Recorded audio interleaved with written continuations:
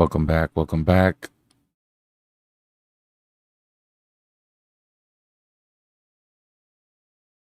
Yeah, really? You still haven't got your sound back on your Discord? That's bugged out, bro. Is there maybe an update?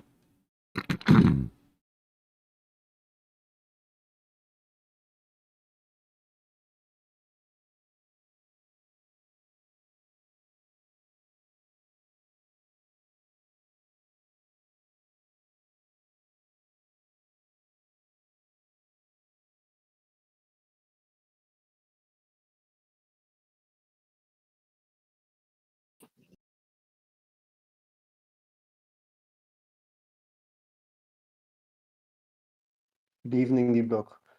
I didn't know it was a FOMC of FOMC today. Yes, sir. Yeah, it was an easy trade.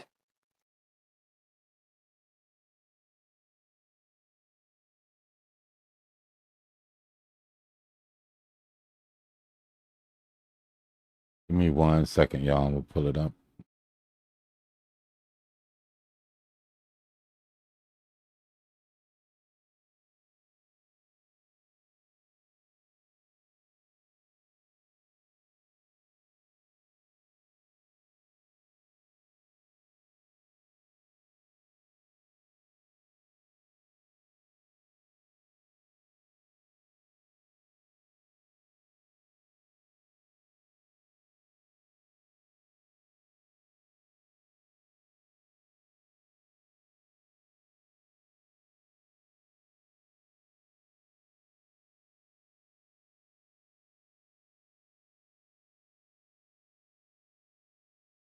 Nothing crazy out of Nick the Snitch. All right, here we go.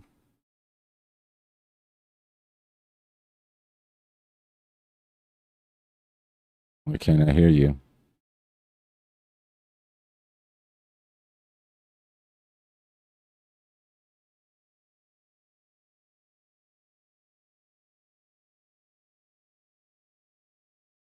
I guess they haven't turned the sound on yet.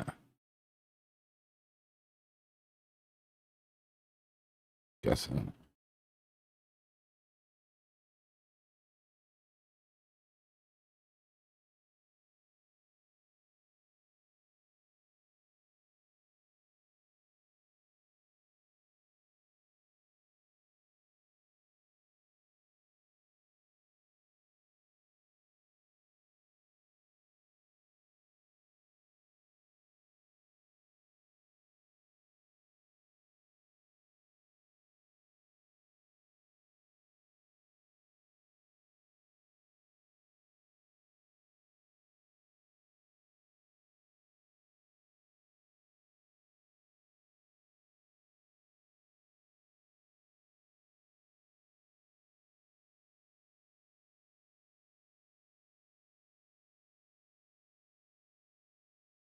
All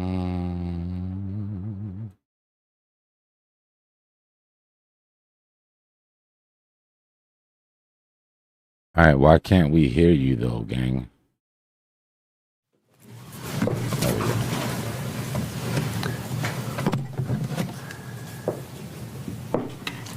Good afternoon. My colleagues and I remain squarely focused on achieving our dual mandate goals of maximum employment and stable prices for the benefit of the American people. The U.S. economy has been expanding at a solid pace. While job gains have remained low, the unemployment rate has been little changed in recent months. Inflation has moved up and is elevated, in part reflecting the recent increase in global energy prices. Today, the FOMC decided to leave our policy rate unchanged. We see the current stance of monetary policy as appropriate to promote progress toward our maximum employment and 2% inflation goals. Developments in the Middle East are contributing to a high level of uncertainty about the economic outlook, and we will remain attentive to risks to both sides of our dual mandate. I'll have more to say about monetary policy after briefly reviewing economic developments. Recent indicators suggest that economic activity has been expanding at a solid pace. Consumer spending has been resilient, and business fixed investment has continued to expand at a brisk pace. In contrast, activity in the housing sector has remained weak. In the labor market, the unemployment rate was 4.3% in March and has changed little in recent months. Job gains have remained low. A good part of the slowing in the pace of the job growth over the past year reflects a decline in the growth of the labor force due to lower immigration and labor force participation, though labor demand has clearly softened as well. Other indicators, including job openings, layoffs, hiring, and nominal wage growth, generally show little change in recent months. Inflation has moved up recently and is elevated relative to our 2% longer run goal.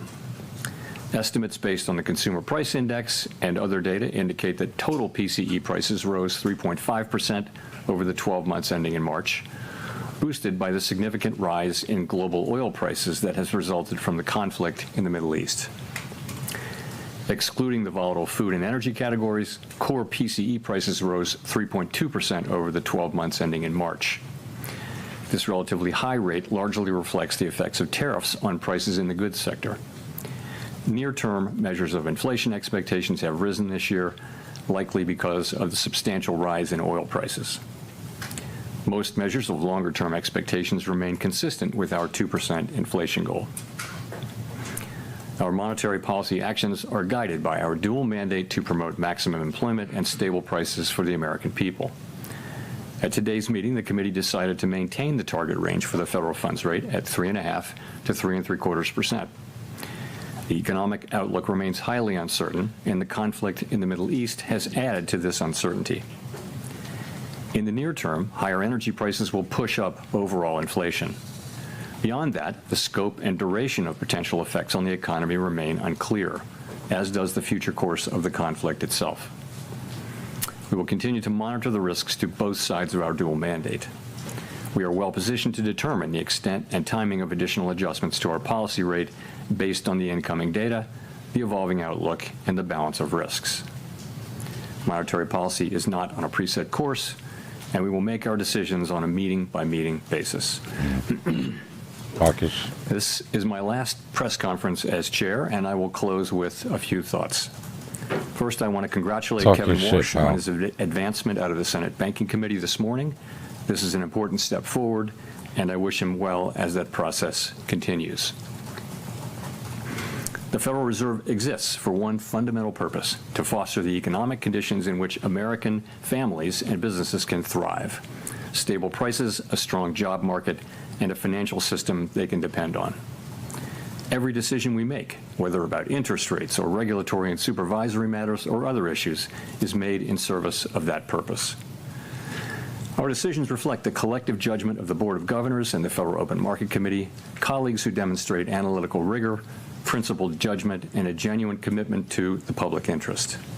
Our collaborative and deliberative process has long reflected a shared commitment to finding common ground in service to our mission. This institution is resilient, capable, and staffed by professionals of extraordinary talent and exceptional dedication. It has been a privilege to serve alongside so many great public servants at the Board of Governors and around the Federal Reserve System. The Fed's work is only as effective as the public's understanding of it, and you, the press, are essential to keeping the public informed about what we do and why. The people we serve benefit from your careful reporting. I welcomed the announcement last Friday by the U.S. Attorney for the District of Columbia that she had closed the criminal investigation. She also noted, however, that she would not hesitate to restart the investigation. Over the weekend, the Department of Justice provided assurances that they will not reopen the investigation unless there's a criminal referral from the Fed's Inspector General. And, absent such a referral, if they do appeal the recent court decision, they would not seek, as part of that appeal, to restart the investigation or send new subpoenas. I've said that I will not leave the board until this investigation is well and truly over, with transparency and finality, and I stand by that. I'm encouraged by recent developments. I ain't going and I'm nowhere. watching the remaining steps in this process carefully. My decisions on these matters will continue to be guided entirely by what I believe is in the best interest of the institution and the people we serve. After my term as chair ends on May 15, I will continue to serve as a governor for a period of time to be determined. I plan to keep a low profile as a governor. There's only ever one chair of the Federal Reserve Board. When Kevin Warsh is confirmed and sworn in, he will be that chair. Once sworn in as board chair, his new colleagues will elect him to chair the FOMC as well. As I regularly point out from this podium, our success in delivering our goals matters for all Americans. I'm confident that the Fed will continue to do its work with objectivity, integrity, and a deep commitment to serve the American people. Thank you, and I look forward to your questions. I wouldn't have even taken no questions. Thank you, Mr. Chair. Appreciate the kind words about the press. Often doesn't come from the podium in different places, but appreciate that. Can you talk about what is gone into your decision to remain on the board? What kind of criteria are you weighing, and how long might you stay? Thank you. Sure. So, my concern is really about the series of legal attacks on the Fed, which threaten our ability to conduct monetary policy without considering political factors. And I want to note here, this has nothing whatever to do with verbal criticism by elected officials. I've never suggested that such verbal criticism is a problem, and neither has anyone else here. But these legal actions by the administration are unprecedented in our 113-year history. Oh, he's talking his shit. And there are ongoing threats of additional such actions. I worry that these attacks are battering the institution and putting at risk the thing that really matters to the public, which is the ability to conduct monetary policy without taking into consideration political factors. It is so important for our economy, for the people that we serve, that they can depend over time on a central bank that operates that way, free of political influence. It's part of the absolute foundation of this amazing economy that we have. It's just one of the many reasons why the U.S. economy is the envy of the world. That piece of institutional architecture separates successful countries from unsuccessful countries. It is extremely important, not for the people who work at the Fed at any given time, but for the people that we serve, that the Fed remain able to conduct monetary policy in a way that doesn't get pulled into politics, trying to help or hurt any particular politician or political party. It's critical for the people that we serve. In terms of when I would leave, I will leave when I think it's appropriate to do so. Was that all your questions, or was that? Well, I just have a follow-up, which is, what would you say to the criticism that by remaining on the board, you're actually taking a political act and denying President Trump the majority of the board, which as president he would have if you left? I don't see that at all. As I mentioned, I'm literally staying because of the actions that have been taken. I had long planned to be retiring. We know why you're staying. The things that have happened in the last 3 months have, I think, left me no choice but to stay until I see them through at least that long. In addition, I don't see how this will interfere. My intention is not to interfere. I was a governor for almost 6 years, and the tradition is at the Fed that governors who understand how difficult the role of chair is, and as a soon-to-be former chair, I do understand how hard it is to get consensus with 19 strong-minded people. You work with the chair. You try to be heard, but also collaborate with the chair and try to support the chair when you can. When you can't, you can't. And I think that's the attitude that people generally take, and that's the attitude that I'll take. Nick. Chair Powell, if I could ask about the inflation outlook. Nick the Snitch. In March, you described the standard practice of looking through energy shocks as conditional on inflation expectations staying anchored. Since that meeting, there has been very little progress reopening key energy trade corridors. Can you help us understand how the inflation outlook has changed in the intermeeting period, beginning with the prospects for tariff pass-through resolving on the timeline that you had outlined in March, before getting to the energy shock that is now on top? So, I would look at it this way.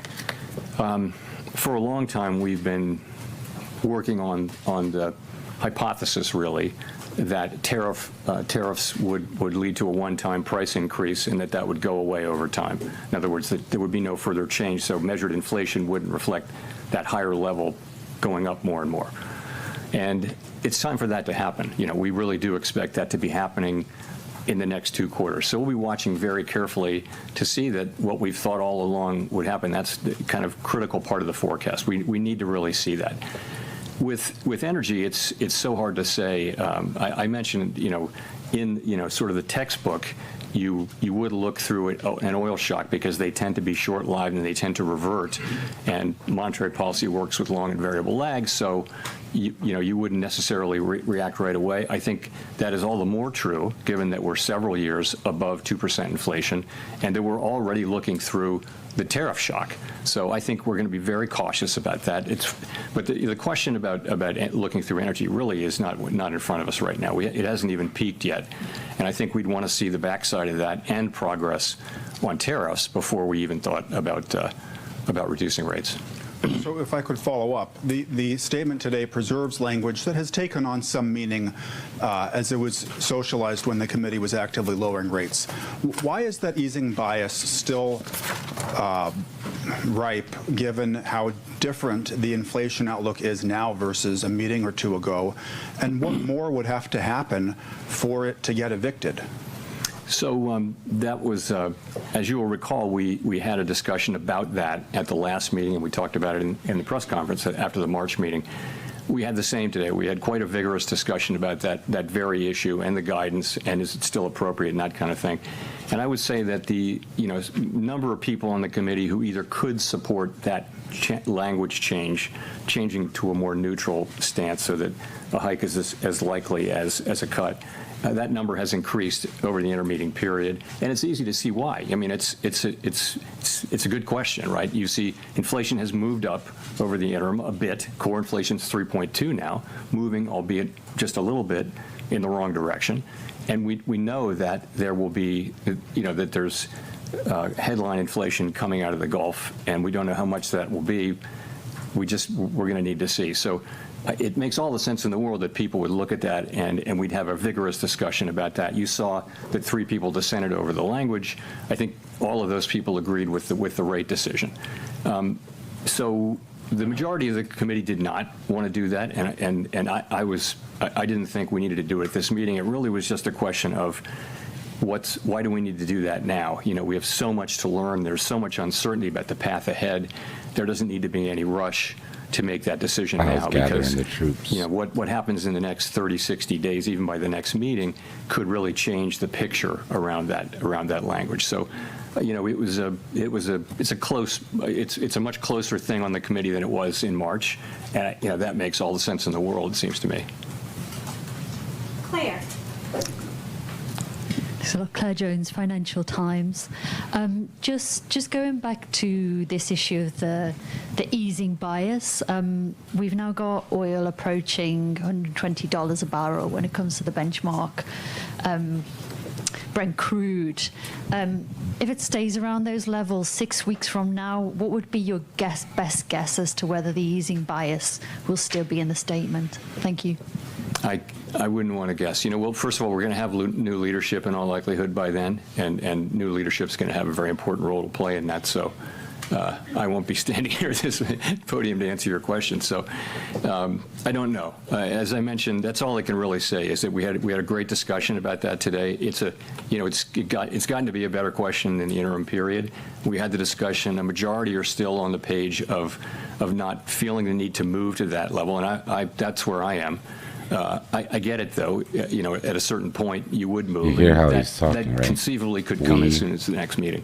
The majority. Thank you. Just to follow on, the new leadership also seem rather lukewarm on press conferences and on the dot plots.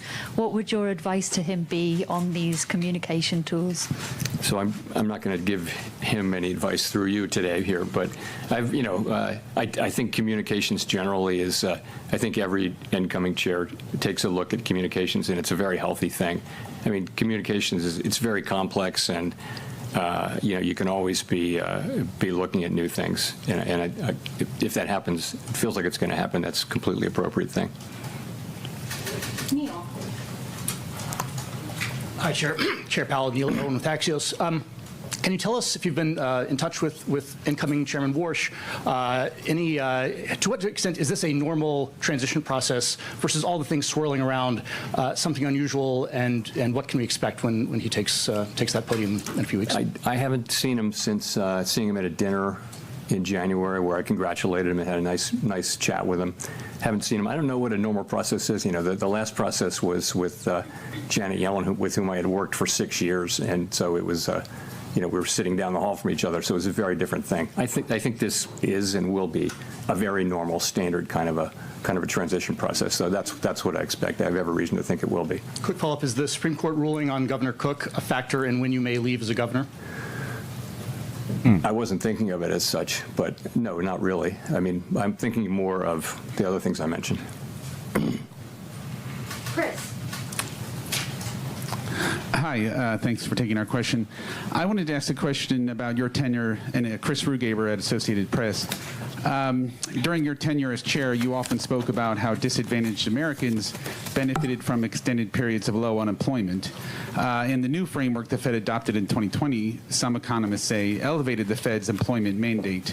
Are you worried that the pandemic inflation spike that followed will make future Fed chairs more reluctant to pursue a hot jobs market? And should they be? I don't know the answer to that. I mean, what we experienced in the teens, the mid-teens, was really low levels of unemployment for a long period of time and no reaction from inflation. And we all very much took notice of that. We also noticed that the biggest wage gains were going to people at the bottom end of the income spectrum. And we had many reports of, I mean, it felt like a fairly stable equilibrium, and a lot of benefits were flowing to people at the bottom end of the income spectrum, including companies were, you know, setting up in people who were confined and like training them before they got out, and it was a very healthy sort of set of societal dynamics. So of course, I think anybody would love to get back to that.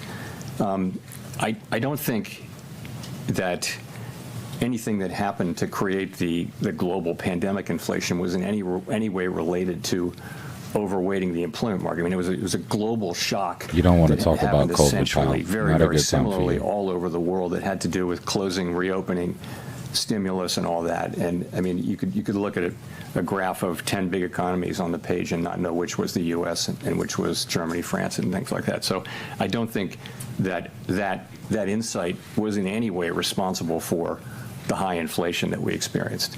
So, I mean, I think it's always been a balance. You've got to be strong on both of our dual mandates, and we for example, now we don't feel that the labor market is at all a source of inflation, so we don't need to be worrying about that. It's been a long time since we have had to worry about that. Well, actually, during the pandemic recovery, the labor market was super overheated and tight, and that's when we had to worry about it, but not now.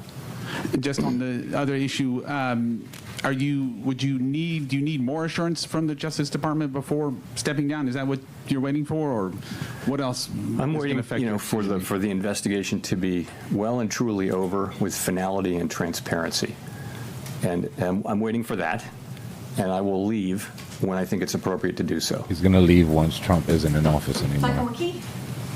Just to translate it for y'all. Michael McKee from Bloomberg Television and Radio. I'd like to ask you if you could explain a little more or characterize a little more the discussion about the two-sided view and interest rates, because there were some members of the Open Market Committee who've been suggesting that we may need to raise interest rates even absent the war because inflation was not coming down fast enough.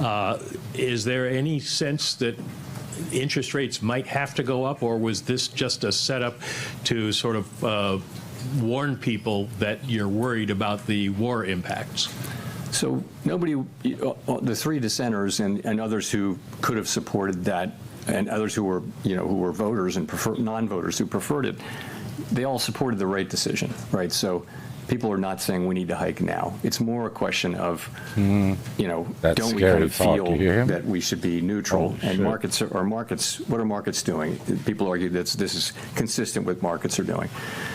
And again, it's a very fair question, but these changes, there is it's a form of forward guidance, and you want to make them in a way that will be sustained and continue to make sense, and not something you need to take back fairly quickly. So I think we just a group of us, including me, didn't feel like we needed to be in a hurry on that.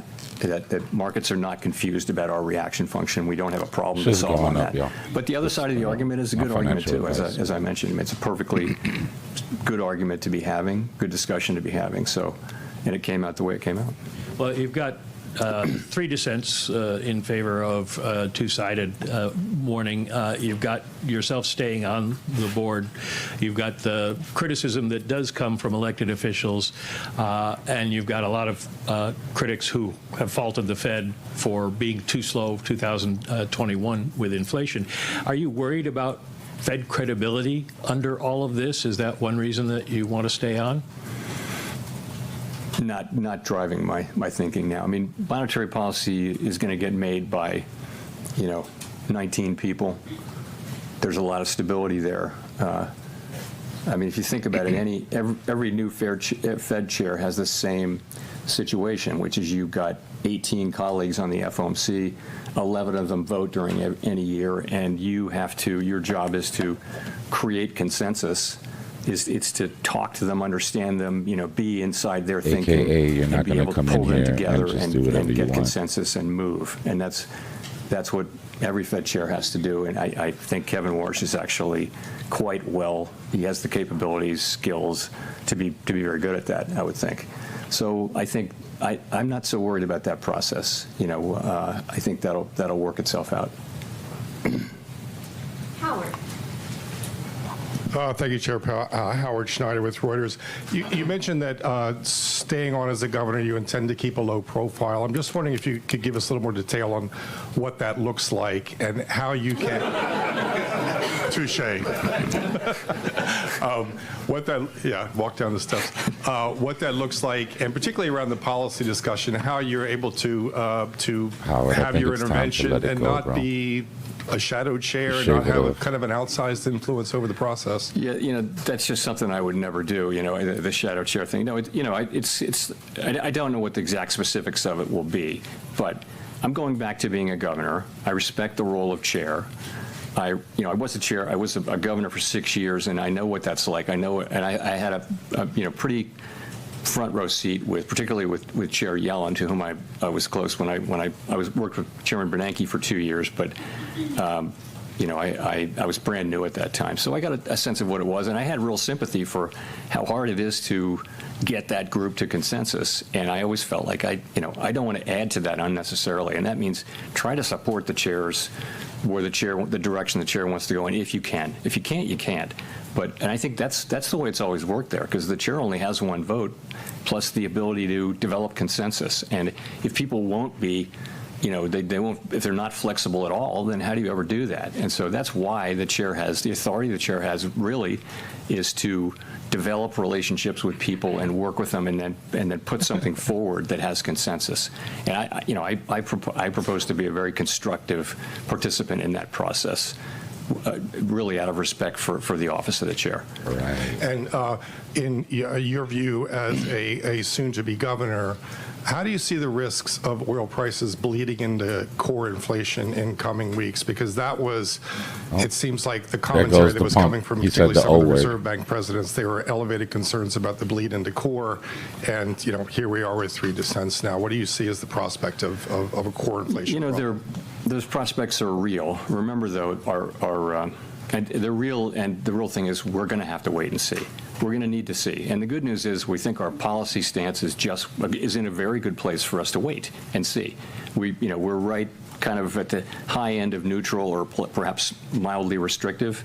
The labor market shows more and more signs of stability, whereas inflation is kind of misbehaving. And so maybe a little bit of restriction or the high end of neutral is just the right place to be. So we can wait here and see how things work out before we act. And we'll see how much how much does come through into core. You see it already in airfares, of course, but you may see it in many other places. we just don't know yet, and it's so unknowable because how long will the strait be closed? You can develop any number of scenarios that you want, but we really won't know until we know. So fortunately, we're in a good place to wait and let things develop. Super cycle canceled, yo. Thanks, Mr. Chairman. You started holding post-meeting press conferences for every meeting as opposed to the ones with just with SEPs. Can you talk about why you see that as a net positive? So we always said when we were doing quarterly press conferences, we always said we can move at any meeting, but we only ever moved at the quarterly SEP meetings where we had the press conference. So if you think about it, during the pandemic, we were moving like a lot at every meeting and sometimes between meetings, and doing that with our press conference, I think, would have been quite challenging. It's become the industry norm. It's the standard. I don't know whether that has to remain that way. I don't know. I mean, it's just something people have become used to, and I do think it's quite helpful to, I try to deliver a message on behalf of the committee rather than 18 other people going out and delivering their message, and it's going to be all over the place because we do, thankfully, have widely disparate views. Okay, thanks. The other thing I wanted to ask about was the communications review from last year. Could you describe the debate last year, what changes were considered, what you wanted, and what prevented action, any action on those changes? Spit it out, bro. Yeah, I'm not going to go into the real small specifics, but what we found very quickly was that making changes, making really large changes, for example, to the dot plot or the SEP, it didn't have, we couldn't come up with anything that had really broad support on the committee. And so we just moved on. We didn't really do as much on that as we might have. And I was never the world's biggest fan of the dot plot, but you can't beat something with nothing. And we've looked at a bunch of things, and it's something. Like I said, I think every new chair is going to look at our suite of communications, and think about what would be changes. We are the only major central bank that doesn't publish a forecast, and that's because we have a 19-person committee, and you try to do that at the board. That's hard. At the committee, that's hard. How many times is he going to it's mention hard if you the do it at the committee? staff. So it one works. I think speech? our communications are fine, but looking at doing it in a different and better way is the most natural thing in the world.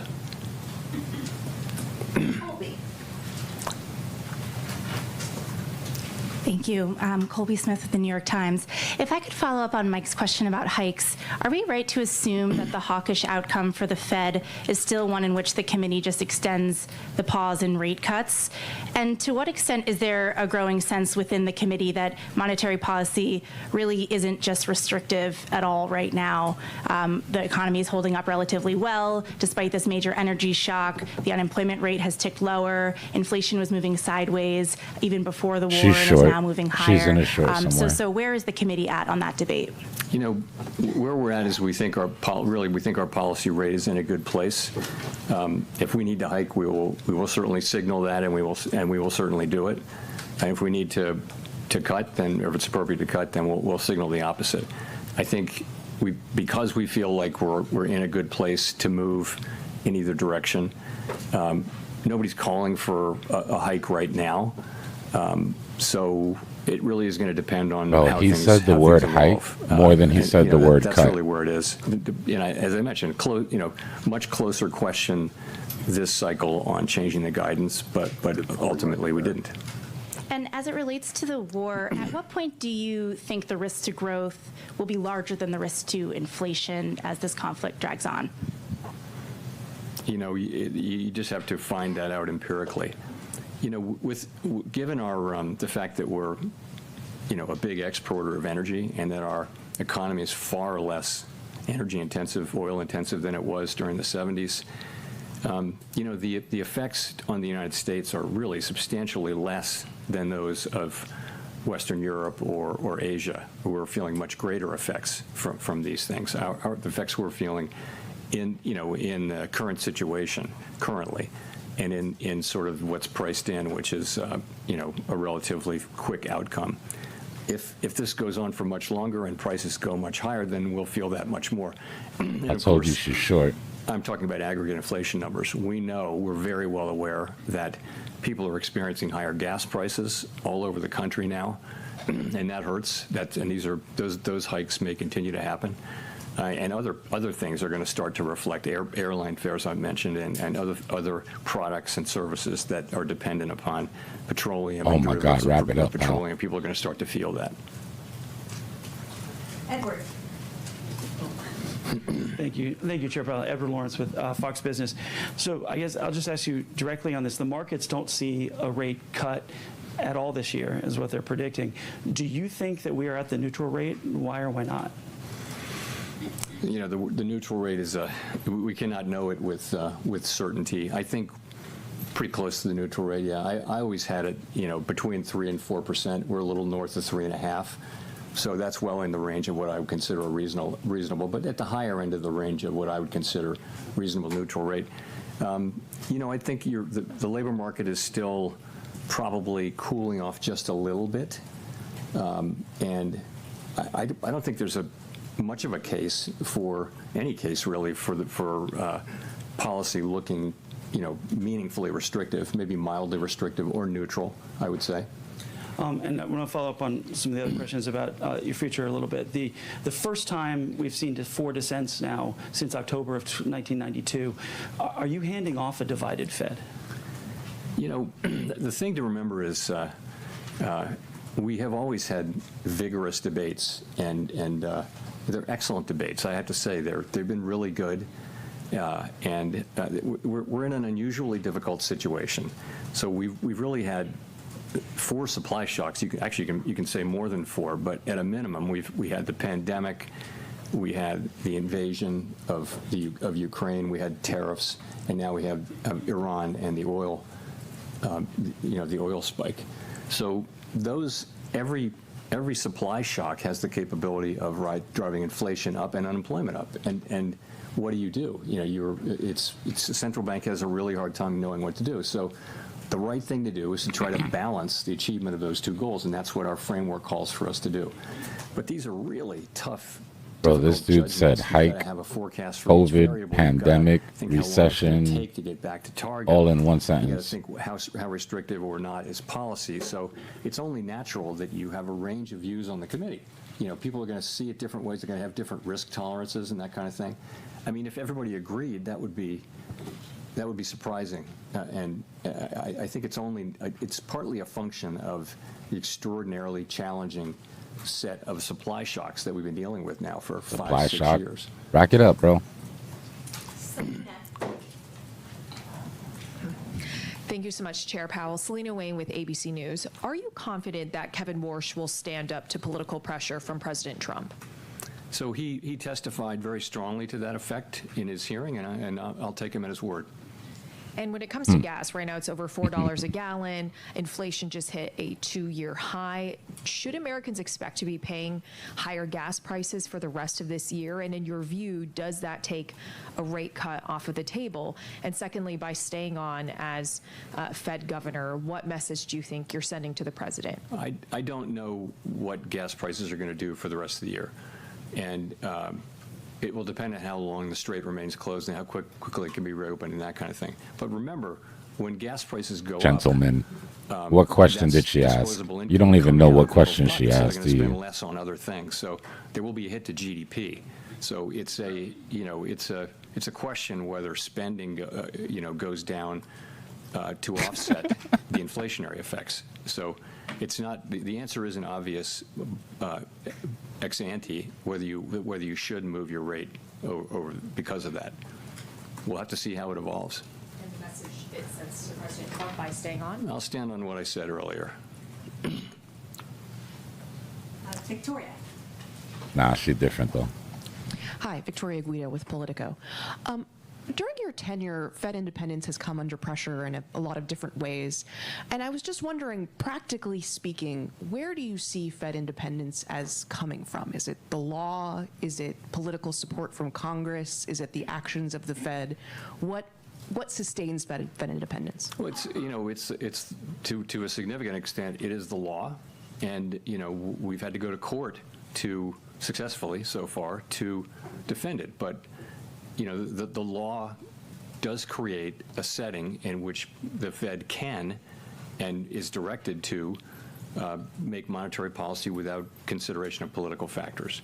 And so part of it is the law, but it goes beyond that, though. There's a set of customs. There's a boundary line between the Fed and the administration, between the Fed and the Treasury Say it, Department. morals, And we need ethics. to respect those, continue to respect those boundaries about what the Fed is responsible for and what the Treasury is responsible for and what the rest of the administration is responsible for. So some of it is legal. In fact, it's all legal at the end of the day, but it's more than just monetary policy. We don't want to use our tools to, we haven't wanted to use our tools to Just say it, achieve pal. goals It's that are legal, really but it's not clearly ethical. outside our mandate. Every administration looks at our tools and thinks, yeah, it would be good to repurpose those to serve other purposes, but that's dragging us into politics and into fiscal policy, so we've resisted that. Well, and maybe another way of asking it too is, do you think that Fed independence is as strong now as when you became chair? And if so, why? Look, I think it's at risk. I mean, I think these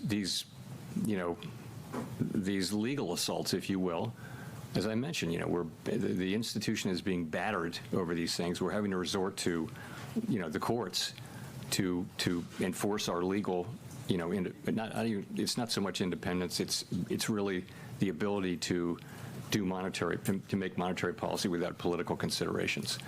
That's what we're talking about. And we've had to do that, and we've been successful so far, but that's not over. None of that is concluded yet. And it's really important. It's not about people who work at the Fed or the institution. It's about the benefits of a central bank that makes decisions based on analysis and our best thinking, rather than trying to help or hurt politicians. It's that there's a bright line between central banks who do one and do the other, and successful countries have uniformly, successful advanced economy countries have a really strong set of protections around their central bank just for that reason. So that's what it's all about. I think I am confident, as I said in my remarks, that the Fed will continue to make its decision based on analysis, rigorous analysis, and not on political considerations. But we've had to fight for it, and I'd like to think that we can get out of that era and go back to respecting, what the law says and what custom has been, which is to, let the Fed do our thing. It's an institution full of human beings who work super hard to get things right for the benefit of the public. We're all human. Don't expect perfection, but do expect us to make, decisions without political considerations and the very best analysis we can bring. That's all we ask, bro. Katerina Saraiva, Bloomberg News. How would you characterize what you've heard from your colleagues on your decision to stay? Do you have their support? And then have you heard concern from your colleagues about continued legal attacks from the executive branch? Is this something that others have, talked to you about? So I think that I don't want to report on what my colleagues think. They can speak for themselves. But there are widespread concerns that these things may continue. That's all I'll say. And and that would be a problem. And so. And then I just also wanted to ask about Governor Waller's speech on the reserve banks. Do you have any thoughts on centralizing some of those functions in the way he described? And then are you concerned that something like that could potentially be a slippery slope to, to consolidate reserve bank functions even more in such a way where the central bank ultimately loses some of that important regional information? So we try to be good stewards of the public's money and efficient, and Chris Waller is particularly passionate about that. Of course, so are the reserves, so are the presidents, and it's a question of how do you accomplish it. We of course, and Chris said this in his speech, we want 12 strong independent central banks with their own staffs and their own monetary policy views and all that. But there are things that are done in all 12 which could well be done at one much more efficiently and with cost savings. And so there's a back and forth going on that, but everybody's on the same page. The other thing he touched on was the idea of removing Reserve Bank presidents from office over different views on monetary policy, and I would just agree with him so strongly that would be the beginning of the end of the Fed's ability to make monetary policy independently. If every administration could come in and do that, you're just another cabinet agency at that point. So that's not something that I would support. Chris said the same thing. Christine. Thanks, Chair Powell. Christine Romans, NBC News. I want to ask about legacy. When the history books oh boy, big question. Your stewardship at the Fed will be remembered for the past 8 years. Big question. I'm going to just say that that's for someone else to say. I'll give you a mulligan on that. Yeah, no, you're not going to touch that one. We all know why. We talked about this those past four couple big days. shocks, supply shocks over the past 5 years, and inflation still misbehaving. What's your message to American families who feel like inflation has not been under control for them really since the COVID reopening? We're committed to bring inflation back down to 2% and sustainably. That's our goal, and we'll stick at it until that happens. We keep getting these events keep happening, which keep driving up costs, and the best thing we can do is to use our tools to guide inflation back down to 2%. I think trying to get there really quickly could be very costly in terms of job loss and things like that, but we try to get there over time in a way that does the least damage possible, and our commitment to that is never-ending and unshakable. How would you describe the economy outside of the misbehaving inflation? I mean, it's still Misbehaving awfully resilient inflation is given all crazy. of the blows. I don't know that you can be awfully resilient. So it's actually quite resilient, I would say, because it's a positive thing. If I can have that amendment, yeah, growth is really solid across our economy. Some of that is that consumer spending is hanging in pretty well. The most recent data are good. And some of it is just the apparently insatiable demand for data centers all over the United States. So a lot of business investment going into building data centers, and every reason to think that continues. So you've got an economy that's growing at 2% or better. PDFP, which is private domestic final purchases, which is really a better signal of a momentum in the economy, is actually higher than that. So that's a positive thing. If you look at the unemployment rate, it's 4.3%. So that's a low rate. That's pretty close to mainstream estimates of the natural rate. We've been there for a long time.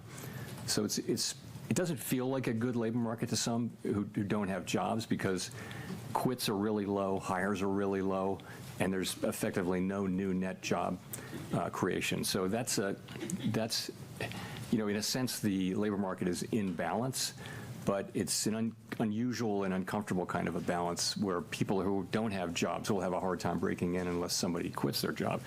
So that's pretty good. Yeah, nobody's quitting their job because there are no jobs. It's partly tariffs, which we think that inflation should subside over the course of this year, because it's kind of a one-time increase. It shouldn't be repeated, and that should start happening pretty soon. The energy inflation that we're getting should go through fairly quickly. And we'll just have to see how that works out. In the meantime, you better not call it transitory. is in a good place for He us to almost hold called it and transitory, and he stopped himself. Jennifer. Thank you, Chair Powell. Jennifer Schonberger with Yahoo Finance. At the risk of beating the dead horse here, clearly 3 members objected to keeping that easing bias in the statement. And you said that the majority still didn't need to move to new language at this point.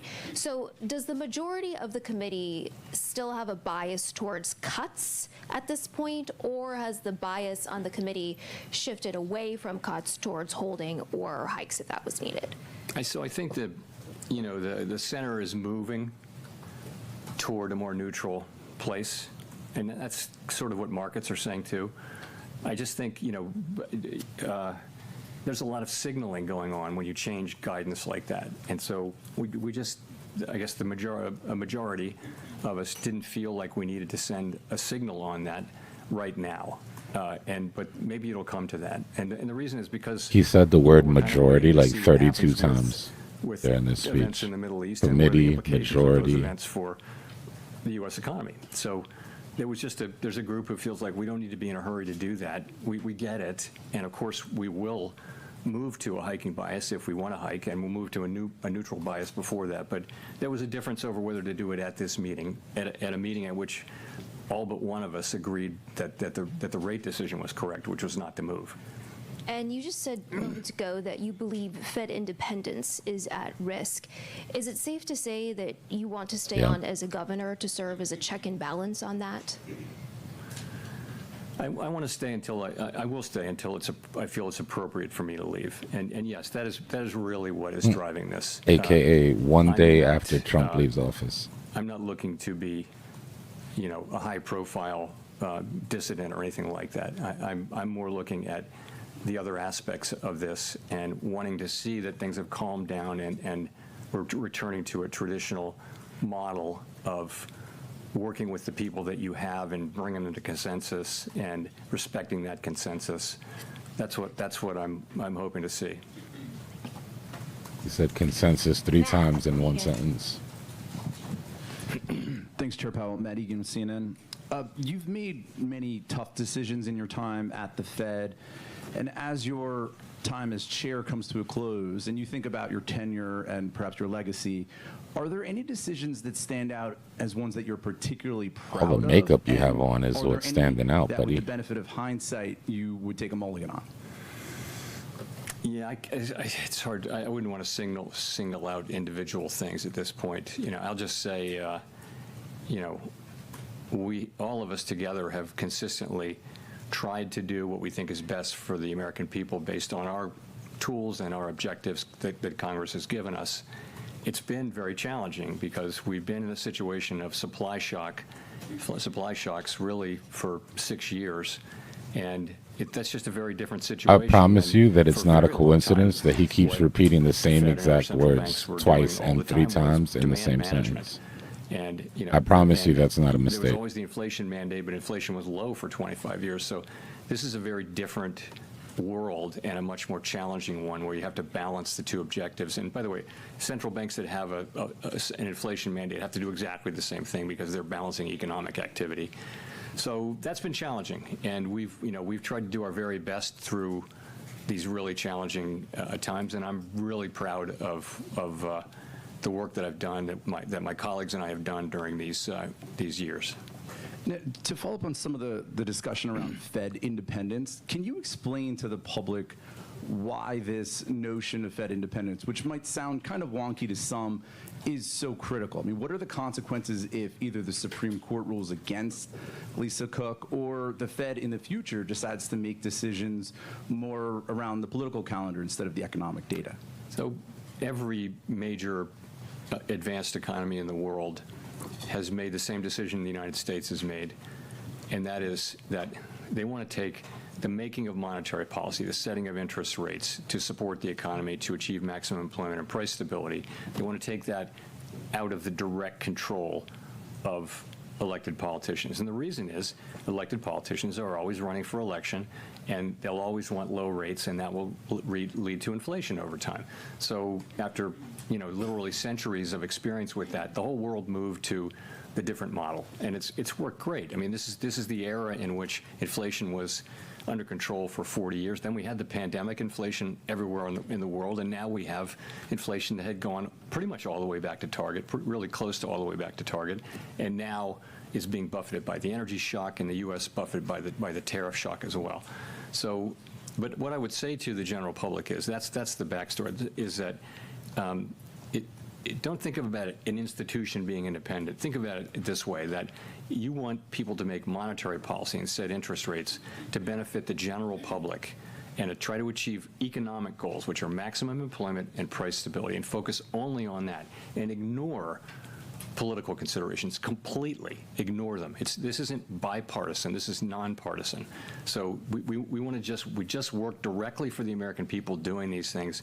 We don't think, oh, I want to do this because the president says it's a good idea, or because there's an election coming up and I want to speed up or slow down the economy. I mean, think about that. If that's what we were doing, we'd have no credibility. Markets would lose faith in us, and our ability to control inflation and have any respect would be gone. And let me say, whatever people say, the markets believe in that we will produce 2% inflation. If you look at longer run expectations, markets believe that there's no sense in which our credibility in the markets has weakened.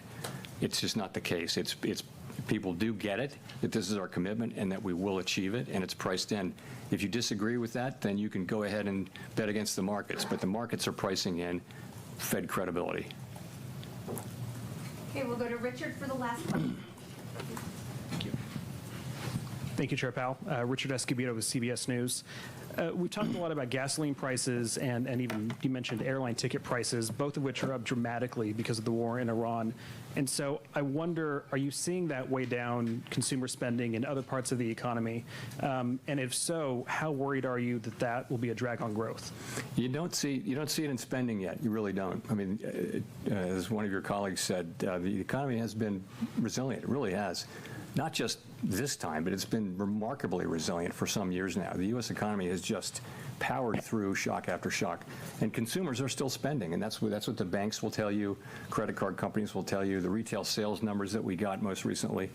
People are still spending, and how long can that go on in a world where if gas prices were to go up a bunch more, that's taking otherwise spendable money out of people's pockets. But right now, we don't actually see much slowdown yet, certainly none from this, but you think logically you will, because people have a certain amount of money to spend. If they're spending 25% more on gas or something like that, then that's going to come out of other spending. But we don't see it yet. One last thing. You mentioned those economies in Southeast Asia that are particularly dependent on petroleum. They make a lot of the stuff that American consumers buy. So was there any discussion today about whether or not those costs getting passed along to consumers is a real concern, and whether or not that might push up inflation? So all of those things are in the models that we use to calculate inflation. So they're just parts. You can ask about anything like that, and they have a place. The staff has a place where they're looking at that and pricing in what will happen with higher prices and that kind of thing. So it's there. The effects are not that big yet. We're a huge economy. The import sector is only 10% of the economy, so we're not like a European country where 50% of the external of GDP is in the external sector. We're also, as I mentioned, we're an oil exporter, so we're not feeling the same kind of pain, and we're not likely to feel the same kind of pain that economies in Western Europe and certainly in Asia are feeling. Anyway, thank you very much, everyone. I won't see you next time.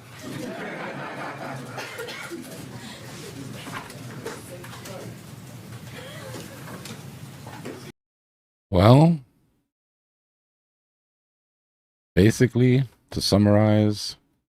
You know what? I'm not leaving. I'm not leaving. I'm not fucking leaving!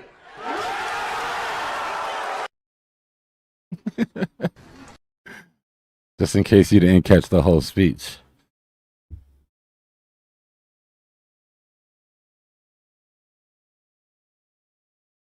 GG's, man. Well done. Well done. I'm not gonna lie. If he would have, I would have understood if he just sort of came in and hit him with like one of these. Stop spreading these lies. If he would have just came in and hit him with the F you, you're cool. F you, I'm out. And just drop the mic, I wouldn't have been mad either. But this is way better. This is way better. And I don't know if you guys caught the the in between the lines of that whole speech, but that was like a rallying call.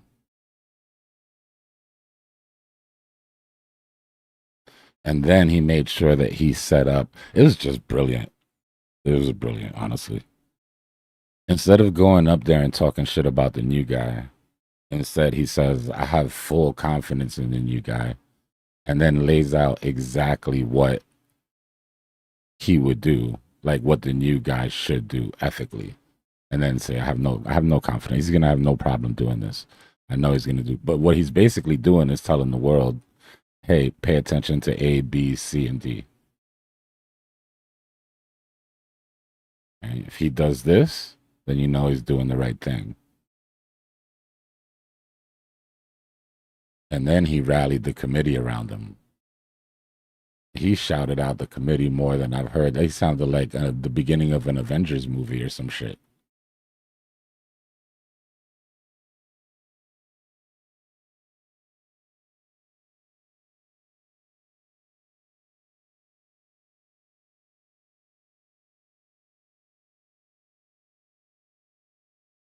The legacy question was funny.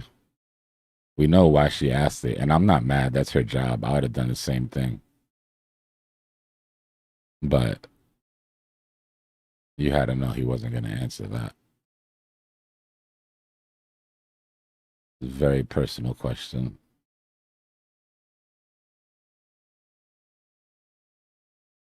What are we at? 116. And what's physical at right now?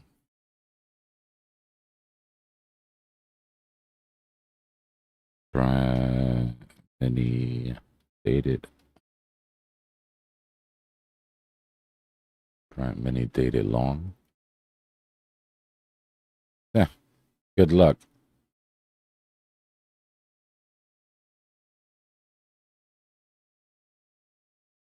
Let me get rid of this.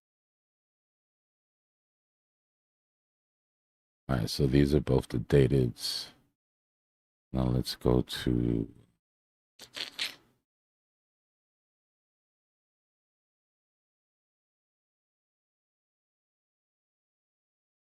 U.S. soil.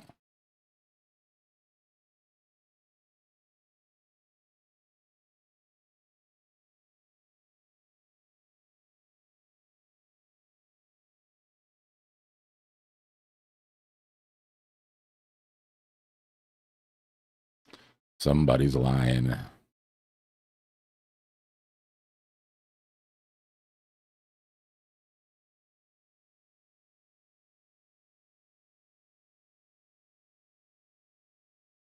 Yeah, I mean that's how people buy.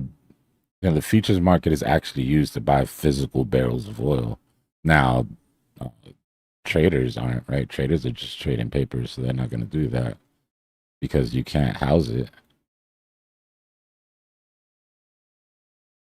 But yeah, people buy. They're literally selling you the ability to buy a barrel of oil for $90. The problem is that they don't got the oil. So they have to buy the oil, which leads to the squeeze from the presentation that I was talking about when we were sitting down in the 80s. Remember, I did that presentation and I was talking about the difference between paper and oil and how in 2 weeks they were going to have to start to cover. So one of two things were going to happen. Either we were going to have peace and the price of physical oil was going to drop, or they would have to push the price of paper oil up because they can't afford to keep selling contracts at 80, getting that close to expiration. So that's what we're seeing now. But this is all going to end pretty badly. There's still $10 off, and this isn't even futures. This is just regular Brent. Like if I go to Brent dated monthlies, can I get a monthly? What's this? Expiration. What are you at?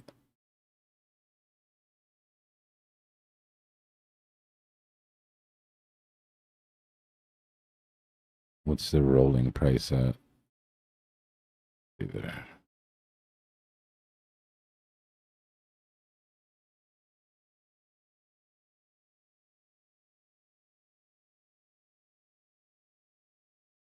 Wisdom Tree crude oil longer dated.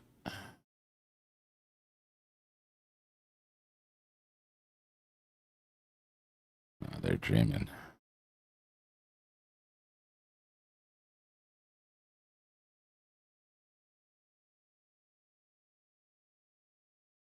So the difference is these dated ones, wish I could find it on the monthly. WTI versus dated futures.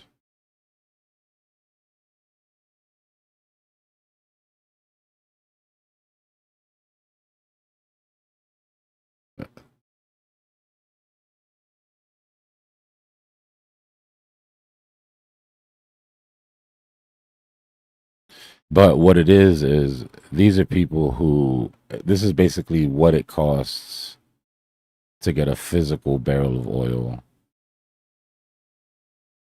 dated out this month. So if in real life you needed to get your hands on a physical barrel of oil this month, you're not getting it for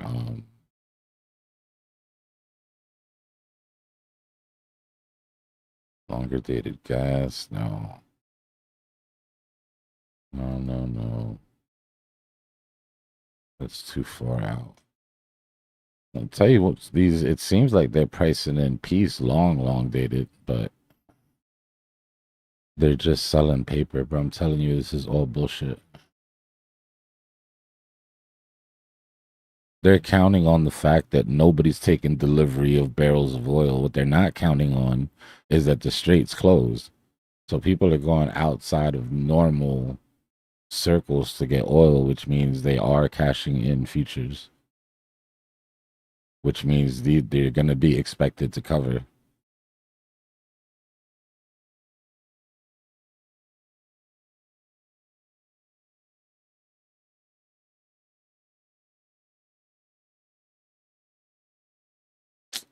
But, you know, play stupid games, win stupid prizes.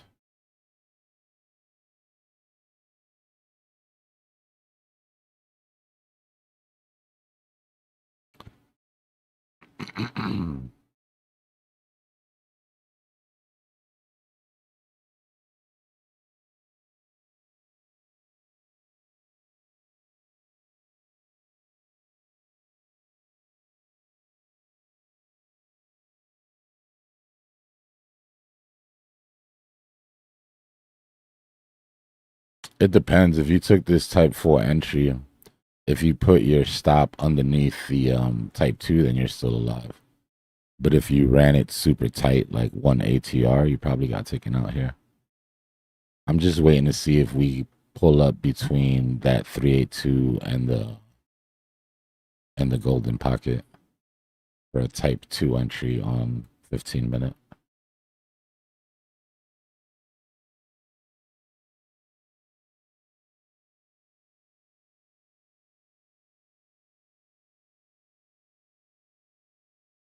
See what I mean? How your whole W on the 1 minute can just be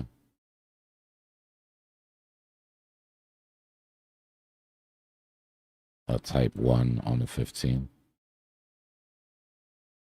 So I'm looking to see if it holds 0.5 golden pocket, then I'll add to the position.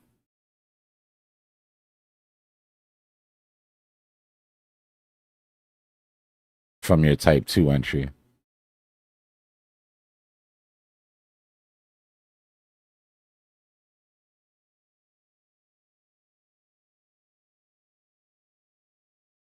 And if you're doing it on lower time frames, you get that high, you take it from your type 2 to wherever your top is.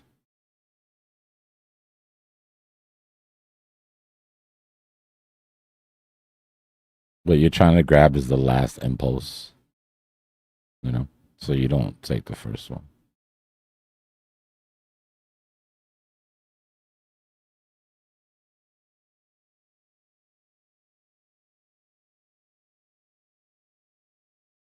I mean, you take it from the first one, like, in other words, you follow the fractals, right? If you're on this, you take it from the first one here to see if this is going to be a type 2. But to see if that next fractal is going to type 2, you take it from the next one.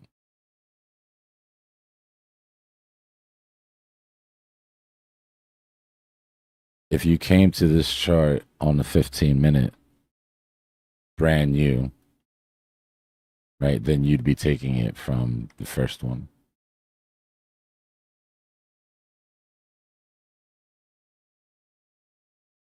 You get what I mean? Just because you're just coming to the chart.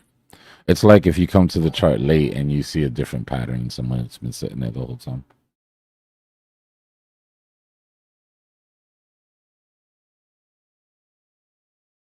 So far, bodying off the 382.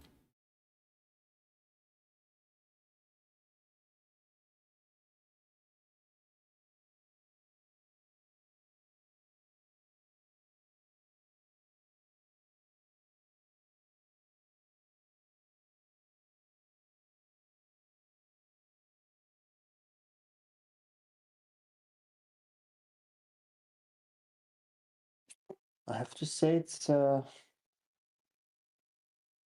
small, slow reaction of the meeting. Normally we're a little bit volatile.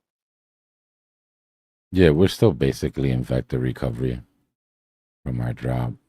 Like, that's why I wanted to long into this. This is why I was telling you guys yesterday that I didn't get into that trade last night. Because the trade I really wanted was coming down into my 3 targets. Now this is a good enough magnet, in my opinion, and it being midweek reversal. Right? It's a way better chance of a longer running play. At least 24 hours. Wipe out some people like at 80,000, just 81. Oh, I don't know if it'll go that high. I'm thinking like daily open 800 EMA. It depends on how long it takes. If we pop up there now, we might go for psych low, psych high. But Saturday, that's gonna disappear, right? That magnet disappears on Saturday. So if we haven't made our way up there by then I don't think it'll be much of a draw. What I'm looking for is what we talked about yesterday. Looking for our double top and our lower high. Right, that's the reversal pattern I want to be more sure. Not even sure, but just cross all the T's and dot all the I's type shit.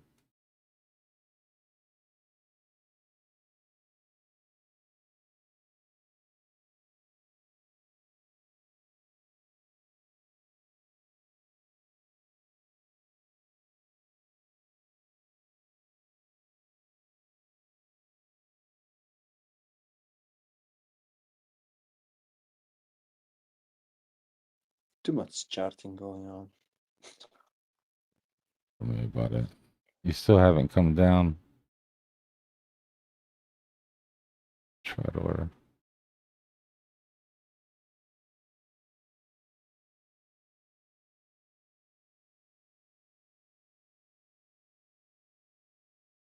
It was very unpopular when I put this on the chart.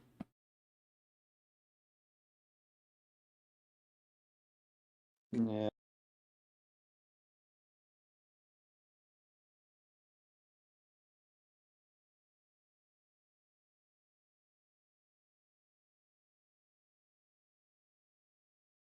That's what I thought. I was like, why is there so many? Thought I was tripping. All right. Okay. Give it a U2.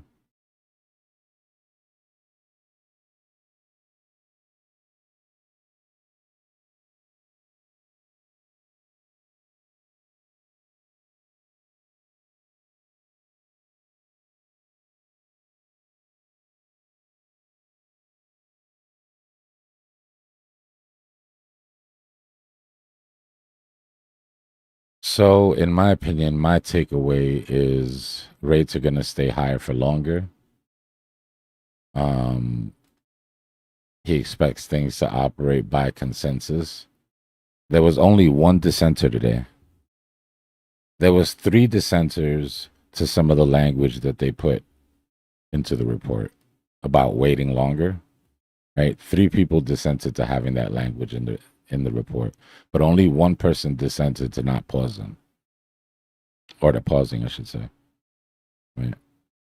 And the report I showed you guys yesterday should explain why. There's no other way. They literally, only choice they had, probably the easiest decision they ever had to make, right? Because you literally can't. What was interesting, though, is the first time that I brought up the idea of them actually raising rates instead of cutting them, I sounded like a tin hat, like lunatic, right? But he said the word hike 3 times today. And then he even felt it necessary to say, oh, there isn't consensus on a hike. Like, this is how seriously they're talking about it, that he even has to mention that there isn't consensus, which means that and it makes sense because it's what should happen. But I'm sure they came to the same decision that I came to, that all the other economists came to, is that the Treasury can't take it, right? Our debt to GDP can't handle that. We would bankrupt the Treasury if we were to raise rates.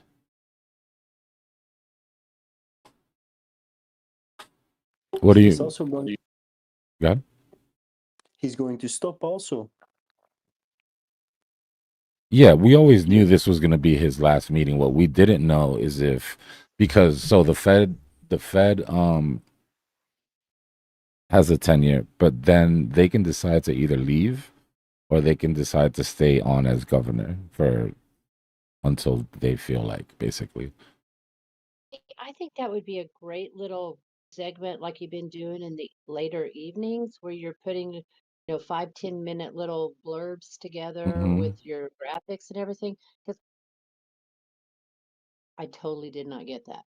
I don't still understand the governor and what his authority is now, and the chair and what his authority is now. So just throwing that out if you want to do a little bit Yeah, more. so it's always been run by committee, right? The chair is just the person that comes up and talks, but they are the one that's the most sort of influential, right? But it's run by committee. There's 13 governors.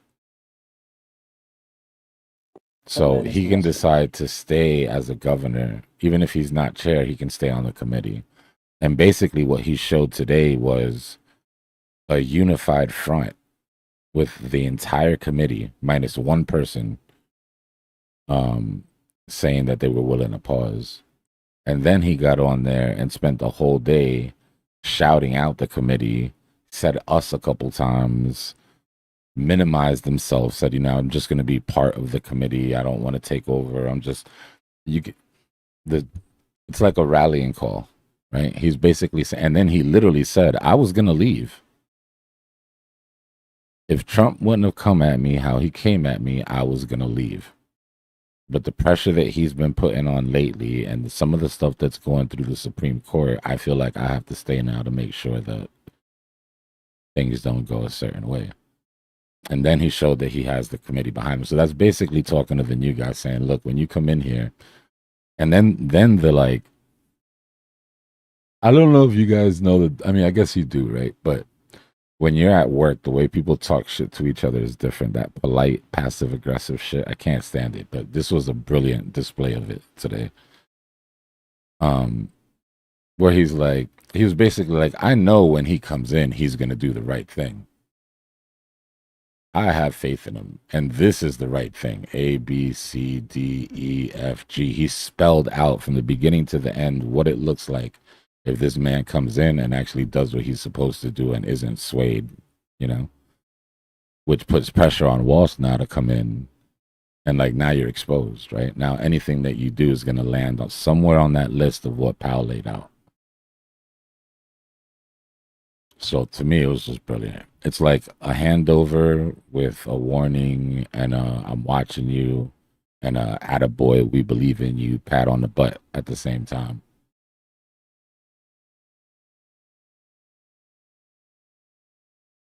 And then when they asked him when he would leave and he said, when I want to, oh man. You don't understand. For Powell, he might as well have been throwing up gang signs at that point. That was him at his most gangster.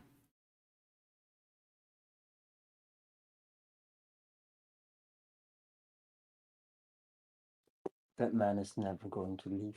Nah, he'll probably leave right after Trump's out of office. I think Trump pushed him too far, man. I think Trump pushed him too far, and Powell is like, no, not only can you not get rid of me, but you'll be gone before I am. Basically, you know what I mean? Was what I heard today. Not only am I not gonna leave, but I'm gonna sit here and make sure your guy does the right thing, and I'm gonna be here after you, even if it's just 24 hours. And you don't get to be president anymore, so that means that I get to retire. And then I get to add this as another little gold star to my legacy that we were talking about yesterday. And then she asked him the legacy question. I wish he could have answered that question honestly. It was impossible for him to answer that question honestly, by the way. But I wish he could have answered that question honestly. I wish he could have just been like, look, I let down my mentor during COVID. I bowed to pressure. I said I said inflation was transitory. I added fuel to the fire, and I'm not leaving until I make amends. And we're not there yet.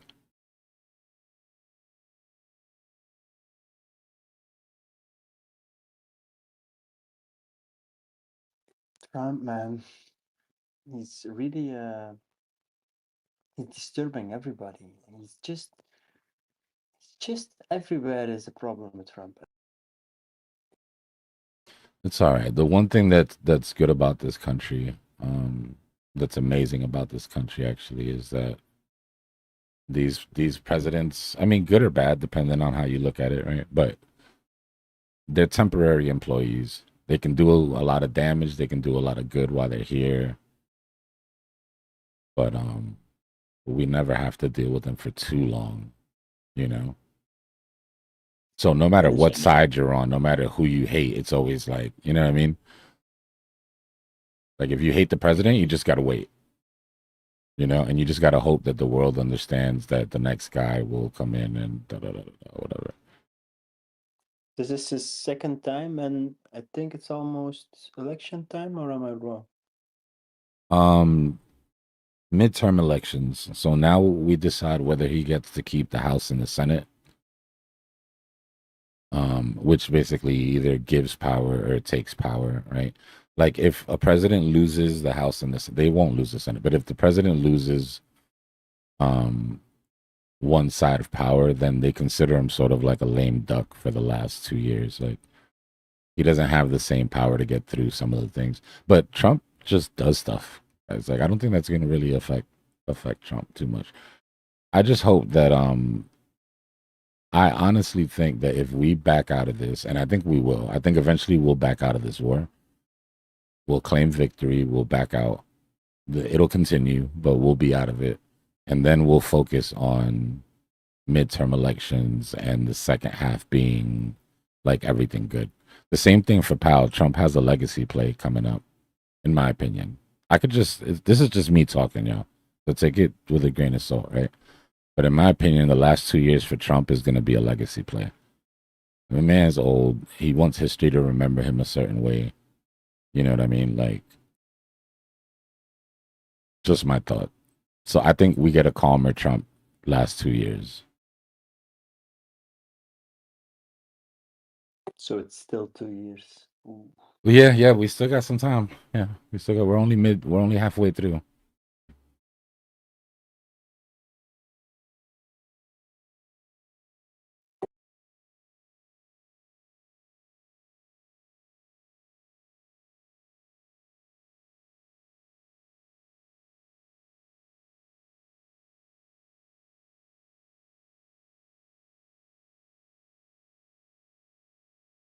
I pray every night to God that I have the energy that Trump has at his age. Are you shitting me? Bro, he's in front of the mic or the camera more than I am. And I stream every day. Like that's the content president in chief. He's everywhere, bro. I want either the natural energy or the pharmaceuticals that he's on when I get to that age. Because I'm always amazed by it, bro. No bullshit.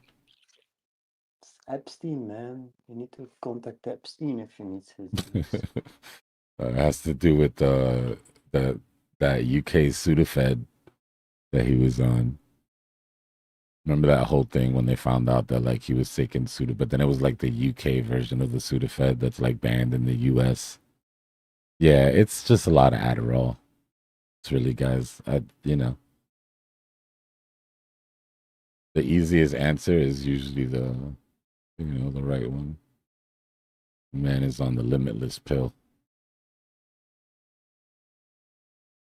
Like the top secret version. Yeah, but he wears a lot of mascara and makeup, and he also is ill, man. You can see it on his hands and stuff like that. His arms. Yeah. If he shows, you see he is ill. Yeah. It's aging, like aside from Trump period, I hope to age gracefully. Like I hope that when I get old, I don't hope to be young anymore. You know what I mean? Like what I mean is like when I'm like 80, I hope I'm cool with looking 80. Because that's got to be rough. There's some shit you just can't cover up, and then you just start to look weird. Like some of my grandma's friends that come over. It's like, guys, come on. You gotta let it go. Those veins, man. Come on. Aren't you dead?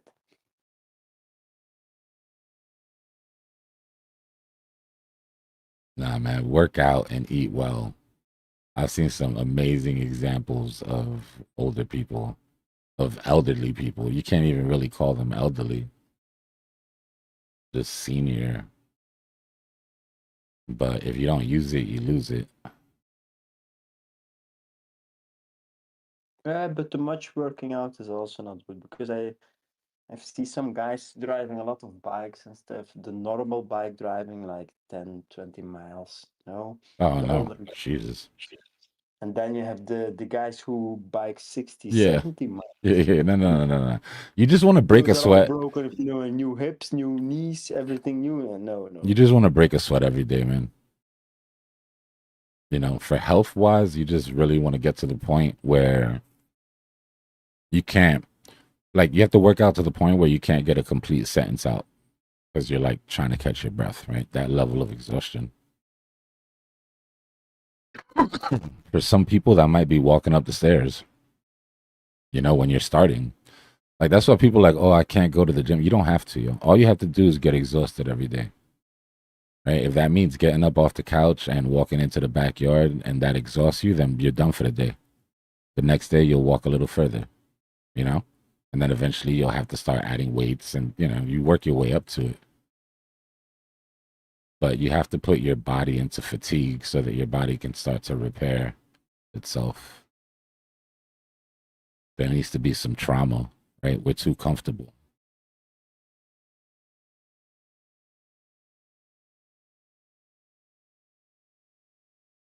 Eat, cold, all of that.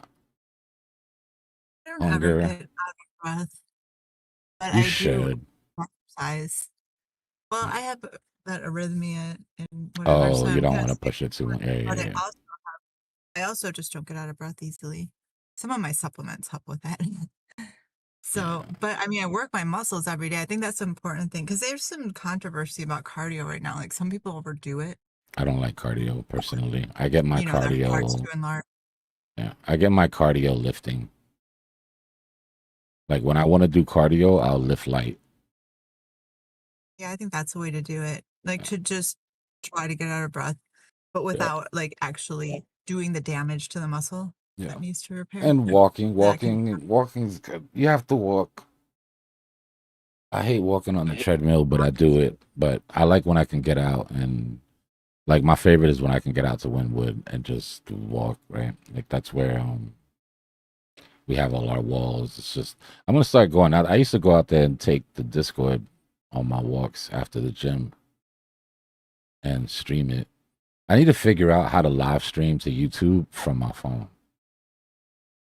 Like for there to be a stream already running, and then I can tap into the stream on my phone and like cut in on some live shit, or just restart the stream live. Probably restarting would be a lot easier. There's a way to. I mean, I know there's a way to do it. I just haven't got around to it. The whole reason that I got a dog was so that I would be forced to walk every day, and it totally worked. And then I fell in love with my dog too, so it was like a win-win. And the dog is lazy. My dog's not lazy. Then you're lucky. My routine is basic, y'all. Just push pull on alternating days. Push pull legs.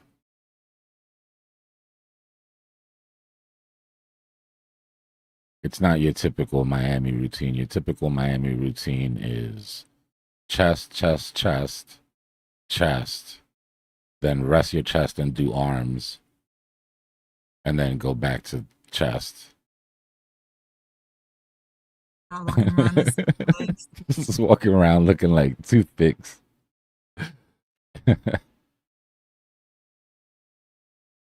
I just yell at my employee and I just walk around my building a couple of times. It's also out of breath. Now, the reason I say walking is important is because one of the signs, or one of the flags for all cause mortality is the size of your quads, for several reasons. But the thicker your quads, the longer your life expectancy. Well, one, obviously, when you're old, you're not going to tumble, fall, break a hip. You're not going to, But it has a lot to do with blood flow, too. Now, you got to work your quads, man. You can't, as a guy especially, you shouldn't skip squats. Squats are amazing for testosterone. I do squats 5 days a week, but I don't do it for testosterone. I just do it because I know that I need to. Do it because you're a girl. I hate when it's like that. You go to the gym and like you're sitting there and it's like, oh my God, you're like behind. Like here it's different, right? Because like when you have to do legs here, like you go and there's like 18 Instagram influencers hogging up the squat machine. That doesn't sound fun. But it's like guys just do chest and girls come in and do squats. It's the same thing. It's like, I'm eventually going to have to go to a gym because right now, I only started like 6 months ago doing them religiously. So I'll get to a point where anyways, but I do have some, you're gonna outgrow what you have. Yeah, you're gonna outgrow it. You're gonna want to get under like a Smith bench and put some real weight.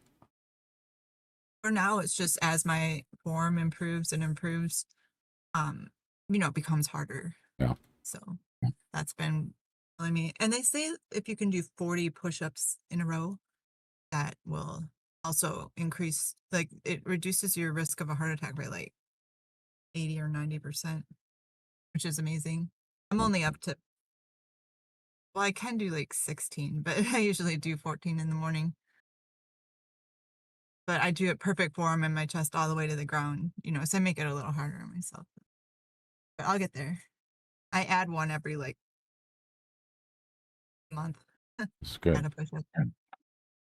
All right, we've got our measured move to our 800 now for our full extension. That would be daily open retest. We fractaled into a larger W on the 5 minute.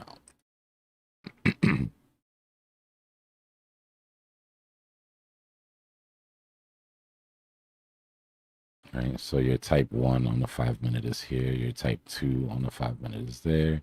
Type 3s are waiting to see if they take their breakout trade. Type 4s will be waiting for a retest patiently. Type 5s can't wait to buy that daily open hit. They're going to long that daily open so hard.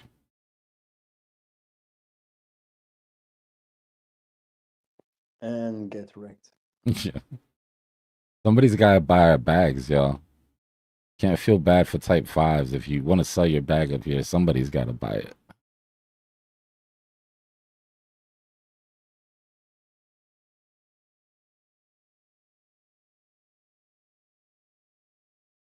think I'm going to leave that short open from 77777.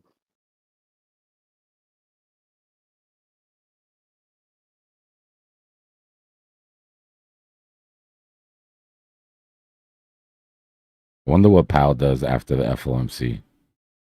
Glass of whiskey, cigar, dartboard with Trump's face on it. Big fat blunt. Fat blunt.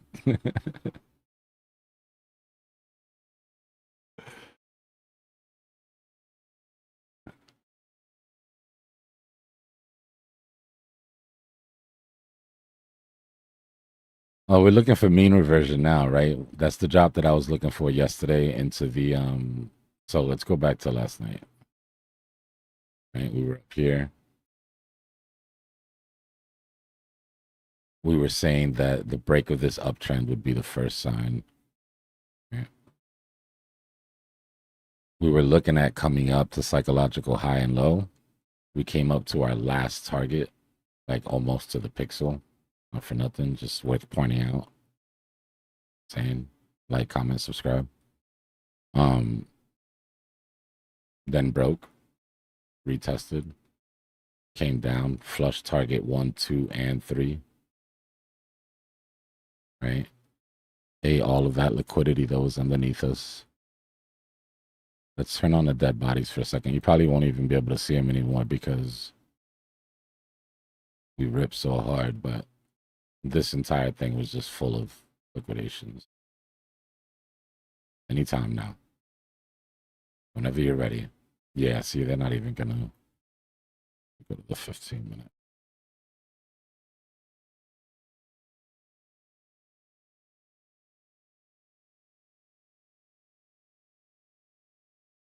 There you go.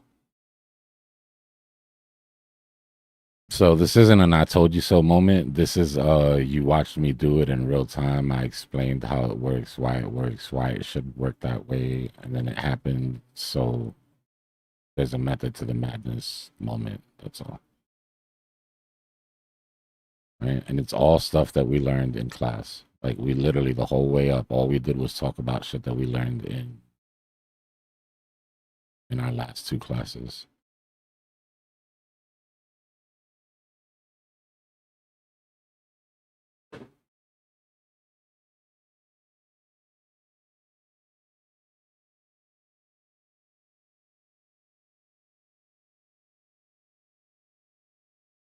Rest in peace to those bulls that got wiped.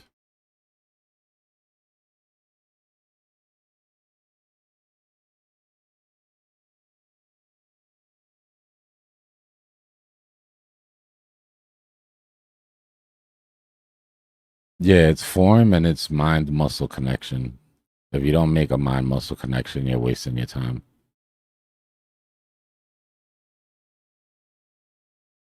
That's why when you go to physical, when you're with a physical trainer and you're working out, he'll actually poke the muscle. Right? If you're working your arms, he'll like poke your bicep. Right? They're trying to make that mind muscle connection.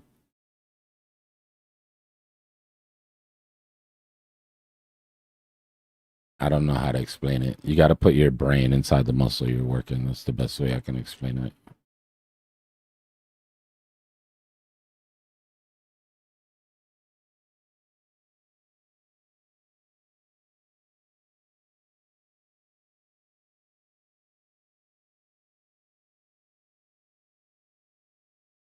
Y'all making me want to go to the gym. Man.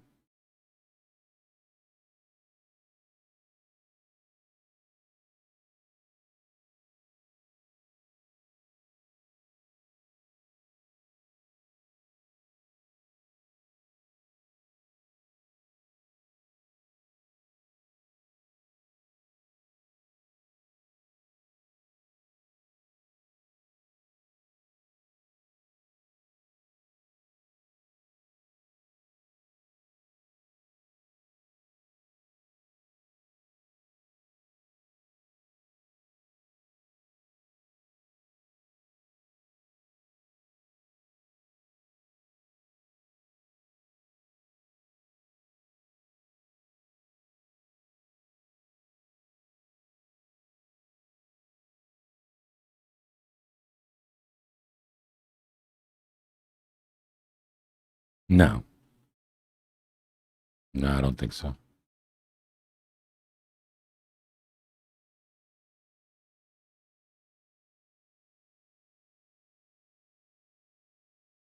I think we're doing what I was talking about yesterday, where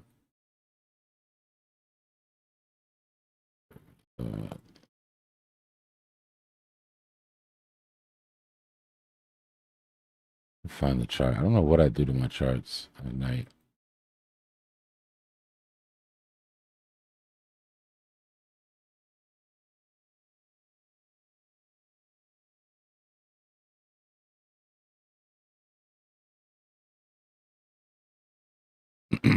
But what I was talking about was this pattern. You remember when I said, remember this pattern?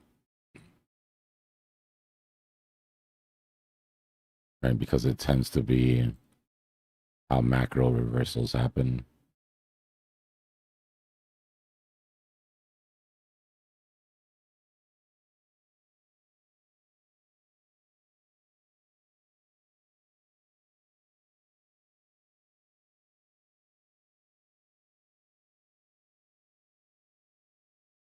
Right? Double bottom.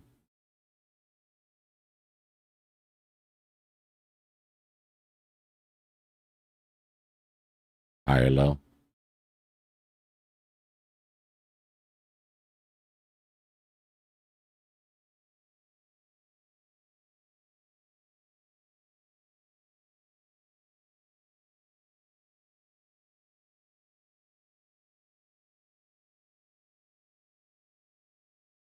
Yeah, I'm not gonna just keep changing you every single time. What is the deal with you?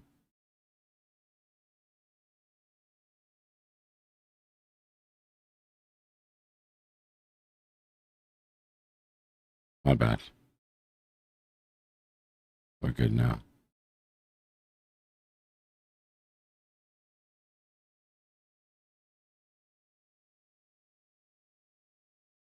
Right? Double bottom, higher low.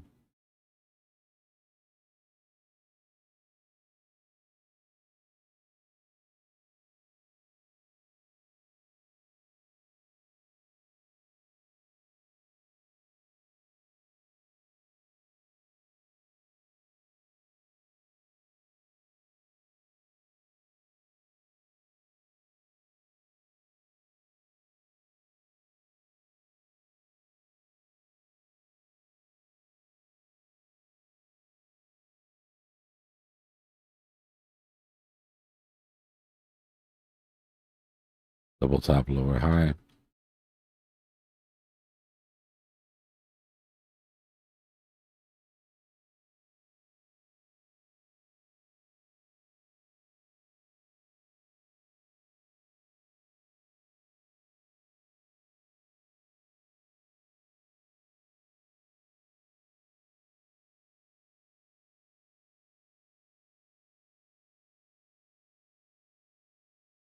Double bottom, higher low.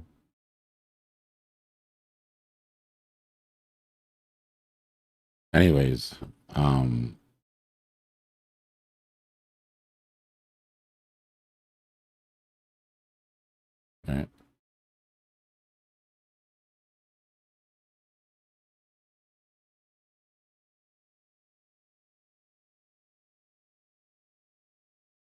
Double top. And then our higher low.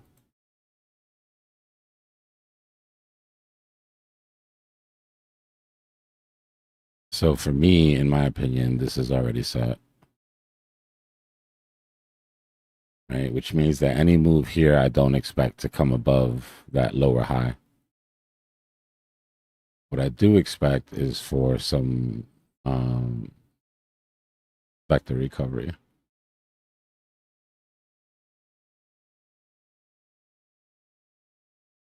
Right? So we look at the 4 hour, we see a vector all the way up. So we learn in class, right? We go and we find our 50%.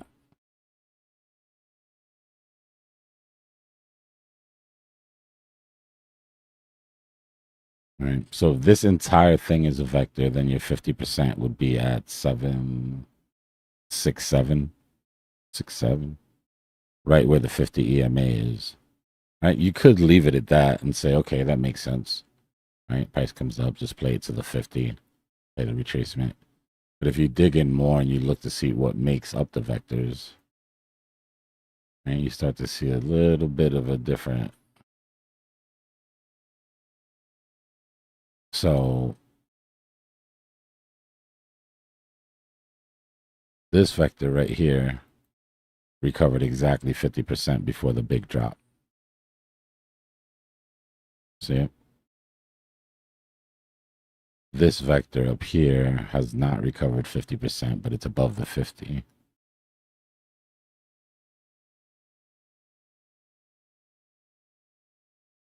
And this vector up here hasn't recovered 50%.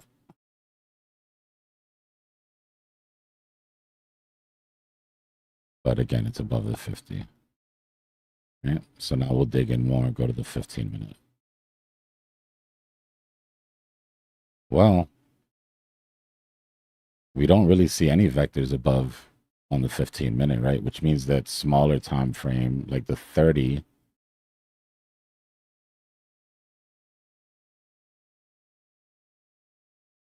see how empty it is?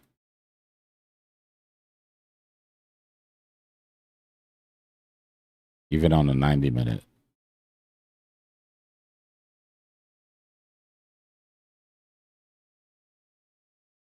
Which means that in between time frames, you had some recovery. All right, so if we go to the 1 minute.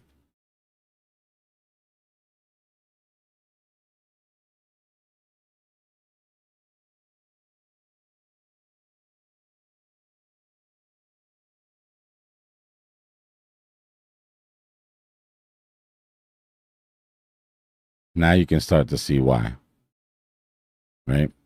So this vector up here was unrecovered. Cool. You got one small patch of unrecovered vector there, right? But the one after it was recovered right to the 50. The next one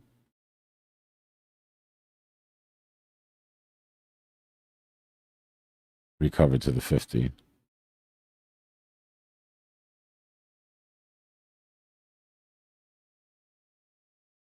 Recovered to the 50. I'm starting to see it. So now we've already eliminated everything up there, right? All of that's already been handled. So now we're looking at this. So we can remove all of these that have hit already.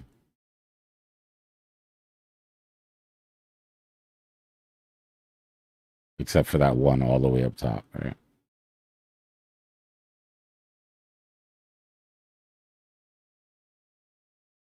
And this is the main one that we pulled earlier.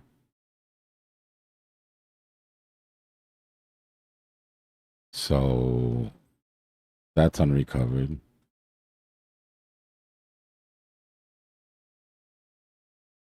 That's unrecovered.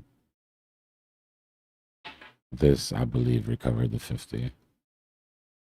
Yeah. This recovered the 50. This got recovered. This got recovered, recovered.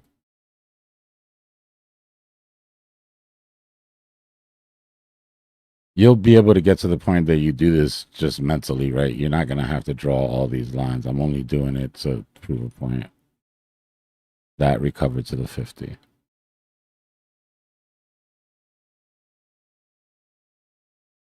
Everything here is recovered.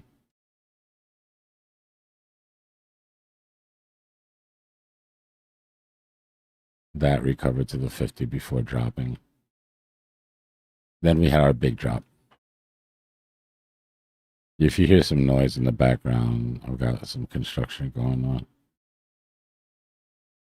That just recovered right now. So what are we looking at left?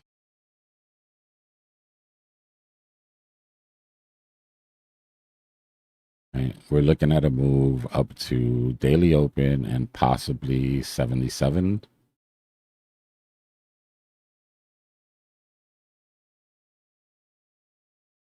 But still a lower high. It might be a good idea to see exactly where we'll get some resistance from the bears. Be drawing that trend line. Right. So depending on time, I think we recover as many of these imbalances as we can while staying underneath this trend.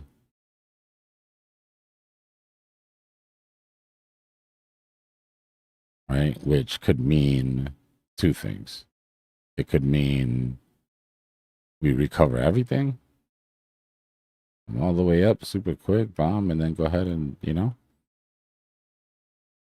Or it could mean that this takes a long time, goes like this, due to the bottom, and then eventually we only recover these, right, and reject, which keeps us from going after that imbalance. So it's all going to depend on how fast it plays out, right? Faster the better. You have more space above, you know, to make a move. If you take too long, you're starting to limit your top side potential, my opinion.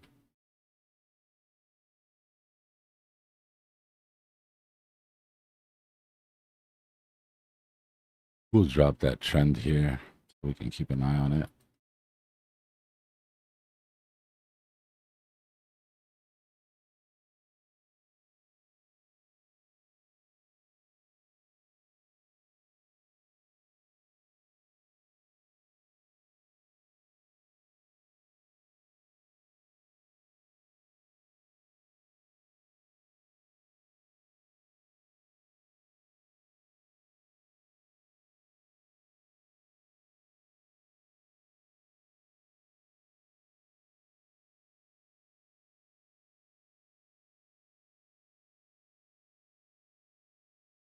All right, so my top side is basically capped off right now by that downtrend. Until, I mean, with this specific volume profile we're looking at, right? If volume picks up and we start getting, you know, we'll talk about it then. But right now, that's sort of my playing field.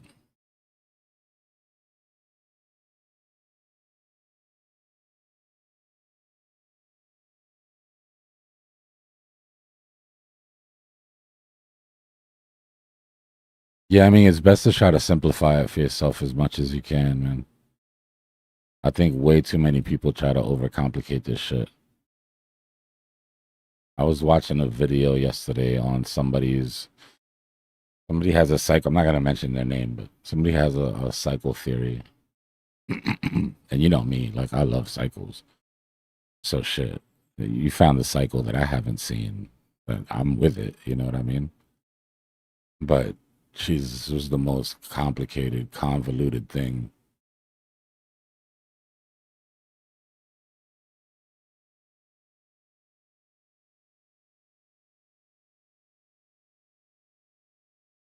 But it's my fault because I didn't join the inner circle and buy the course, or else I would understand it.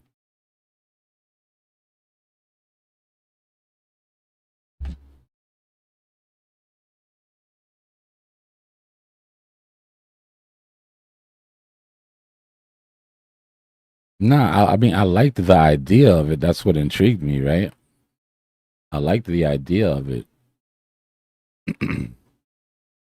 But the rule set was just like super subjective, in my opinion. Like it can be between this many days or this many days, but then it's always either gonna be wrong by this many days or it'll be wrong by this many days. And then if it's wrong by this many days, then you can expect the next one to be wrong by this many. And it's like, bro.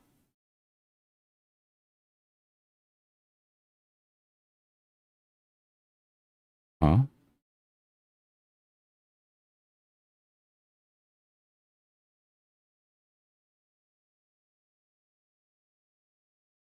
Respectfully, though, I mean, I know people have all types of systems, and if it works, then it works.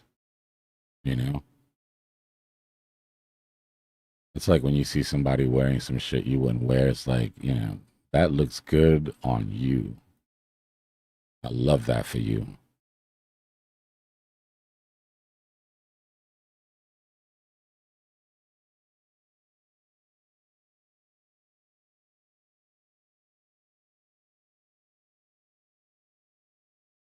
So ETH, I love this. What am I on right now? This format. Oh, I'm on Claude's format. No wonder. I was like, yeah, I love this. Every time I pop up, it's like a naked chart. All right, ETH. We haven't talked about ETH, and we probably should.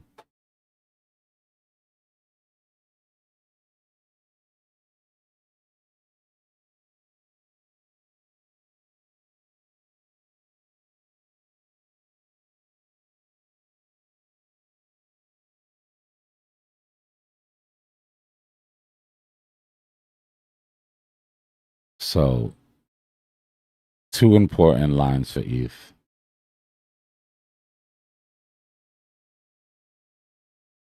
$114 or 14.3, right? Which was our prior top.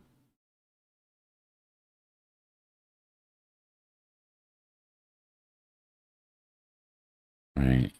And this is the one that turned into the pixel perfect support that we got to catch at 14, right? That we rode up. So, important line in the sand. Now, 885. Right? This was the dead cat bounce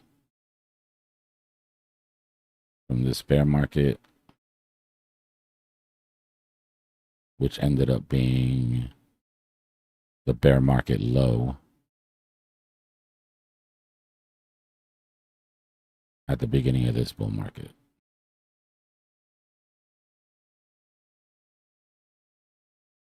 Right? This is why we keep forever lines up. So now the question is, how low can ETH go, right? That's the only thing anybody wants to know.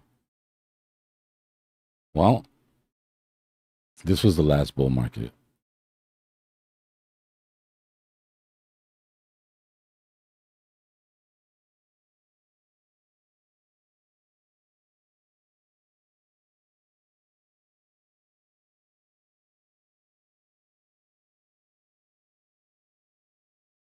This was this bull market.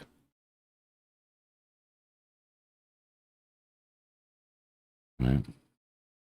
If we want to stretch it out, it wasn't very different. The speed was different, but you'll see in a minute what the issue was. And this was the issue for all alts.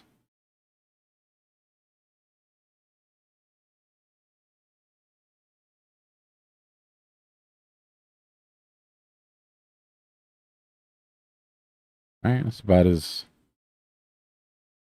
you can agree that's about as close as I can get it. Right, so everything was good in the beginning. Then we had that run up, Bitcoin. Now, two things happened here. One, quantitative tightening.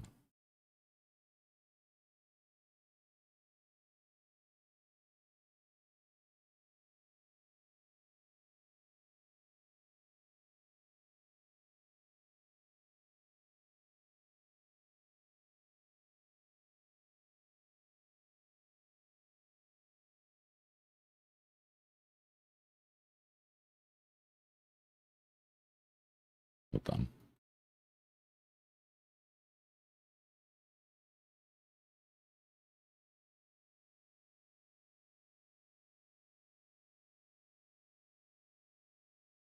There you go, sorry. So one thing that happened, the most important thing was that we were in quantitative tightening, right? This is the Fed's balance sheet. As this is going down, the Fed is selling, right? Which means that they're sucking money out of the market. So because of that, we didn't have the funds that we needed for alts, right? Not only that, but for ETH specifically, what happened was Bitcoin had its ETF, right? And Bitcoin's ETF was accepted around here. The ETH ETF went into filing.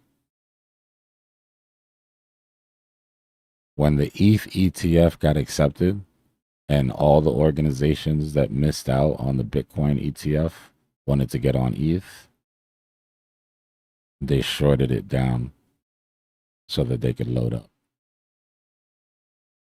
And they suppressed the price of Ethereum for this entire run. Those of us that didn't lose faith, right? We bought the bottoms. Literally everybody said we were crazy for buying ETH at these prices. I wish y'all were here. There's really no way to explain how negative it was at the time. And then we went from 14 to 44, 48, right? But the point is that them doing this to ETH never let ETH run. And the problem is if ETH can't run, alts can't run because you don't get that rotation. So aside from the fact that we were in extreme quantitative tightening, institutions suppressing the price of ETH killed your alt scene because they wanted to get in, because they didn't get in on Bitcoin. JP Morgan specifically.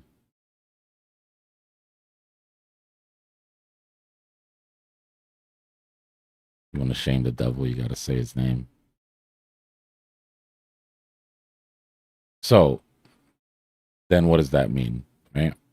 So our question of where can we go? Like, where does it end up? The problem is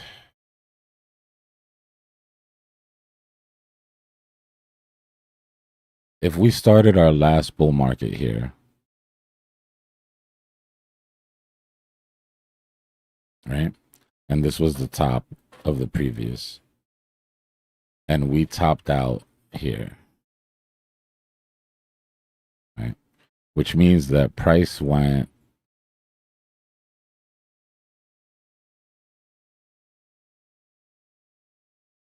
two and a half X above prior highs, right?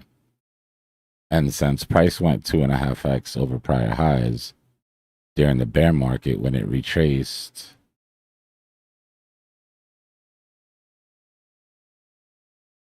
$82%, right? It only came down to halfway. Just barely broke and held the dead cat bounce. All right. But what did we do this time? Big difference, right? So we started the bull market here. And we only got to here because they knocked us down. We literally should have been all the way up here. But this, obviously, them filling up, knocked us down. So we got 0% over the last all-time high.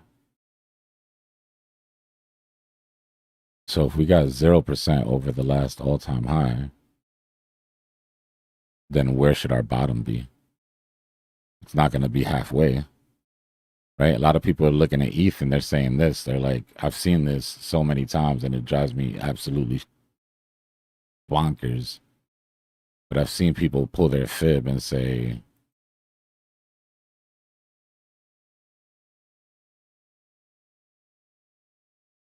oh, then I got to put it on log.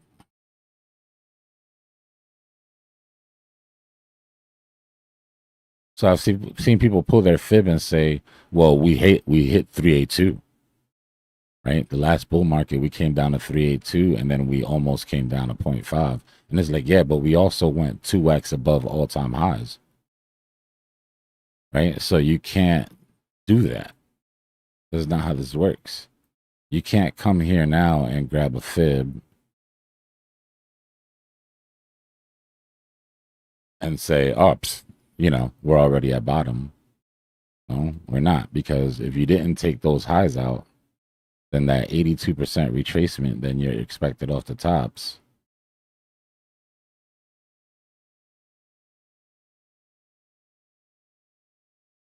And why shouldn't it? Why shouldn't it? If this is the drop that you got off the bull market, and your next bull market couldn't take out those highs, then why shouldn't price come down to the lows? Not saying it has to, but I'm saying anywhere inside of this box that we drew, to kind of set you guys up for it by not telling you it was a buy box.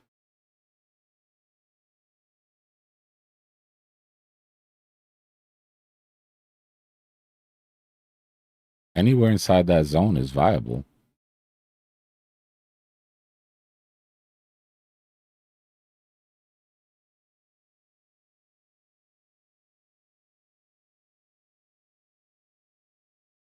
Just my opinion, but it makes sense. Right? You don't get the luxury of a higher high if you didn't put in, I mean, you don't get the luxury of a higher low if you didn't put in a higher high. Right? Because at this point, then what you're talking about is a range. And if what you're talking about is a range, then what do we know about ranges? Right? They go high to low. If they reject off the high, they seek out the low. So yeah, I'm looking to pick up $1,000 ETH. If underneath, maybe. If underneath, even better. But yeah, and that's why I'm not even thinking about alts yet. It's a good point. Will there be an alt that runs? Yeah, of course. There's always going to be a rave or a mix or something that's going. Right? And there's nothing wrong with jumping on those and feeding. But if you're starting to think about loading up a 10, 20, 30 altcoin portfolio, you know what I mean? Like, it's probably not a great idea right now. Not financial advice, but just tread carefully. But Dbloc, alts can't get any cheaper than they are now. Yeah, I know. I heard. That is a good point, though, because if you look at it, right, like, I don't know, what's a shitty alt right now? Nobody hate me for this, but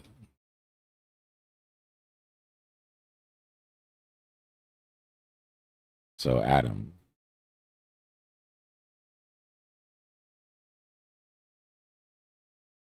What do we say about Adam then? If that's what we said about ETH, and Adam's all-time high is up here, and we didn't even double top off of that, right? Then how much lower can this go? Nah, this is, oh, it is ADA. It is ADA. I meant to look at Adam, guys. I didn't even mean to pick on ADA like that. But I was like, I've never heard it be called that before. But how much? No, I literally, Adam's probably even worse than this. Adam's underneath, actually.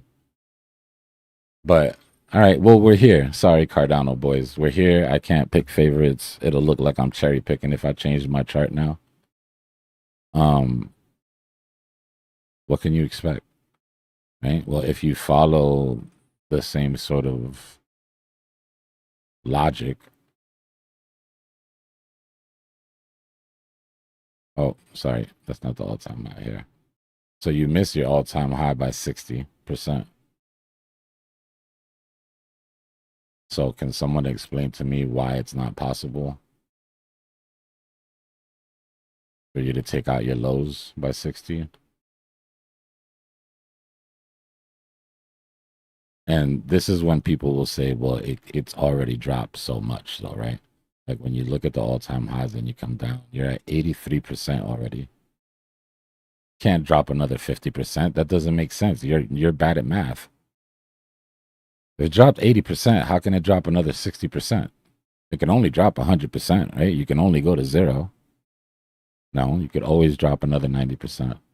You could literally always drop another 90%, because what happens to this when you pull it down is that it moves very slowly.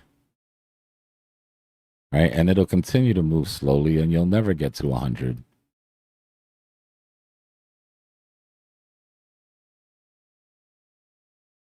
So yeah, this can drop another 60%, and that would be a total drop for ADA of 93%.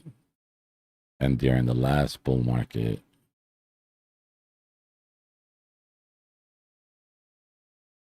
when you look at that, it's just math, right? Unless something steps in, unless there's a catalyst, unless there's a reason why somebody comes in and, you know, and changes this. But I mean, I guess you could say you're at support, right? But what does this do when Ethereum takes that ride we were just looking at? Or Bitcoin goes down to 52, you think ADA holds its ground here?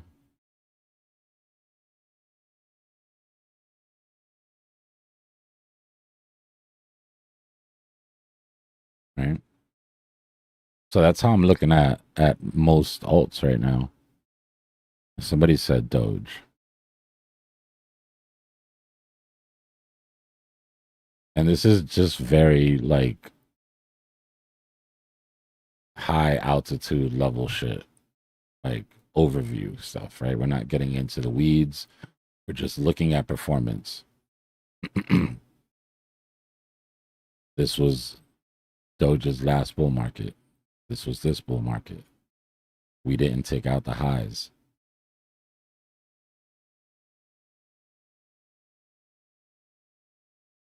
All right. How much did we miss the highs by?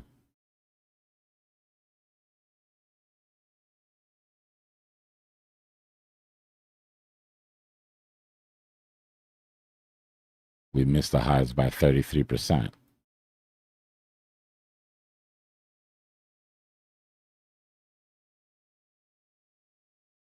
Our low was at 5 cents.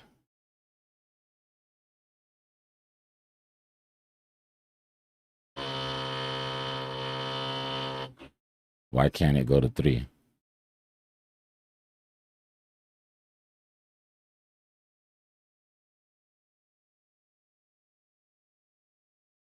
We're at an 84% drop. That would put us at a 93% drop. That number keeps coming back for alts, right? What did we drop during the last bear?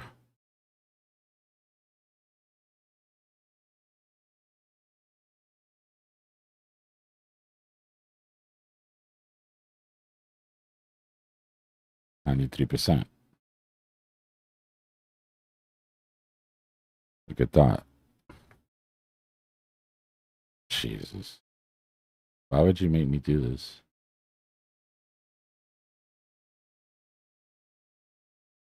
This is already proving my point here. Right? These are the lows. I got construction in my house, y'all. If it gets loud, let me know. I'll go out there and scream at people. I haven't heard a thing. So look, these were the lows, right? Let's look at the same concept that we were just looking at. These were the lows. This is the high for that. This is as high as we got. Actually double topped, right?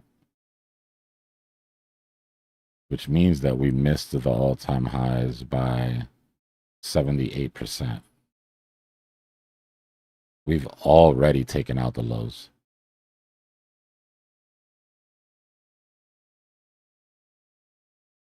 You telling me that that can't happen?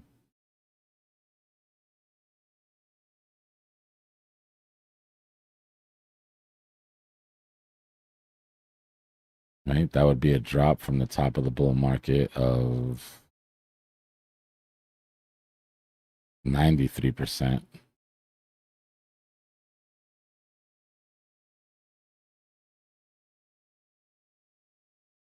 Last drop.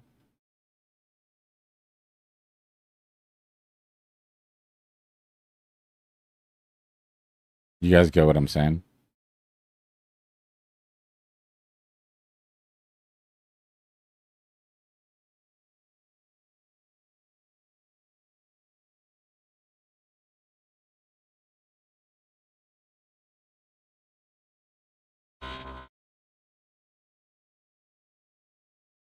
Yeah, that shit is annoying.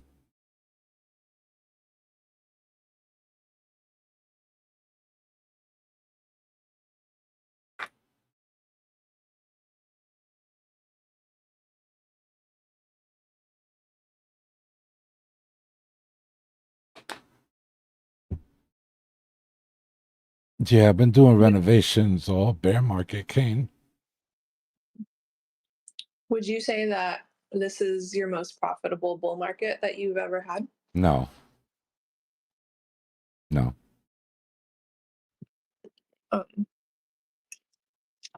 So did you not follow did the Bitcoin heavy thing come later? Like when it was kind of not too late, but just like at a point where we were just like, okay, I realized that I should have been in Bitcoin this whole time and not messed around with the alts. Like, did that come a little too late? Nah, I mean, I've been doing that for a couple bull markets already. I learned that lesson early, but it was easy because there wasn't a lot of alts. So when you seeing all the alts pile in, like seeing it go from 200 alts to 2,000 alts to 2 million alts to 10 million alts, it becomes kind of easy to realize like there's just no way all of these can, you know. But no, this isn't my most profit. I mean, think about it. Look at some of the last like 50x, 100x, 150x, 200x bull markets before. In dollar amount, yeah, pretty close to it. But in like percentage amount, no, there's just diminishing returns on percentage.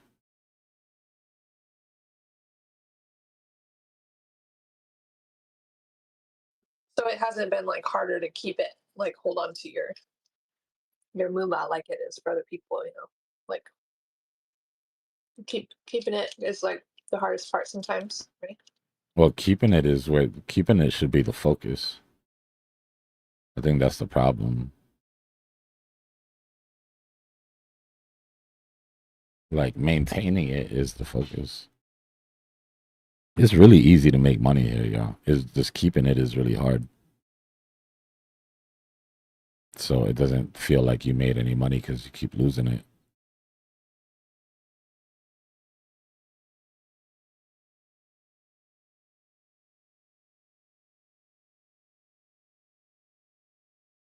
Easy come, easy go. Yeah, but no, like it's not easy, right? This shit is hard. It takes a lot of work and effort. You gotta respect that when you're looking at your risk. Like taking on too much risk, you're almost disrespecting yourself and your effort and your worth. If you were your own employee, you wouldn't put up with that shit. Imagine. You work all day, you're grinding, you get your boss out of a hole and shit. Now you're in profit. It's time to get paid out, and he tells you he just 50x long Pepe because he saw a tweet on Twitter or something. That you have to wait. Don't worry, he's good for it.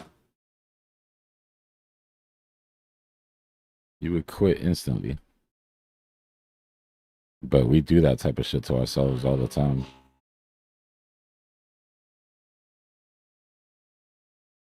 Been in a trade for 6 hours and then talk about I'ma just, my stop loss is my liquidation. It's only $200. You get 6 hours of your life though. Like pay the trader. Pay the trader and then do something stupid, but pay the trader. Like you should have a per hour for yourself as a trader in your mind. If you have to go to that extent, then do that. What do you deserve as a trader per hour? Trading for you. You're your own employee, right? What do you deserve per hour for the actual function of trading? Not the gains that come from it, right? That's for your boss. That's for the big you. We're talking about little you. Sitting in front of the computer, doing the research, doing the trading, what's that worth per hour? And then start paying yourself that per hour. If you've been in the trade for 2 hours and you're worth $50 an hour, pay yourself $100 and get the hell out. If that's what you're gonna do, but you have to pay yourself, right? If not, you're working for free. And if you're working for free and you're not using good risk management and you're losing your money, then you're legit better off at McDonald's or Target or something like that.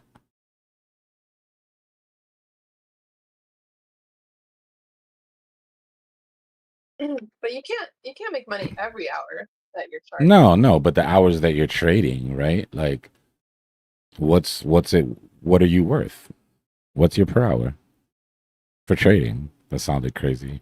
I'd be cool with 100. Right? So if you're in a trade, right, you've been in the trade for like 3 hours. You know, can you afford to pay yourself that $300? Well, now the trick is that I got to figure out how I'm gonna turn this into that. Well, that's then you might be worth 300, but you can't afford to pay somebody 300, right? Think of it employer employee.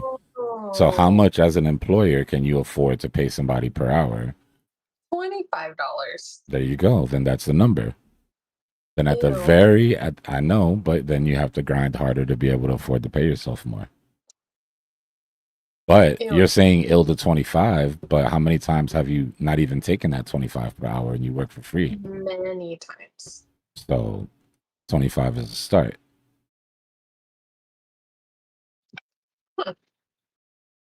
And if you know you're looking at the trade now and you're starting to, the trade's starting to go against you, right? You're looking at your profits. If you do the calculation in your head, oh shit, I owe the trader $75. I'm only $150 in profit. That means I can't let it go underneath $75 because I have to pay the trader. So now you're taking profit before because you have an obligation. You have a bill to pay. You have to pay the trader for his time. We take disrespect from ourselves that we would never take from a boss. 1,000%. I'm guilty of it too. There's no way I would work this many hours for somebody else. You shitting me? My boss is a freaking tyrant. But I do have to put him in check sometimes. But he pays good. So, you know, I take it. So when you're paying yourself, you're not like, how would it work with if you only had a surfer bag and you're in Bitcoin, then the trades you're talking about. You're a long-term employee. You're a salary employee. You're like one of those people that gets a check every 3 months. You know what I mean? You get your check comes at the end. And you're putting in one the every long 4 work. years. Yeah, nice fat check every 4 years. Yeah. But you're always going to have your side bag, right? You don't want to have the whole, like, you want to keep learning, which means you want to keep trading. So you want to have that surfer bag, but you do want to have some money on the side. You just have to just understand that as that bag gets bigger, you want to put some of that back into the surfer bag, you know, to protect it. But you got to have enough money to play with on the side as well. And then with that, you can take your risk. Right? Risk meaning volatile coins, not, you know, we always stay in our risk metrics. Even if we're playing memes, we only risk a certain amount. That's the mentality you have to get into. Just because you're trading memes doesn't mean you're trading by degen rules. Right? If you get your sizing calculator and you look at your entry on your meme and you've got your stop loss and you're only risking 1 or 2%, then that's just as safe as any other trade. It's just the possibility of it happening violently and quickly is, you know, higher. But the possibility of you getting wrecked isn't any bigger than if you were in Bitcoin or if you were in something else. You just can't play that game by itself, or, you know, you're basically gambling at that point. But there's a way to gamble with rules.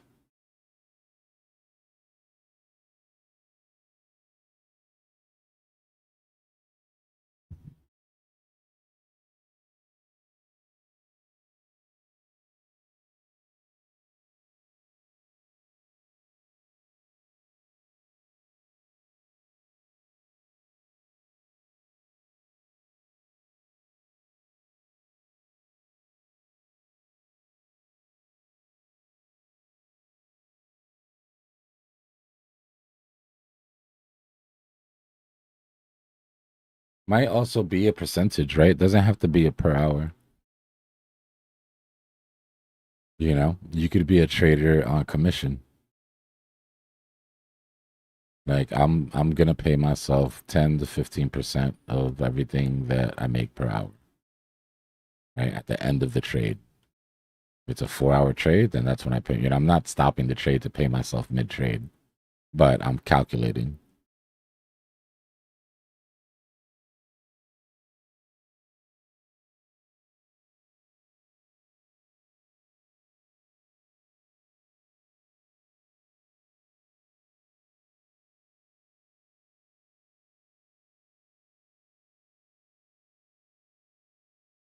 We hit our measured move from our first W.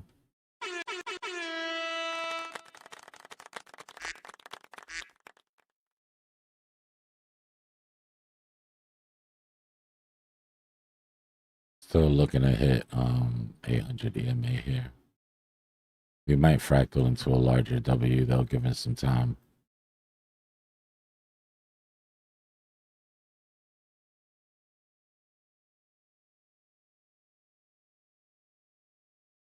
Yeah, I mean, that's the ticket, Scott. Compounding, a little bit of day trading or scalping just to keep yourself from. The one good thing about scalping and trading while you have your surf bag is that you can use your winnings from that to buy shit without having to touch the main bag. Right? So we ever get a good bull market like we're supposed to with a real alt season that goes nuts, right? Those small positions or those small businesses, like I call them, you can have a business for your car, you can have a business for your vacation, for your family, whatever. And you run those trades on the side, and what makes it easy is taking profit on those is always easy, right? I want to buy that car, it's whatever, 60K, 160, whatever it is, right? When that business, when that trade, that car trade gets to that number, out. No problem. You take it without even thinking about it because it has a purpose. Right. But what you don't do is you don't touch the long-term bag. Right. That way you get to enjoy some of the, earnings and winnings during the bull market. Because if not, what happens is your long-term bag starts looking so good and there's shit you won, and then you start dipping into that Bitcoin to buy shit before you get to the top. And it's like, but I do that type of shit all the time. I run little side businesses all the time in trades that are meant for specific things.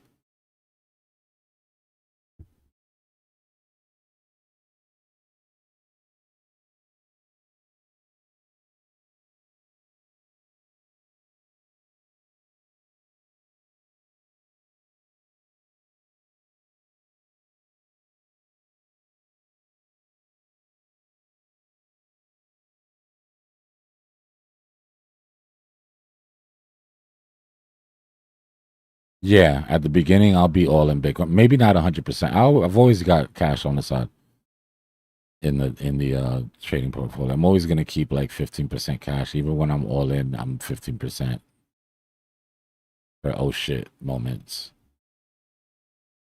But I will be out of the money that's gonna be invested. I will probably be like 95% in Bitcoin, and then 5% in new cycle, very low market cap projects.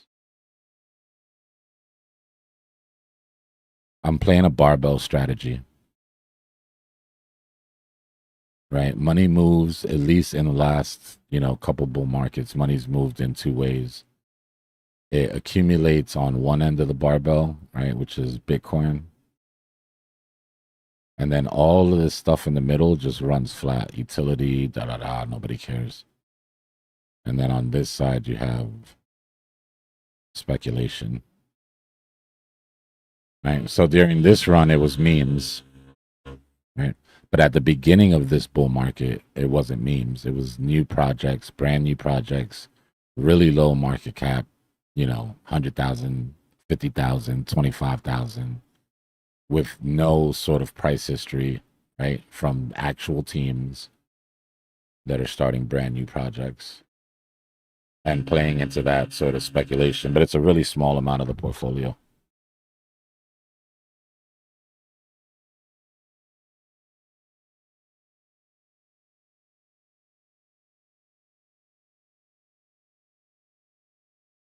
XRP's always been one of the leaders for market cap. I can remember. All right, we're watching out to see if we go to put in a type 2 here.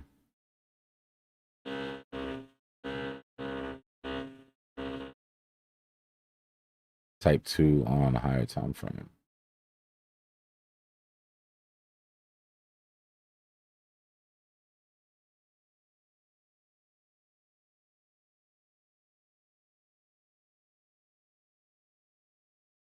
It's not that it's bad. They just had a lot of issues with the SEC.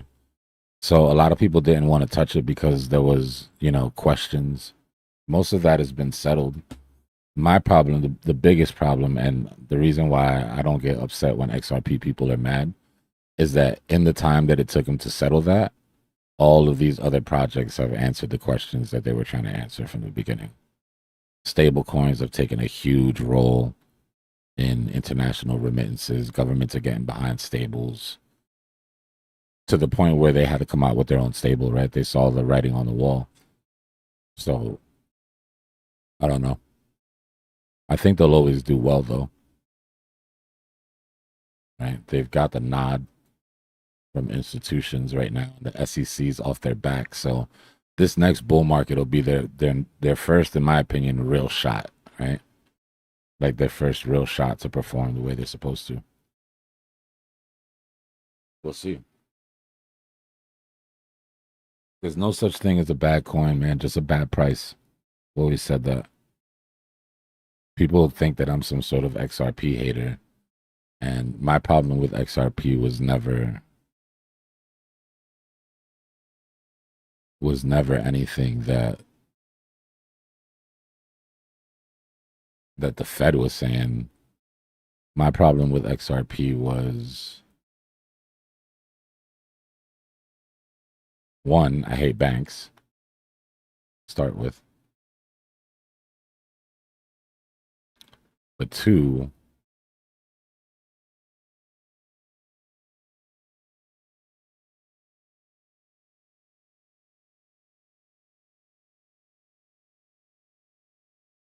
where are you?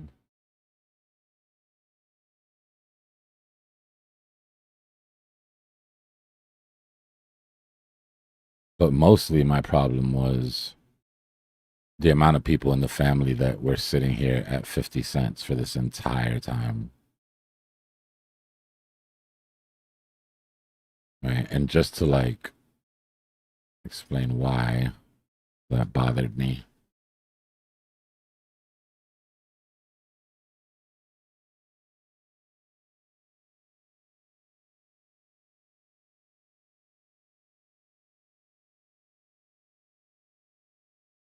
Is because they missed out on all of this, right? The rest of the market was going up. And I understand, when people are against you, you rally with the squad. You know what I mean? So when you're being attacked, you double down. But you can't let that put you in a situation where you find yourself running flat for 400 days. Right? My argument always was, if we break this range, then I'll buy some XRP. Right? That was literally always my argument.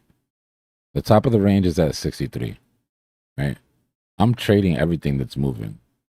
If we're right and shit clears up and the time comes for this to go crazy, then there will be signs, right? Just because I wasn't holding in 50 doesn't mean I didn't take advantage of this move. It just means that it's the opportunity loss. Right? I don't even want to talk about how much XRP you could have. Okay, your XRP army, cool. Run everything up, sell it, buy XRP. Holy shit, you're at 10x the XRP that you had. Right? Nobody's giving anybody trophies for taking one for the team. I don't ever want to see anybody in here taking one for the team for a project that don't give a shit about you. But I have nothing wrong with buying this shit at the lows. Right? 1000% happy to jump on it after it comes down. Now, unlike the other alts that we were looking at, right? I guess we should talk about XRP bottom since we're here. Unlike the other alts that we were looking at, it did take out its highs.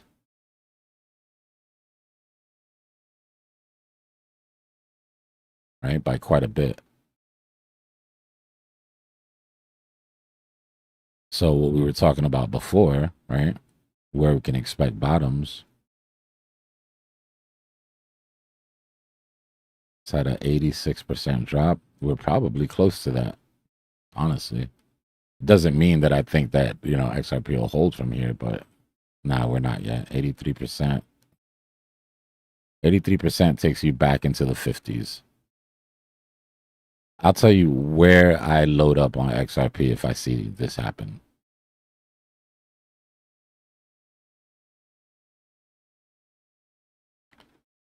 If XRP, whoa, what did I do? Went that far back? Hold on.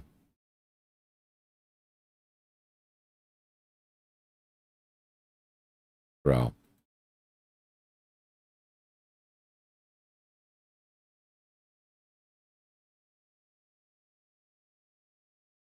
If and when XRP does this,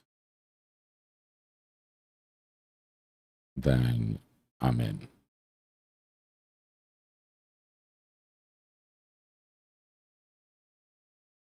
If it can turn the top of this range into support, then I'd be very interested in getting in. There's also a chance that this holds. You don't think 34, 38 cents anymore? Did I say 34, 38? No, I just remember it being there for a long time. Oh, no. We just looked at a range that took 400 days at 50. I don't think we come underneath that range again. Just because you know what I mean? We established such a heavy range there. Hmm. So it'd be really hard to come down underneath it, my opinion.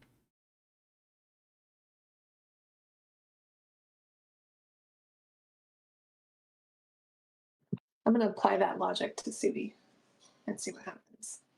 Yeah.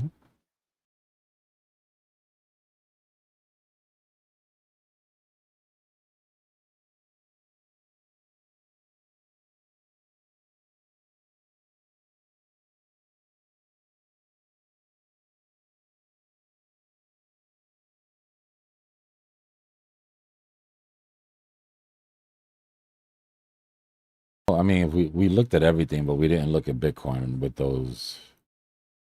that sort of stat, did we? So let's do that real quick.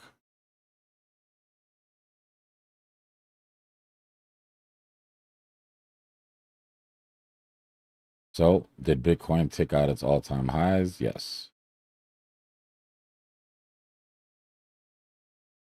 Took out its all-time highs by 80%.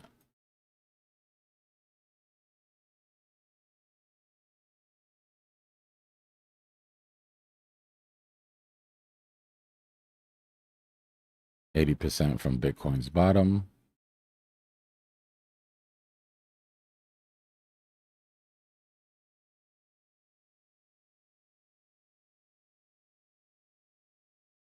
Brings you to 27.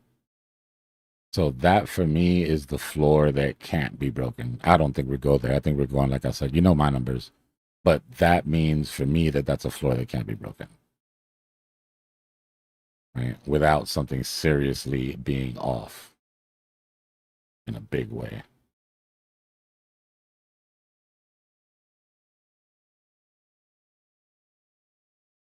Right? But the entire drop for Bitcoin, like we've done this before. Entire drop for Bitcoin was 77%. Right? Before that, it was 86%. So that means that it dropped 10%, almost 10%, 9% from one bear market to the next. If we drop the same percentage that we dropped last time, 77%, we would be at that number, right? If it dropped the same. The reason that Bitcoin doesn't work the way that alts do, like we were doing this math for the alts, and that's what I was saying, right? It'll come back down to the same number. The reason that that doesn't work for Bitcoin is because we get diminished drops, right? Diminished returns on the drops cycle after cycle. So we have to account for that. Alts don't. Alts get the same basic drop every single time from 93 to 83%. So if we reduced it by 10%, then let's reduce it by 10. Let's say instead of 77%, it's 67%. That brings us to 40. Screw it. Let's say institutions will never let it get the full retracement again. They're going to stop it at 60%. That's 70% diminished return. That would be unheard of, right? But let's do it anyways. 60%. That's 50K. Right? And this is wishful thinking. In my opinion, closer to 65% is where we end up, which takes us to that 44, 46, 48. Right? And it'd be great if bulls could stop acting like we don't literally have the pattern that takes us there already. Like, I understand arguing here and arguing here, but to argue here, where you're underneath the 50, and mind you, this measured move takes you to that support. What I expect is to get front run, right? We've been front run on every drop. I don't expect this to be any different. But technically, you should see 30s. I don't think that happens. Like I said, 44 to 46, 38 to 40.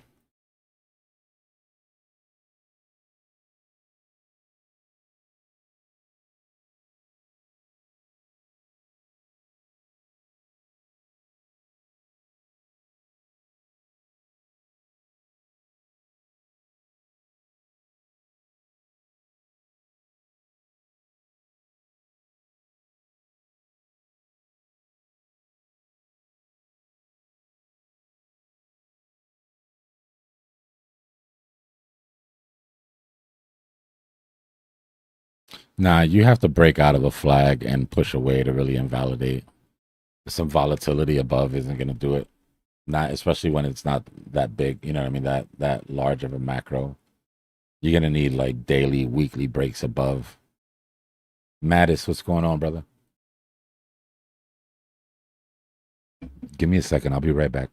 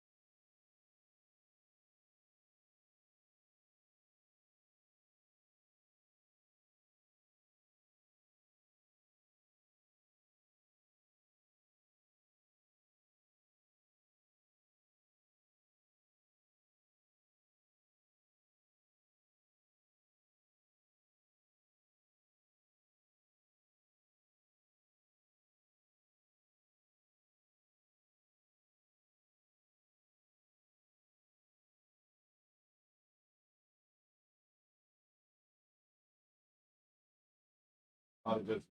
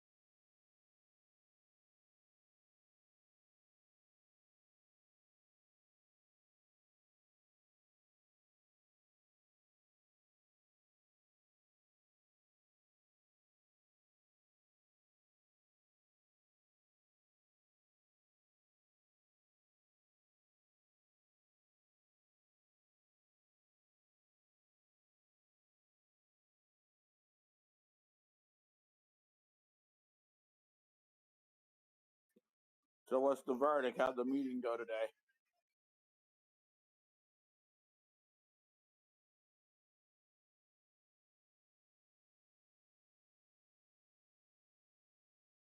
Pretty much exactly as expected.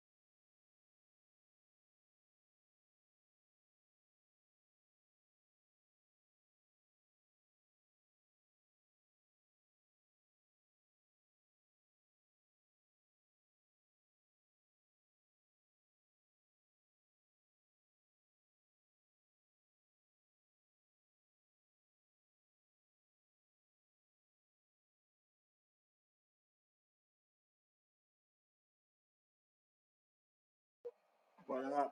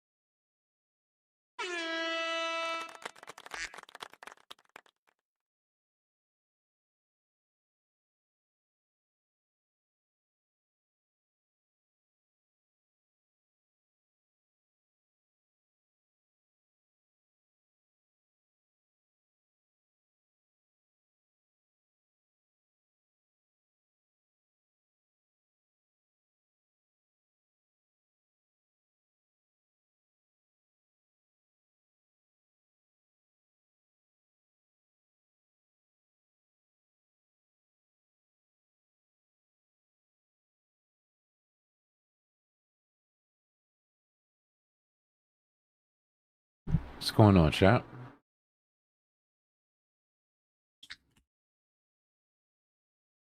Nice to see things play out when you're supposed to.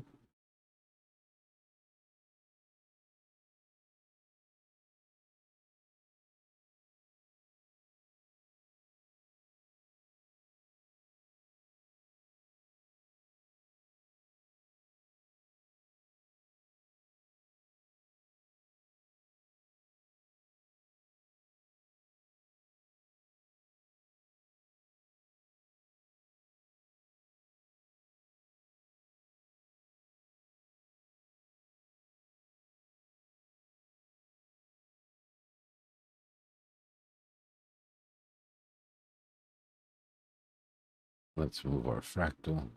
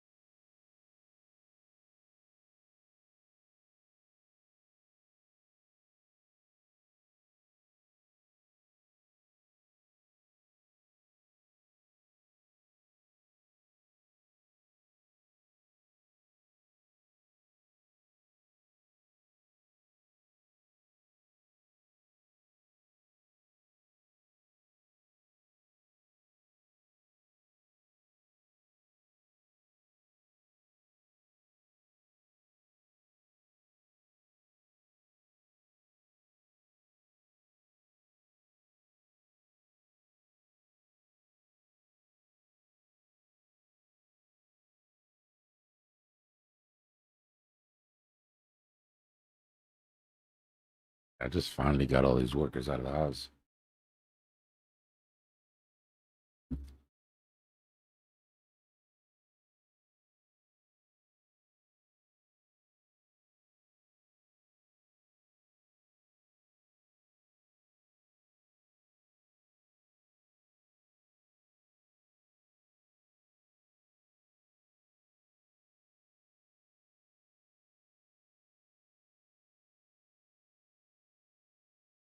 Let's see. We get to test our theory now on that downtrend.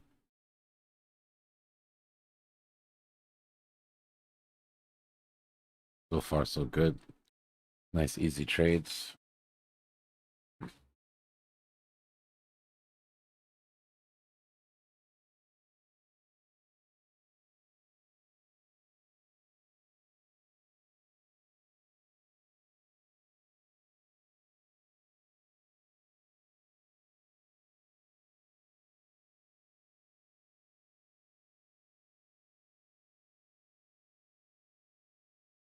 Mm-hmm.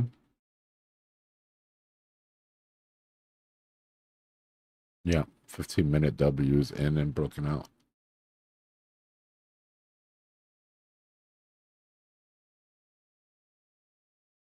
We just hit the measured move from the 5-minute fractal.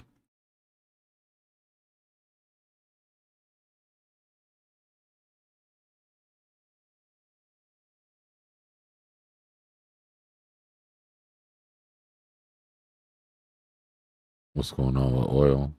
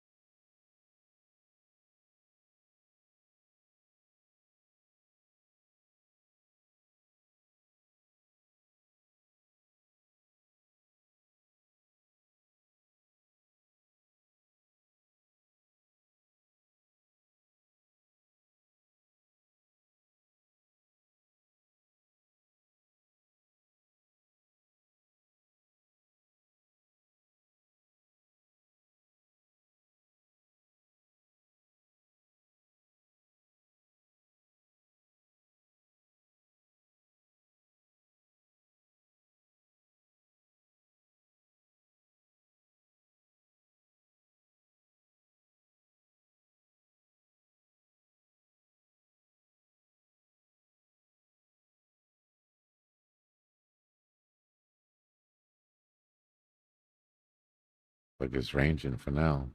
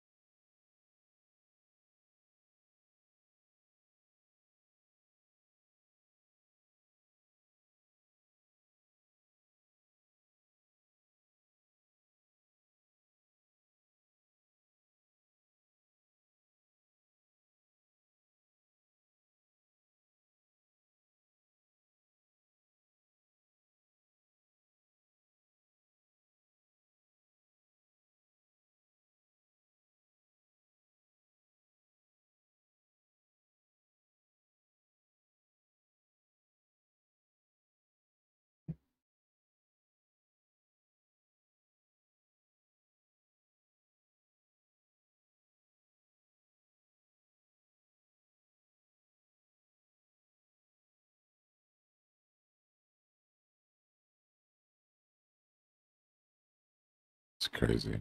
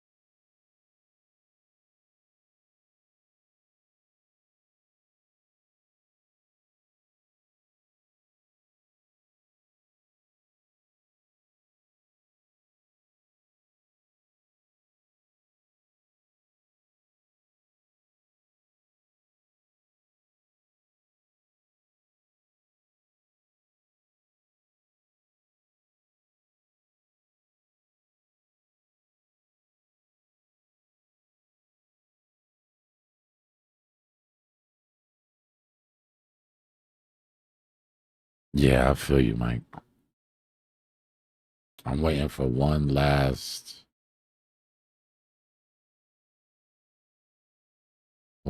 emotional push.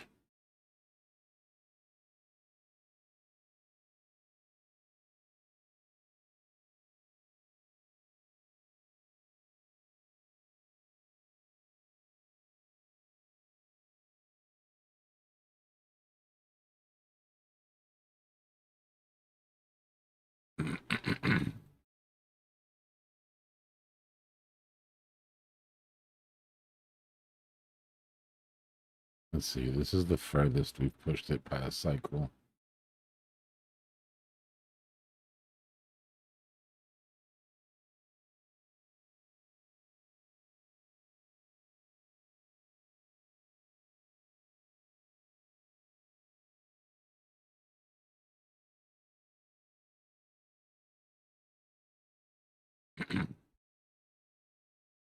NVIDIA is so ready for a correction back to the 800. I mean, to the 200.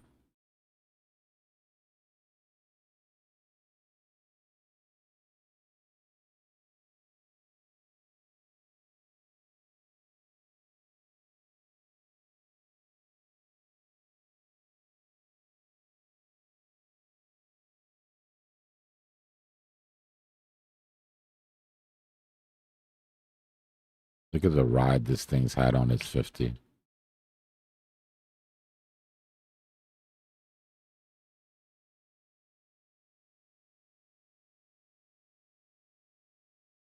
Doesn't seem to be a bad time to buy Nvidia on its monthly 50.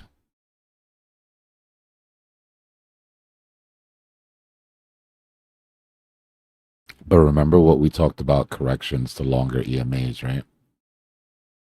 This eventually will correct to the 200.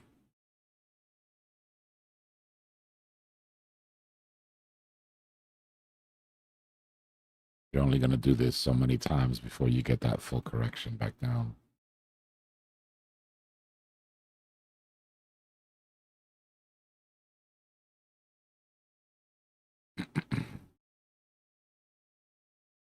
If you go to the weekly, we're basically looking at the same thing, but for the 800.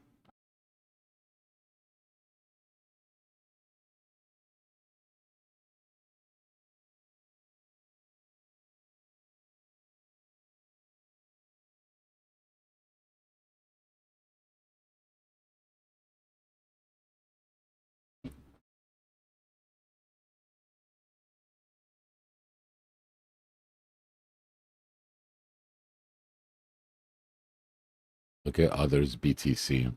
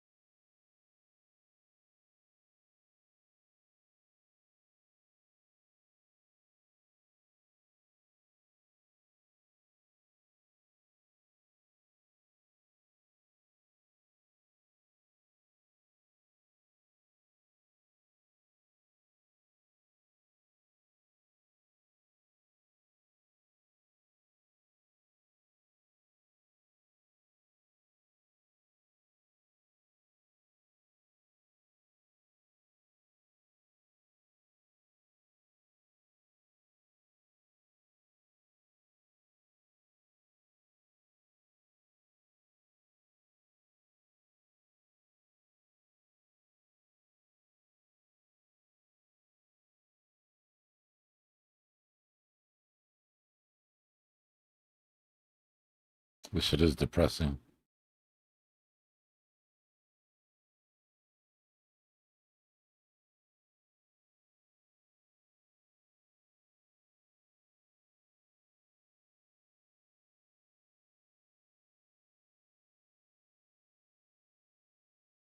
If I take off a 4-year cycle, you can see their 10-10 wicks. Some have taken them back. Some still have a way to go. But a lot of stuff is underneath its 10-10 wick. That means it's literally worse right now than it was on 10-10. That's crazy. To be able to say that is nuts.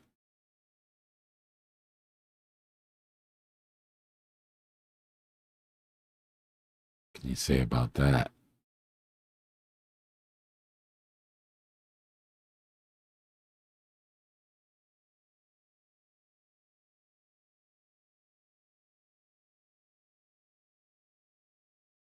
I have no idea.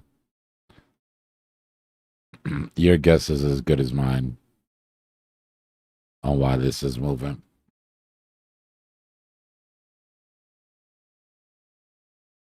Not one single technical thing about this.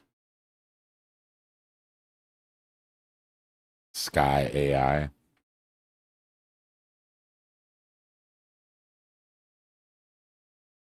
It's not just that it's moving. It's that it's been moving for months. 1, 2, 3, 4, 5, 6 green months in a row.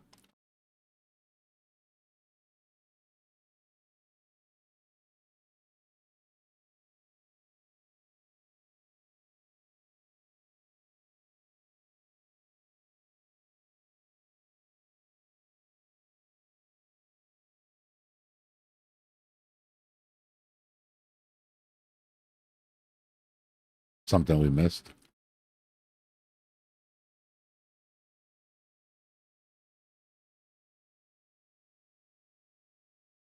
To crypto.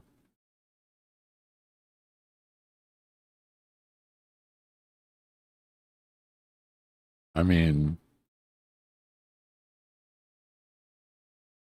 going back to my thesis about altcoins that didn't break their all-time highs, right?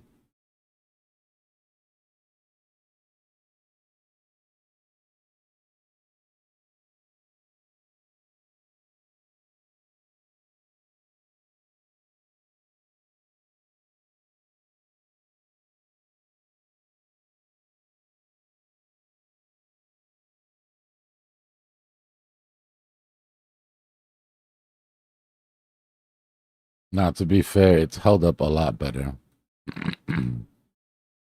It honestly has.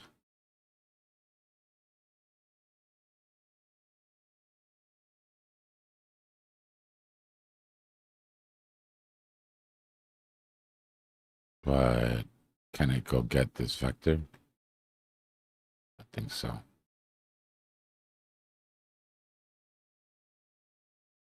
I'd love to buy Soul underneath $25 if possible. But that might be actually where we land. Somewhere around this range.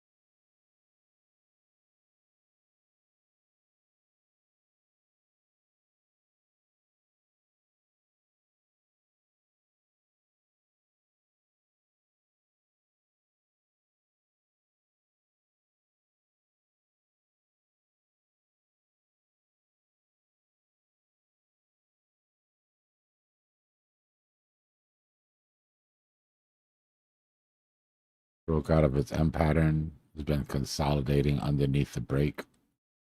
Hasn't taken the lows out yet, but when it does,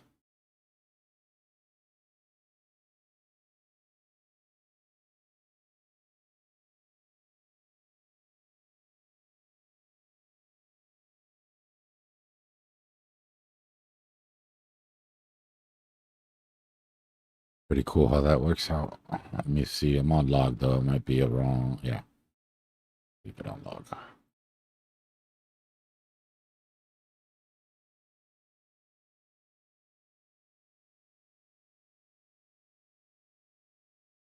Yeah, no, I mean, I know what it does as a project. I just don't know why it's running. Damn, STX. Bitcoin's layer 2. Didn't take out all-time highs. Already at all-time lows.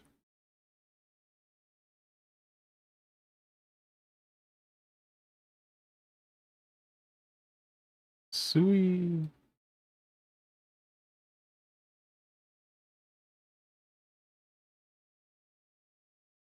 Sui looks like Biddy.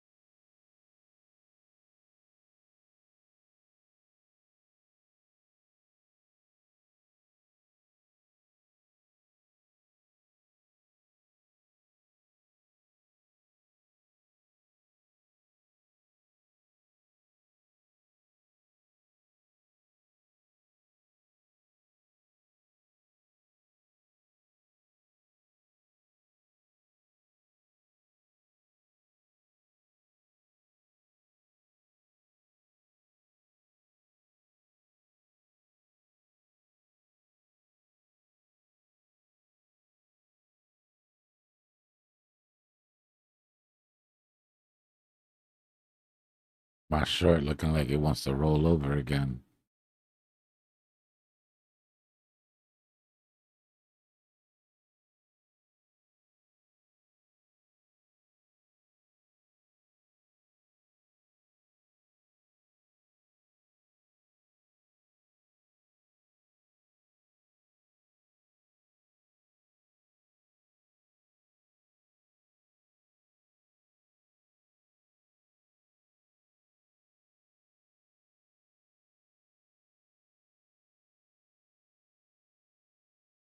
So nice.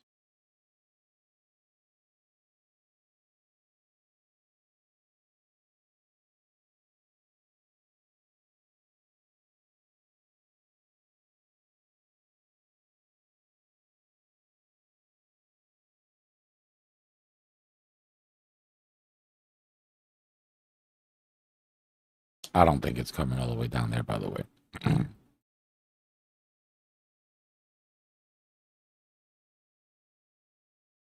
My initial target was this range, but I think it's coming down lower.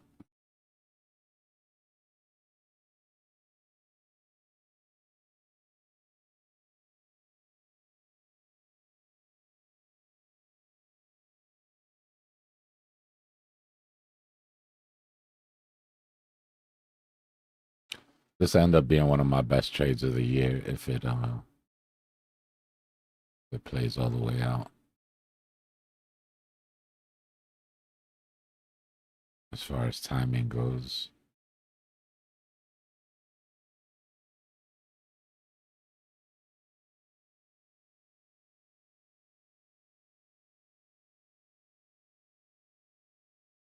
That short, my MSTR short, and my gold play would probably be the contenders for trade of the year for me.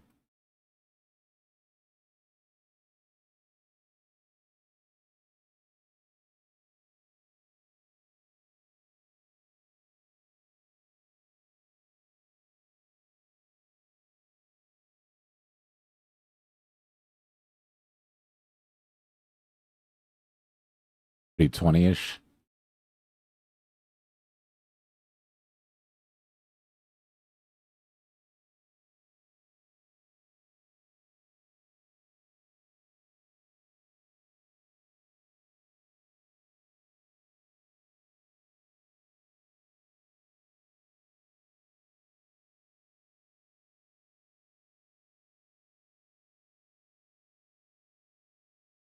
Yeah, I'm not even stressing this.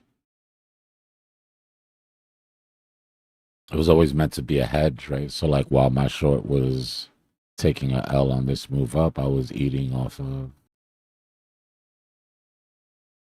Bitcoin.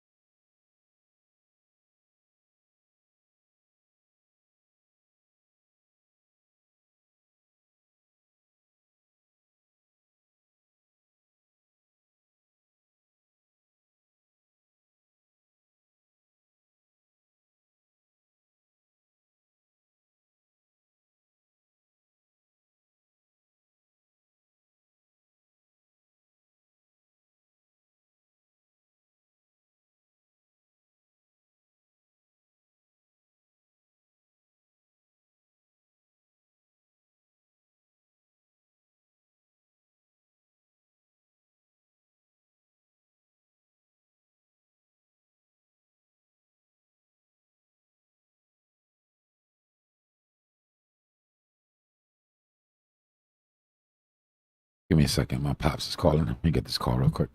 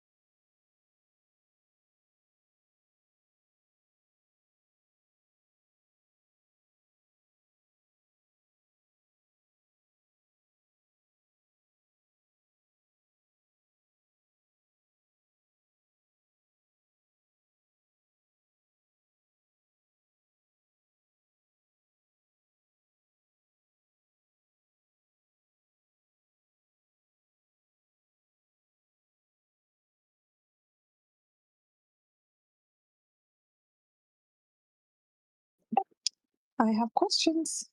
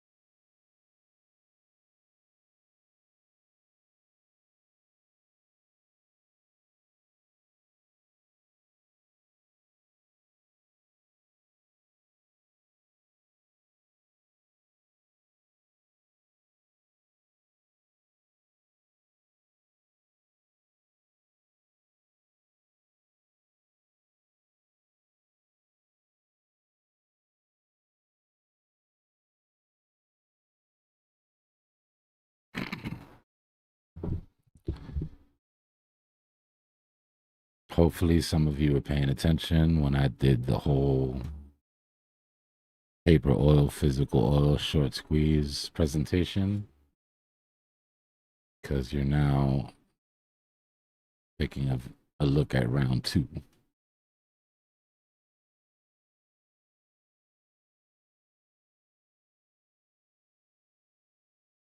It's not crystal ball shit. It's just math. It's literally just math. You're selling futures contracts at $90 a barrel, or way worse when it was down here.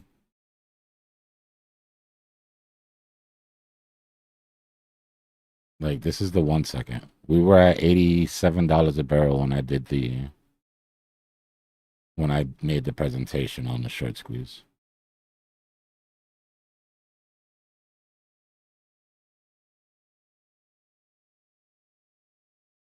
That means they were selling people's futures contracts at $80 a barrel, assuming that nobody was going to want delivery on their contracts, because who the hell takes delivery on a barrel of oil at a time when there's a supply shock and you can't get barrels of oil in the original way?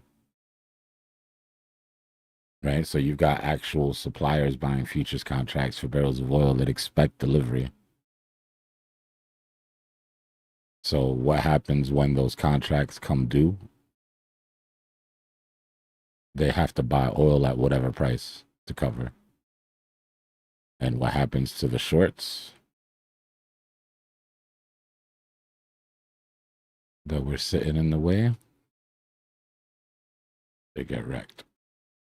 Leviathan won't show me, but take my word for it. This is what the shorts look like.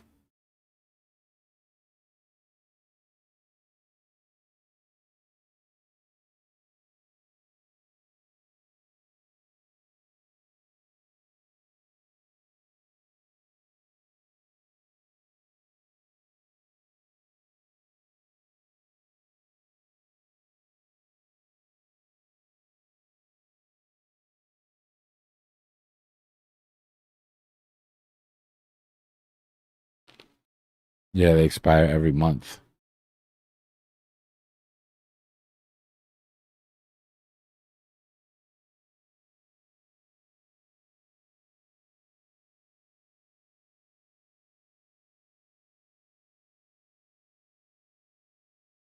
It was like when we looked at Brent dated, you remember when I had oil? I had US oil and I had Brent dated side to side. And we were talking about, I have to find the chart. I'll find it somewhere, man. I've been such a mess lately with my charts. But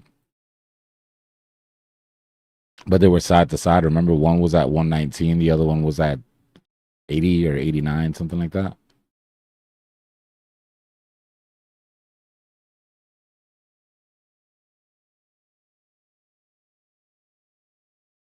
Well, when you pull them up now,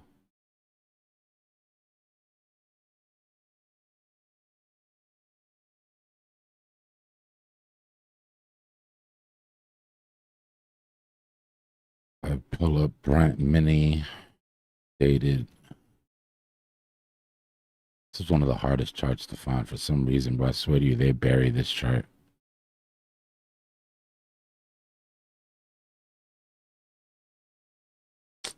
I don't want to put the overlay. I want the actual chart.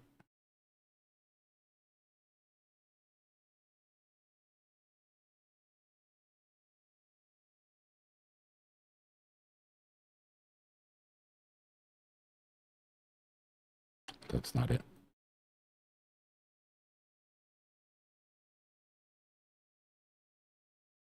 Right, mini dated.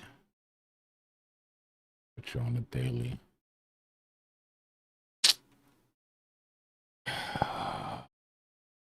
Swear to God, these people, bro.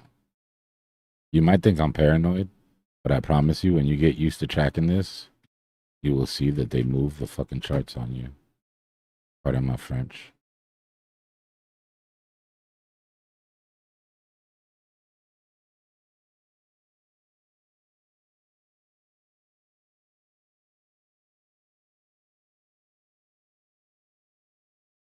And they want to give you invisible candles.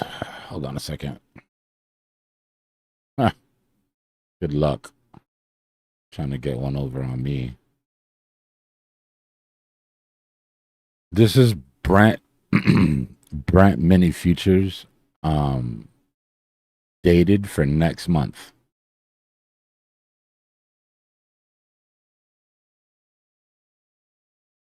Right, these are the orders that are coming in for barrels of oil for the next month. And this is oil finally catching up. Paper oil finally catching up. So 1 day away, or on the day that they have to settle. But remember, these companies take the L for that. They just had to provide barrel of oil for $90 and buy it for $119, $120.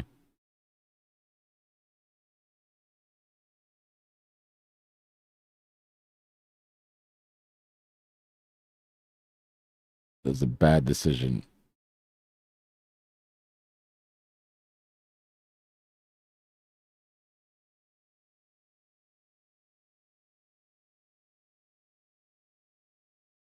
$120.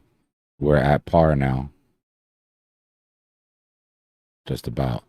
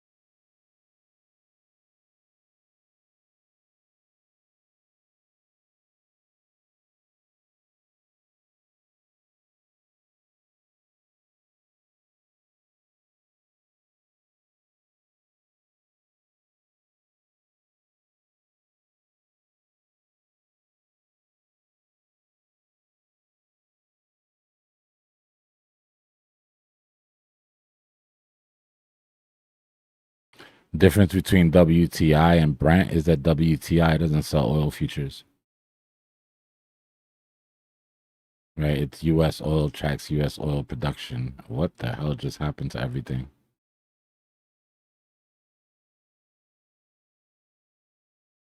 We're getting too close, y'all.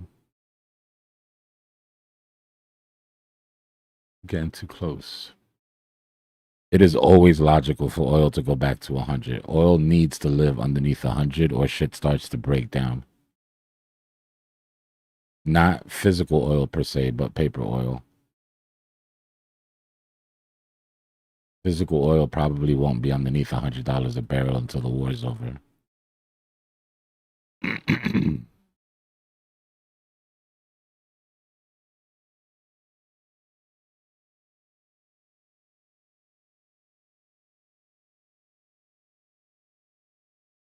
120 is bad. 120, you're pushing.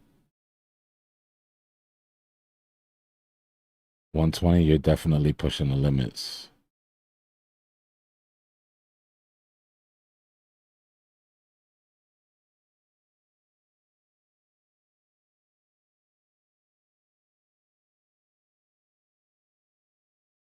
All right, give me a second. I'm gonna put I put a little presentation together for Pal's speech today in case anybody missed it or just to go over at least what I got from it.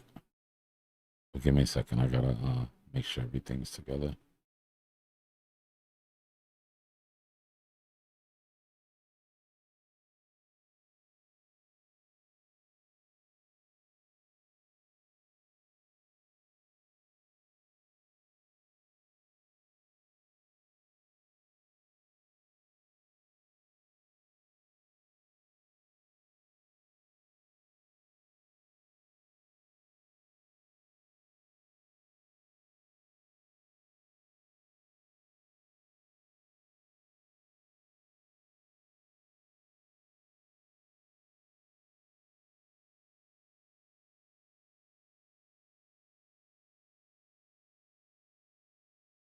It was fun breaking down that shit. That shit was like, I don't know, bro.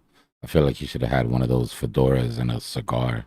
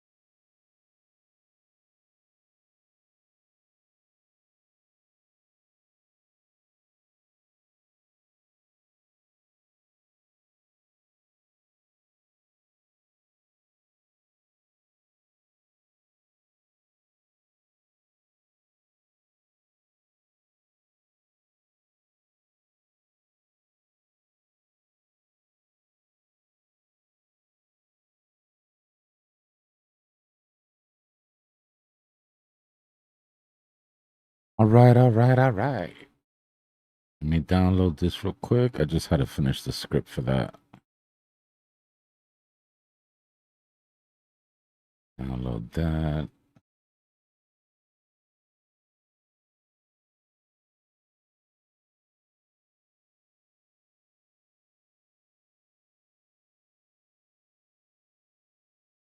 Excuse me? Dare you?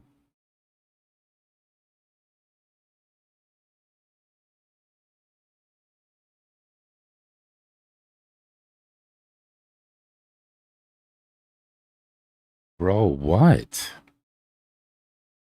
Now what happened?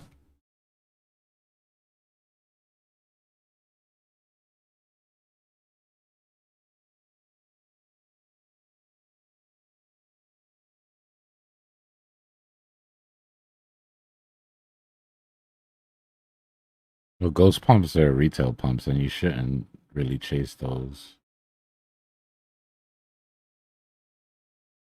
Nah, ghost pumps are moves that don't have anything behind it, right?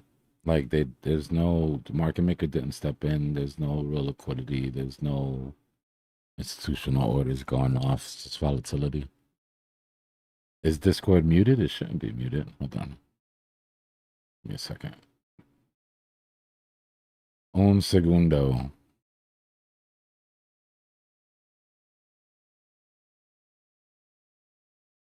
I was checking. Oh no, I know my mic is fine because I was talking to Tanner, but I was checking to see if the volume for what you call it is we're good though.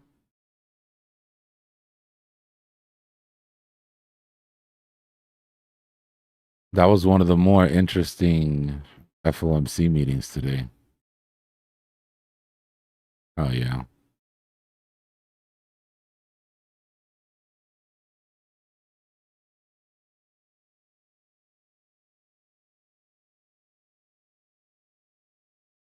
I always thought that he was going to stay on as a governor. I was surprised today when he said that he planned on leaving and then changed his mind. I didn't think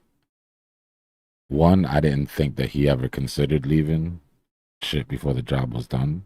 That surprised me. Two, I'm surprised he said it out loud. Because you didn't have to say that part. Oh, YouTube is yeah. Because I was listening to you guys couldn't hear YouTube, so I sounded like I was talking to myself. That makes sense.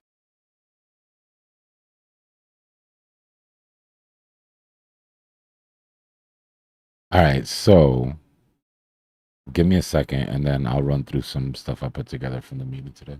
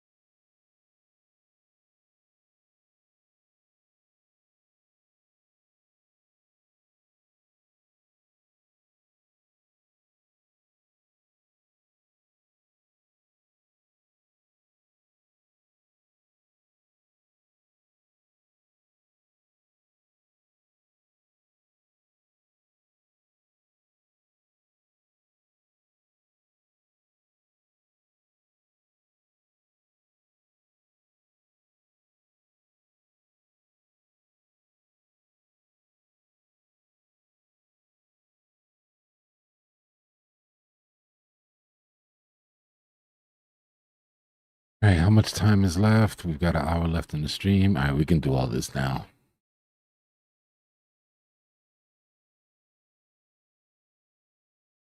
Unmute my desktop.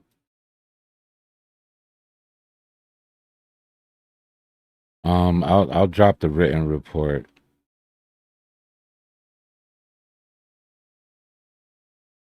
in daily briefing.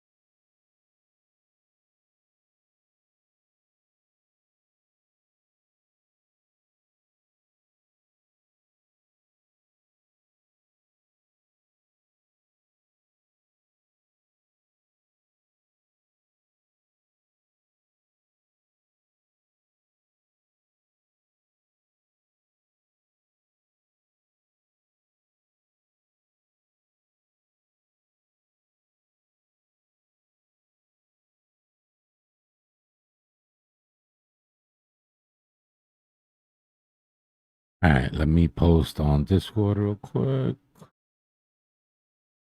and then we'll dig into the press conference.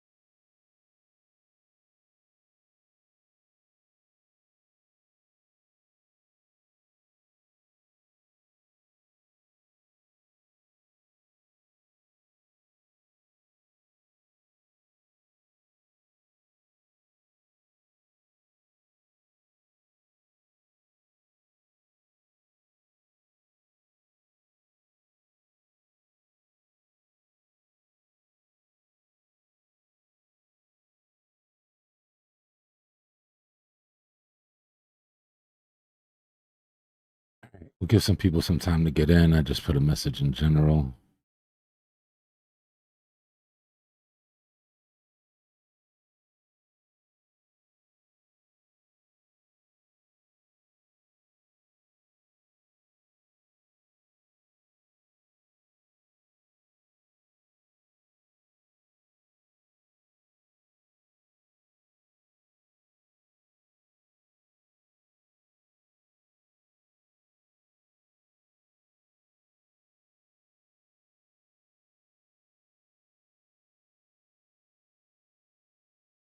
I really want to see what the clankers have to say about this one.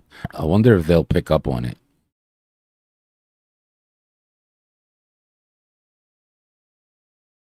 All I did was give them, they have the reports that I did yesterday on Legacy. But all I did today was give them a copy of the press conference. But it's going to be a test. I'm interested to see if they pick up on the subtle jabs. You know what I mean?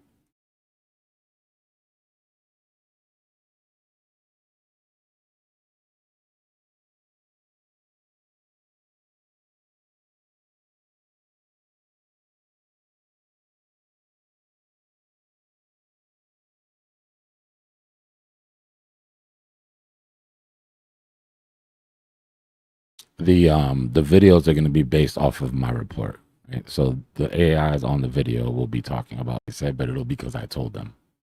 The clankers will be on their own. That's what'll be interesting. We need to wait for a pullback on oil, yo. Like I know not everybody was here, but it's way different than it was when we brought this to the group, sort of originally. That short squeeze is already commenced. So you're looking for a sharp pullback to demand, because I don't think it's over personally.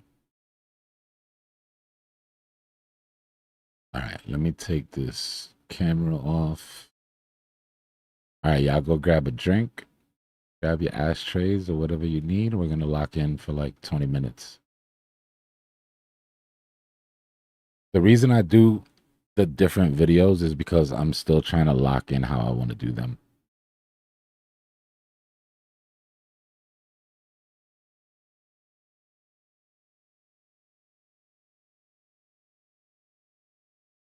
So we got a little bit of experimentation going on, but they're all based off of the same. They're all based off of the same. I put together, just trying to cover different angles.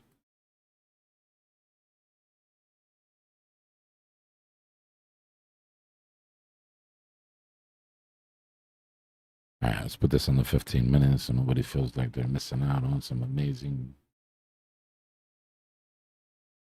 We're going to range until we're not anymore, so.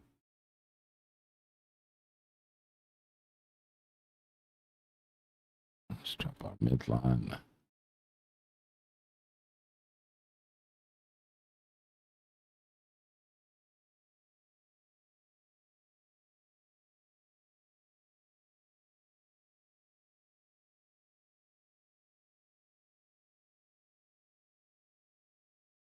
We still got our expansion above.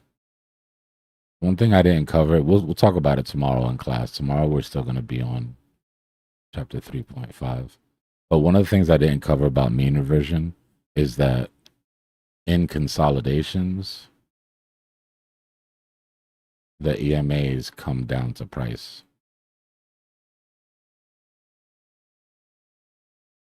Right? And that counts as mean reversion just as much as if price had gone up to the EMAs. Right? So sometimes when you stop in consolidation, it'll be for two things. It'll be to cool down RSIs, right? Because RSIs cool down even when price is moving sideways. And it'll be to have a bit of an inverted mean reversion where the mean comes down to price itself. I don't think that's what's happening here, but I just wanted to point it out because we could very well range share.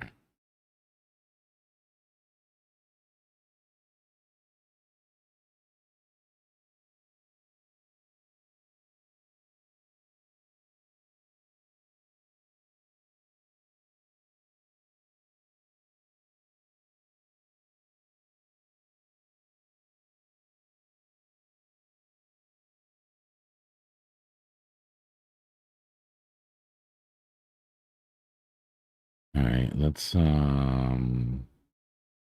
cover the basics first, right?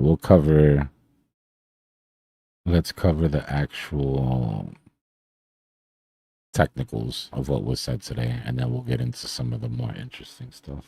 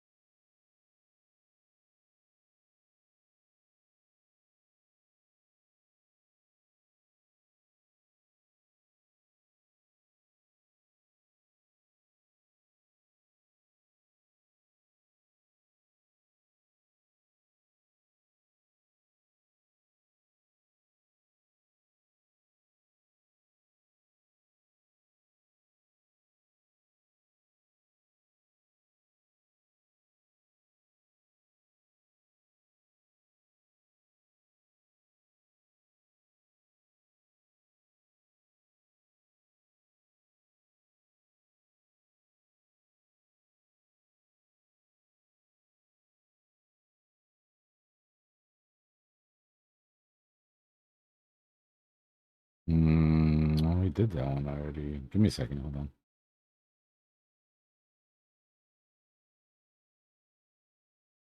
Ah, that's why.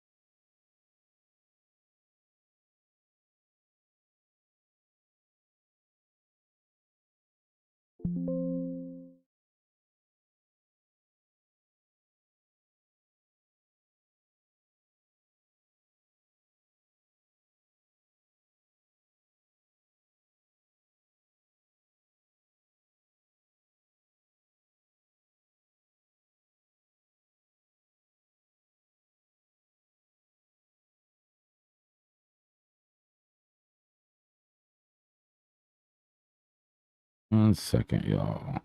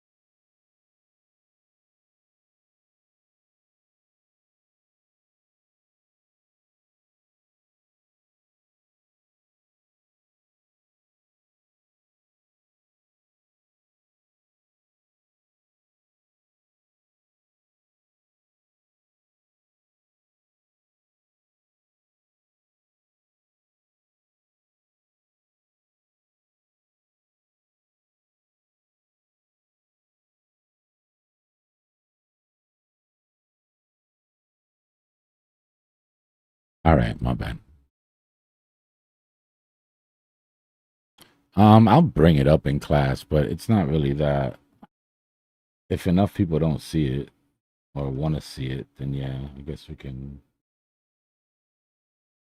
do that.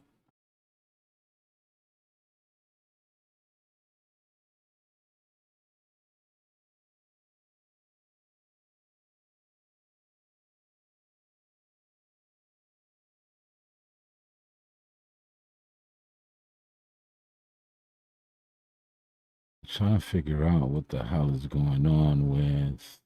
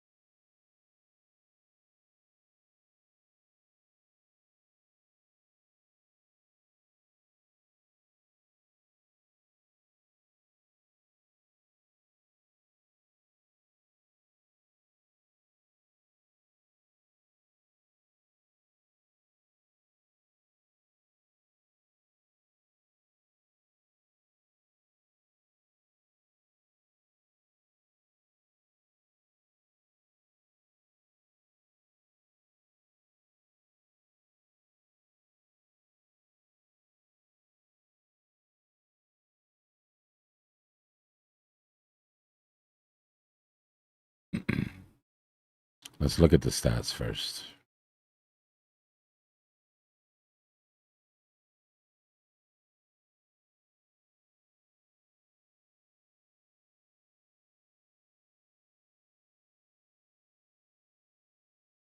Welcome to the final Powell press conference and the macro control room. The Federal Reserve is navigating a multi-front war against sticky inflation, supply shocks, and political pressure, resulting in a prolonged holding pattern. Key figures include the Fed funds rate at 3.50% to 3.75%, and core PCE inflation at 3.2%. Monetary policy is in a prolonged wait-and-see status, with the target rate held and markets pricing in a near-zero probability of rate cuts through 2026.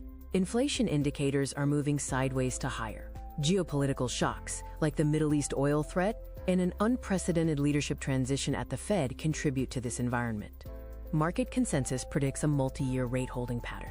The probability of no change remains overwhelmingly high across upcoming meetings. The CME futures market does not price in a higher probability of a rate cut until December 2027, indicating a massive shift from previous easing expectations. A critical deletion in the FOMC statement changed the previous stance that inflation was somewhat elevated to the current stance that inflation is simply, quote, elevated. This shift is driven by global oil prices and goods sector tariffs. 3 FOMC members dissented, arguing the data no longer supports a lean toward rate cuts. We are navigating an era of compounding supply shocks. Events like the pandemic, the war in Ukraine, and tariffs have been major drivers. Currently, the Middle East and Iran blockade present a global oil supply choke point, threatening a secondary wave of energy inflation.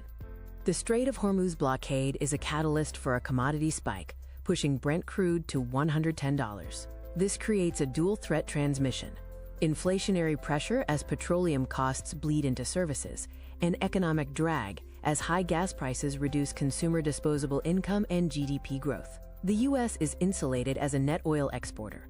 The Fed prefers to track true momentum using private domestic final purchases, or PDFP, which excludes government spending, net exports, and inventory, unlike GDP.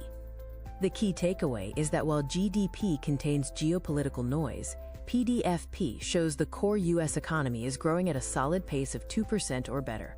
The labor market maintains an uncomfortable balance with a 4.3% unemployment rate. It's stable but stagnant, with low hiring and low quits. This lockout effect makes it hard for new entrants. Labor force growth is also declining due to a demographic drag from lower immigration rates. Asset classes are reacting to this stalemate. Fixed income sees yields rising, pricing in higher long-term inflation. Equities are roaring higher, with NASDAQ and S&P 500 making massive legs up. Sector and crypto show divergence, with energy moving up and healthcare and crypto pulling back.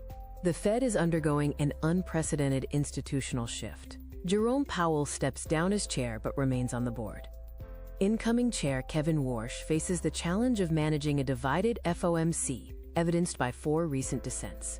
He is expected to review communication tools like the dot plot and press conferences. Central bank independence is critical. Outside the wall is the political calendar, which biases toward rapid rate cuts. Inside the wall is economic reality, driven by data analysis and the dual mandate. Powell's core thesis stresses the importance of the Fed being able to conduct monetary policy without political influence. The wait-and-see era is entrenched by 3 factors: an inflation floor, economic resilience, and institutional defense. The optimal play for the FOMC is inaction. At 3.50% to 3.75%, the policy is mildly restrictive, the perfect altitude to wait out the oil shock and outlast the political cycle.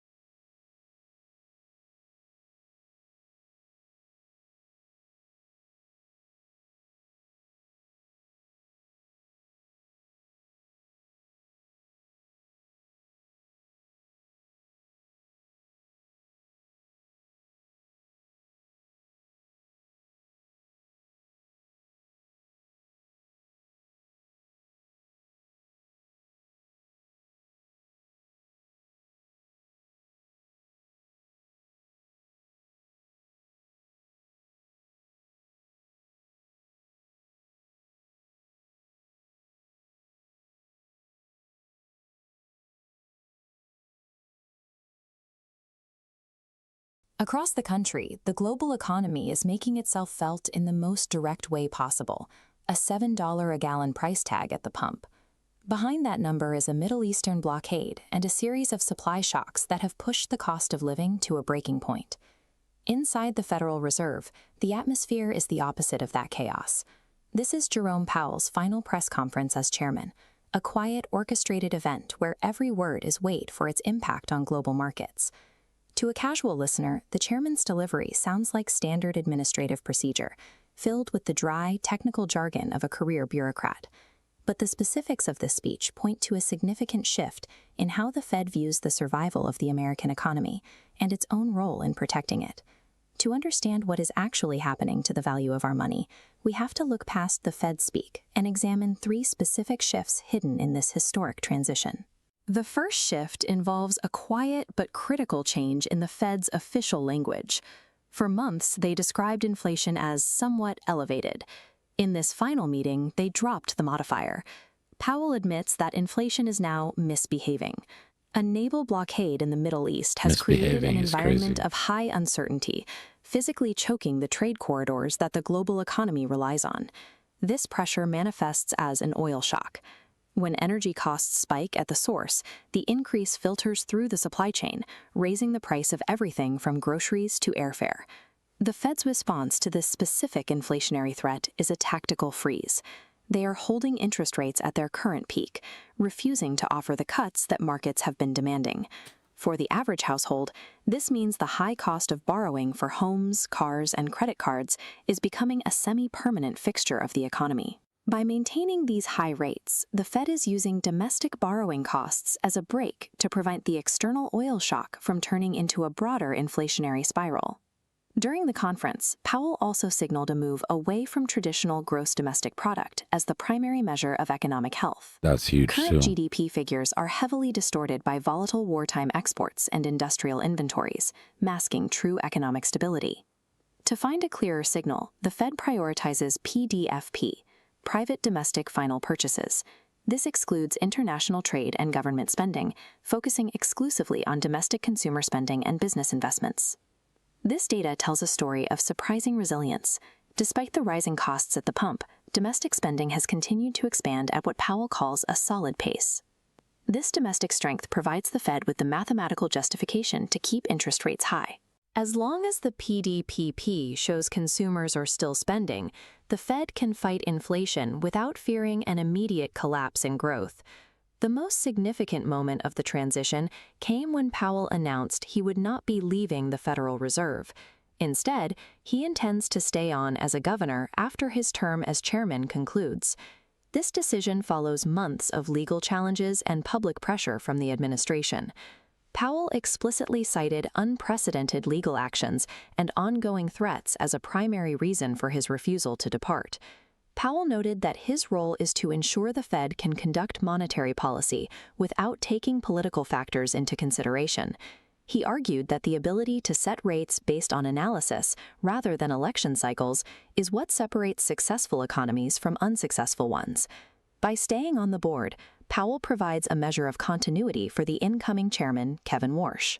He noted he would not leave until the various criminal investigations into the Fed are well and truly over, with full transparency.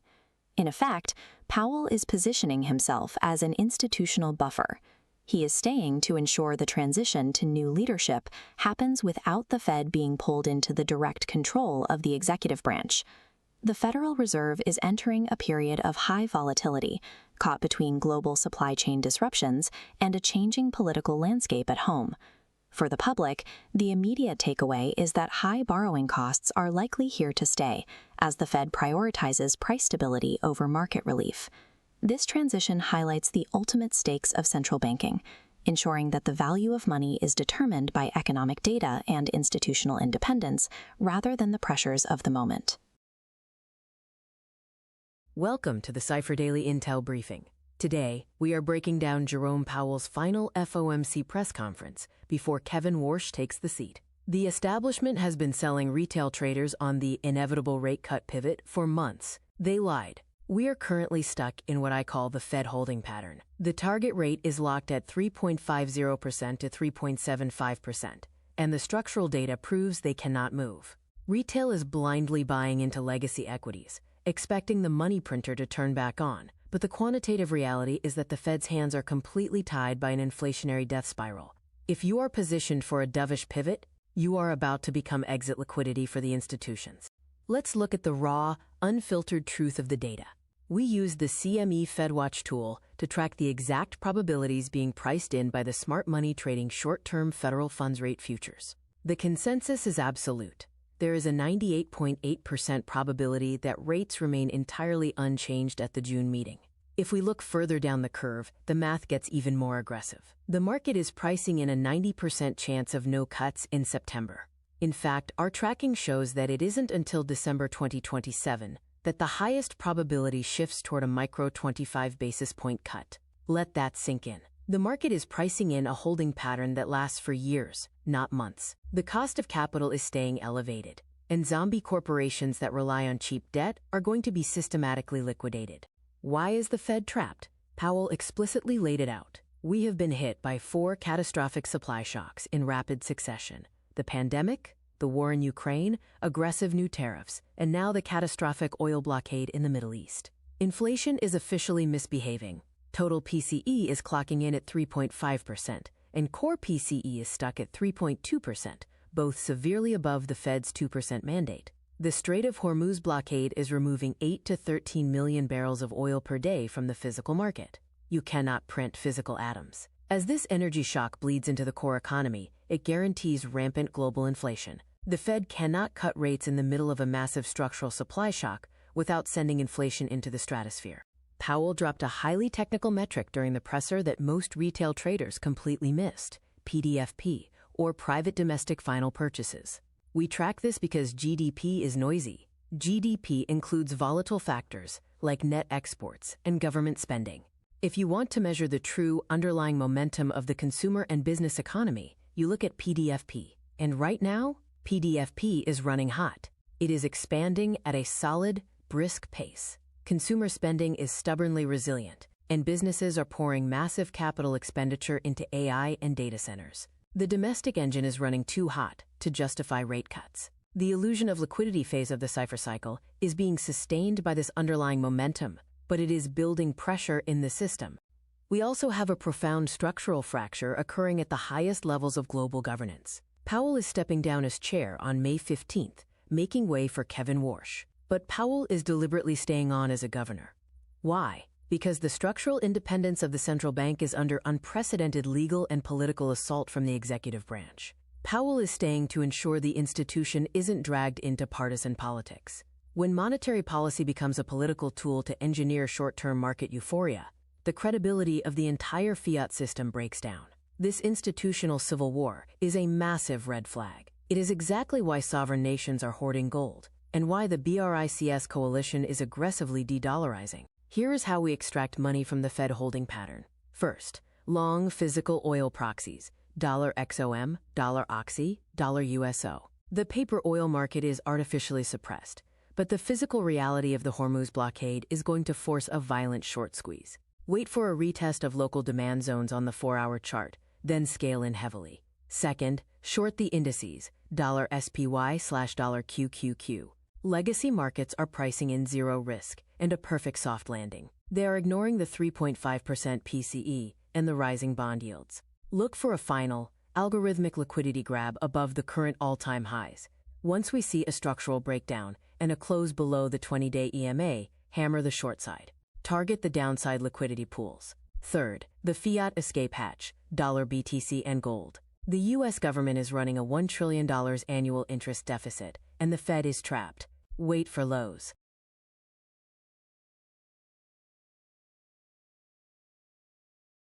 Everybody was taking notes.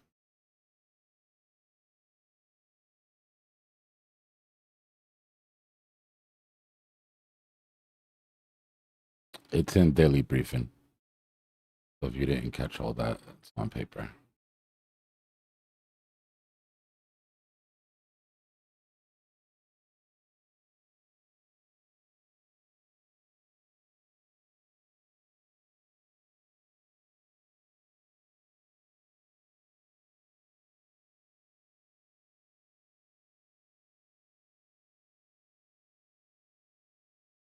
Morning, Issa.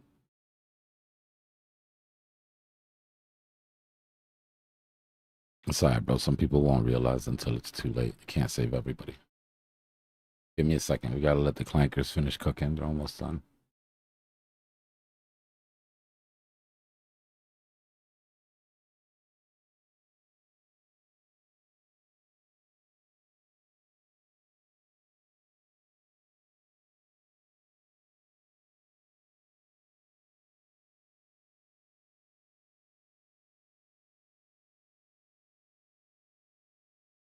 The way anybody could be even moderately bullish after the FOMC meeting today, I have no idea.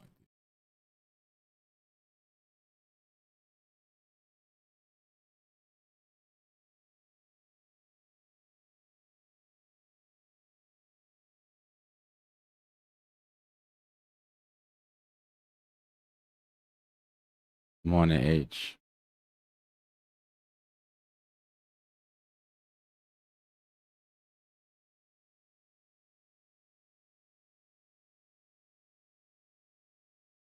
Now, this doesn't necessarily have to speed anything up, but it does take away that idea of, in my opinion, Warsh coming in, cutting, and having that cut hit right at the bottom as we take off. So timing wise, it's annoying, but doesn't matter. We'll still be in a bull market in December 2027. We'll still need the pump.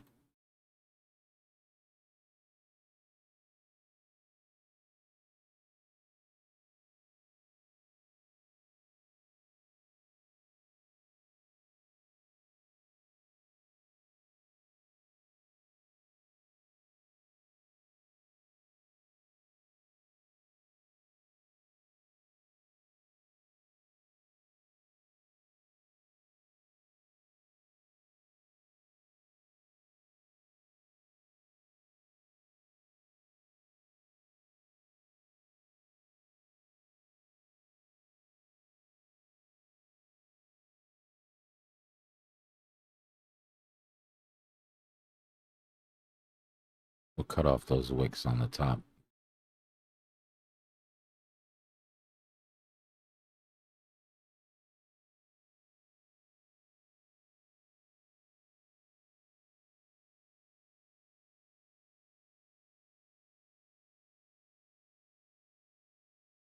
No, I mean, we haven't gotten out. We're in a range. Right, so it looks weak, but no, I haven't. I told y'all until Saturday, until the time that we redo these psychological ranges, there's always a possibility to come back up. The only thing that doesn't have me really like hanging my hat on it is the fact that we already tested that, we just tested that psychological range.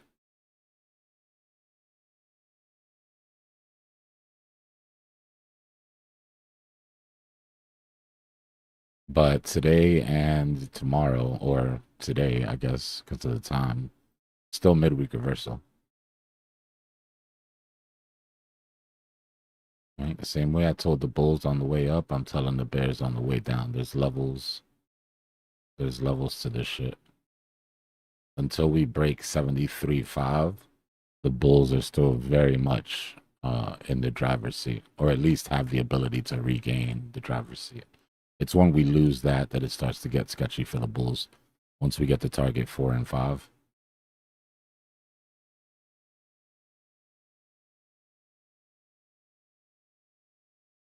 But I personally am not. I personally am not heavy long.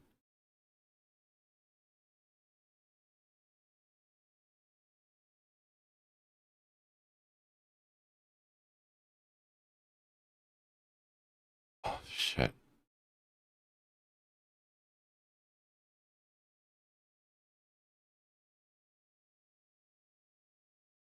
We should. By my calculations, it had way more to do with QT. Even people that say, there's 10 million coins now and it was dilution, we'll never have an alt season because of the dilution. That would be true if every coin got equal. If every coin got equal price action, or got equal transactions or equal volume, then yeah. But you got to realize, yeah, we had 10 million coins. But out of those 10 million coins, 9,500,073 coins were dead. Meaning they weren't getting more than $100 of transactions per day. Right? So it does split attention.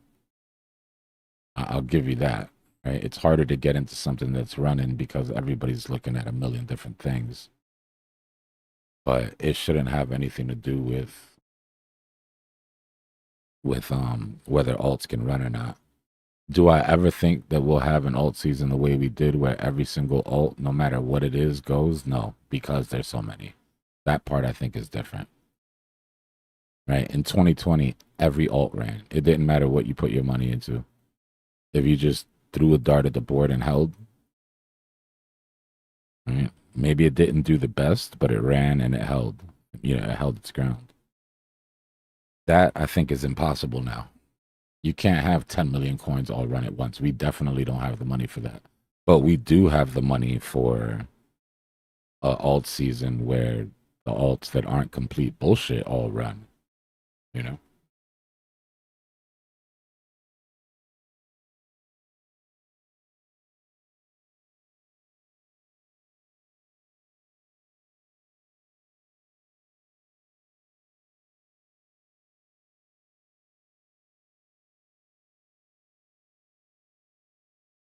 My uncle, no, I can't say who he is, but my uncle's a musician. He's a singer, and he was on tour in Argentina and somehow managed to catch MRSA, bro. That shit was scary.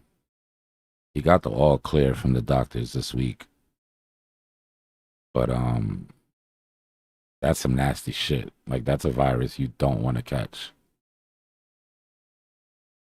I told him he needs to slow his ass down.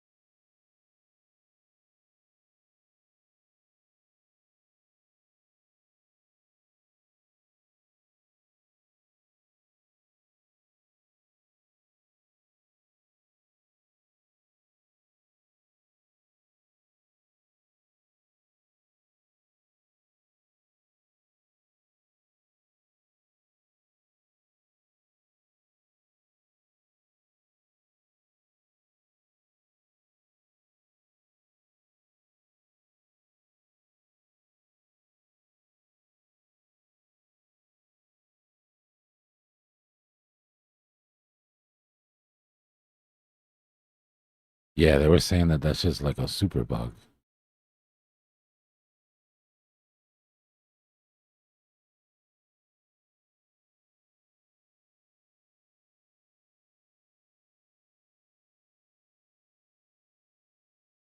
Nah, I mean, he's good, but he's not good. Like, meaning, like, he's good, like, he's gonna be all right. But that shit is nasty work. So he canceled his tour for 3 months. Like, 3 months. Stay your ass at home.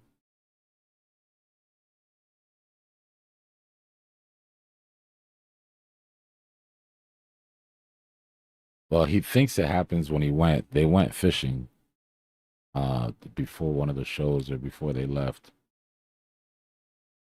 They went fishing and he said that he had like a cut or a sore on one of his toes. And they think that that's where it came from, but they can't track it down. They can't track it back. That's their best guess.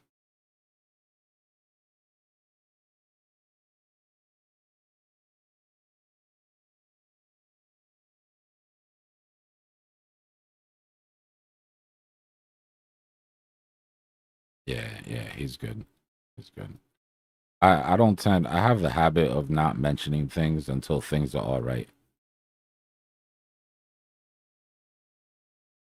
It's just taught that when things are shaky, you don't give people an opportunity to wish you bad, you know? Although I know y'all are family. I like that for many of y'all, but just a habit.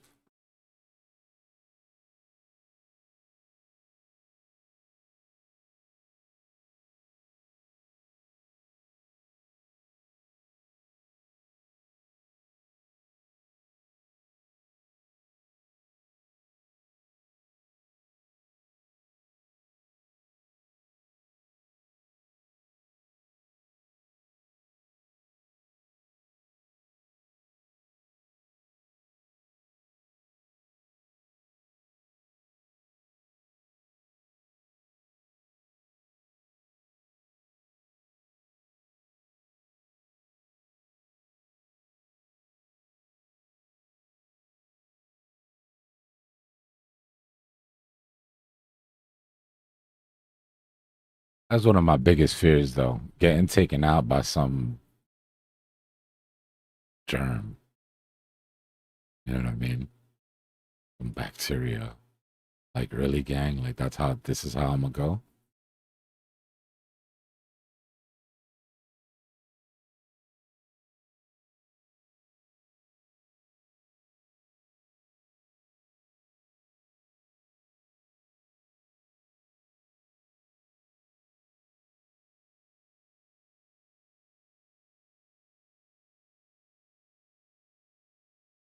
Hmm. I hear that.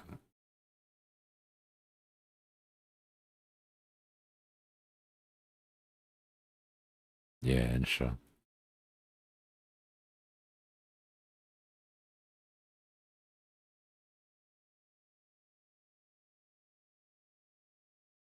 But damn, you know?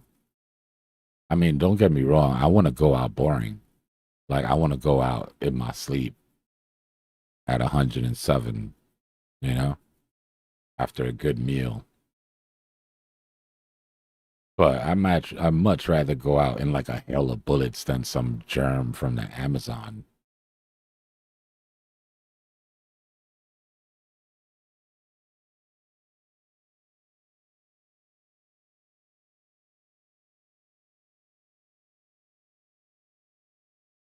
An extinction event is different.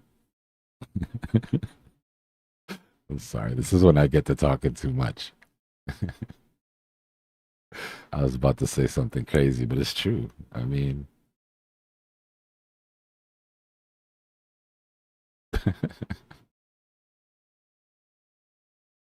all right. I'm just saying, okay? An extinction event, that just sounds horrible, right? All the people, you know, all the innocence of the kids, like, you know, like, but is it worse than just you, like, you go off of, I don't know, bro. If it's just done, if I made it to the end, I think I'm cool. It's just the stuff that happens after you go that bugs you, right? But like if it's some sort of extinction event and like we all make it to the end, like I don't know, GG is like what are we supposed to do? Had a good run, gang.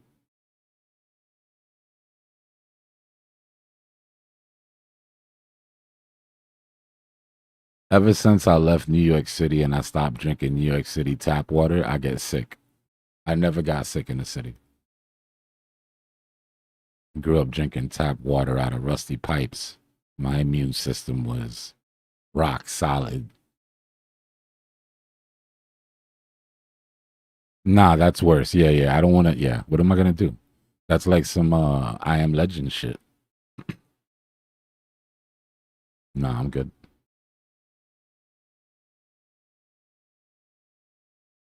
I would feel like I'm missing out on something, like there's a party going on somewhere and I didn't get invited.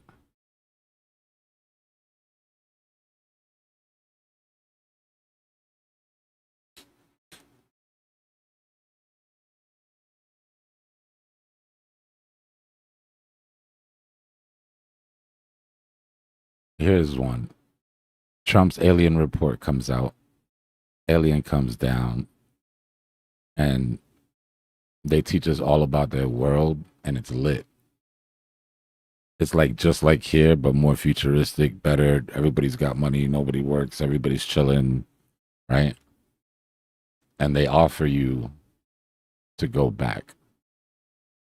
As many people on earth that want to come can come. Right. They like breathe carbon dioxide and they need us to go up there and breathe so that we can keep them alive. Some shit, whatever. You can make up the sci-fi behind it. You going or you staying? I mean, it's proof. They come back with all types of, there's no doubt in your mind. There's no like funny business. They're not going to bait and switch.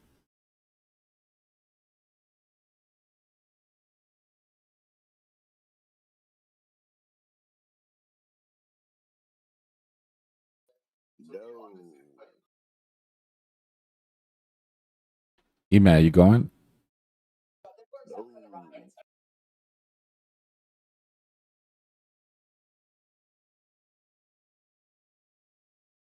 What if they tell you there's super cheap real estate? Like COVID prices.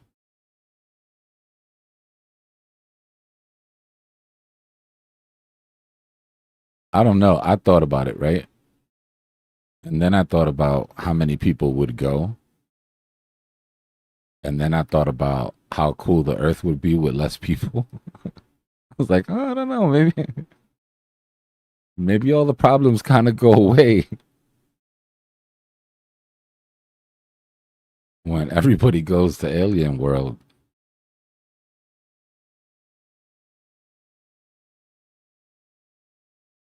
Yeah, like, I don't know, man. Might just kick it around here for a while. I already know where everything's at, you know?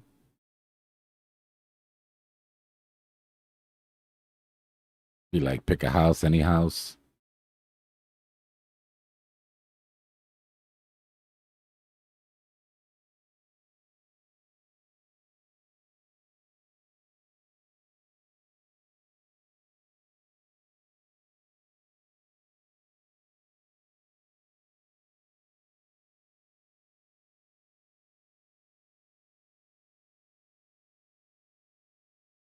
Nah, I mean, there's got to be some technology that blinks you, right? Because I'm not taking a generational long trip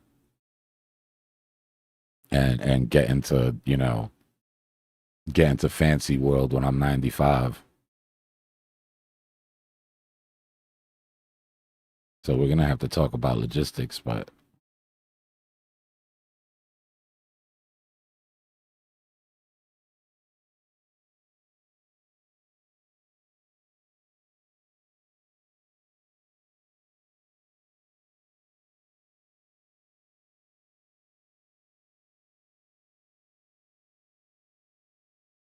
nah, we're not worried about trading. The whole point is that you don't, everything would be taken care of, sort of thing.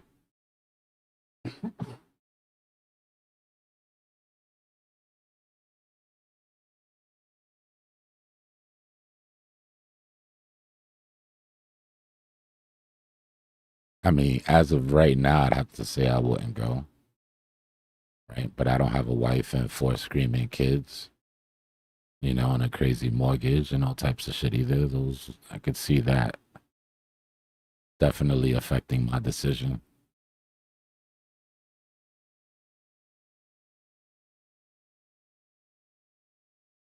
I sense hesitation. All right, let's say the aliens show up and they just look like us. Like they're not weird. They're not like gooey and shit. They're just like mad chill.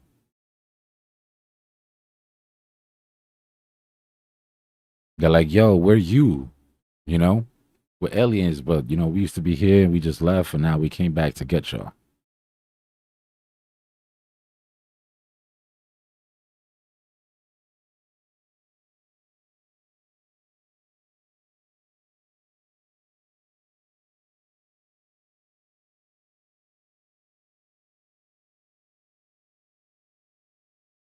All right, that was a test. I know who not to let in the bunker with me now. You guys are too easy, bro. Someone to knock on the door with a white claw and a cute girl. You opening that airlock, I know it.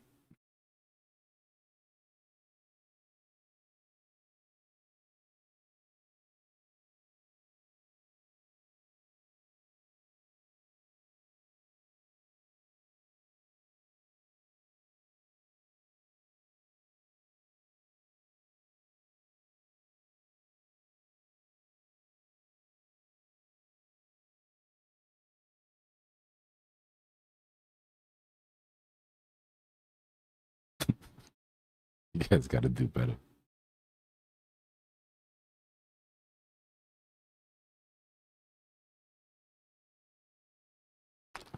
The clankers are done. We'll listen to the podcast here in a second.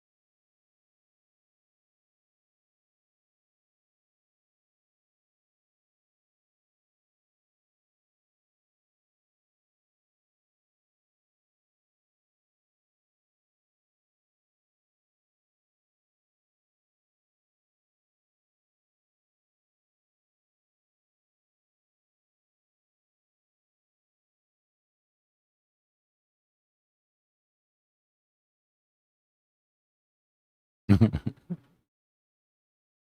don't know. There's people in my blood family that aren't making it into this bunker.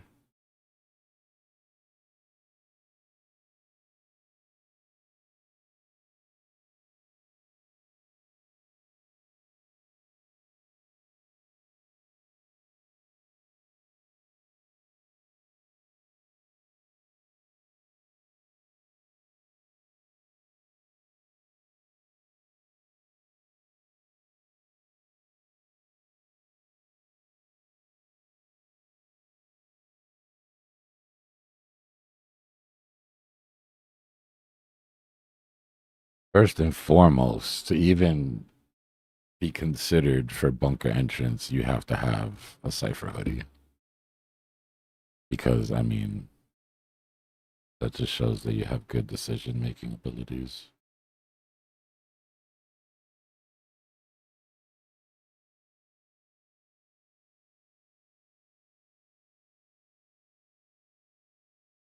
No, we're just zigzagging around in here.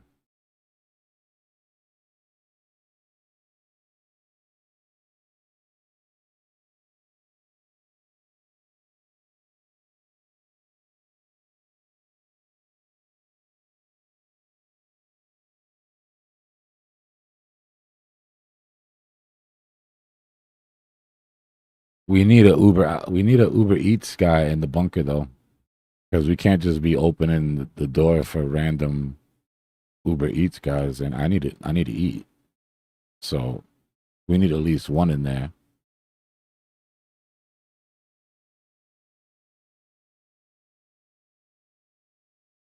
Yeah, see, those can't make it in the bunker.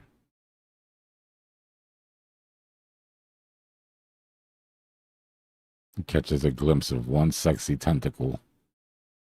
It's all over.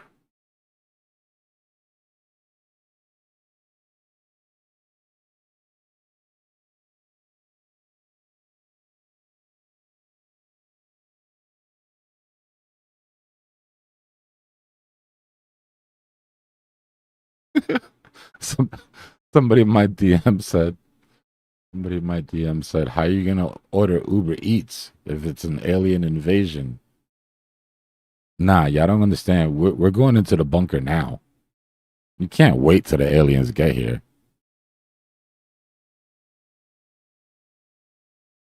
I just hopped into this. This is the oddest conversation.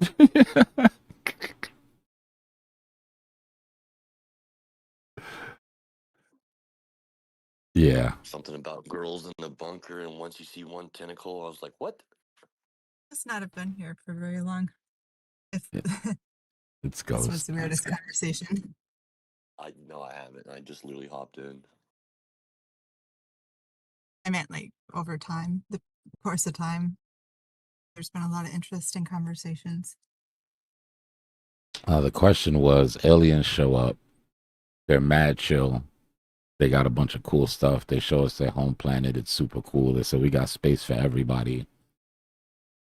Right? We don't work. We don't do shit. We just have stuff and do stuff. You go or do you stay?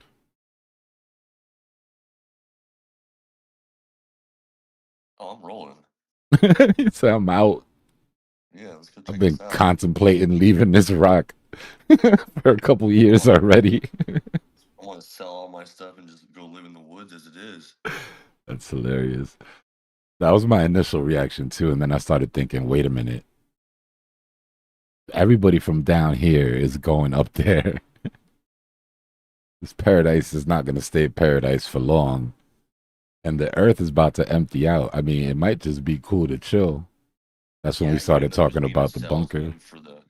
You start just being a salesman for the alien world. Hey, yeah, you should all go. Everybody. Oh, yeah. Everybody get out. I'll put together all types of infographics explaining how cool the alien planet is.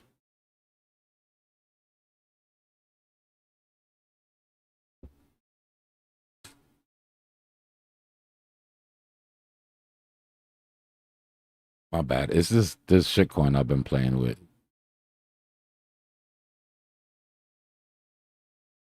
MAGA. make aliens great again. And then my brain somehow went to, I don't know. It's a scary place. But Trump's been teasing that alien report. And I know when he drops it, if he drops it, there will eventually be a time where he says the words make aliens great again, because he can't help himself but flip the MAGA thing. And then I expect this to do this.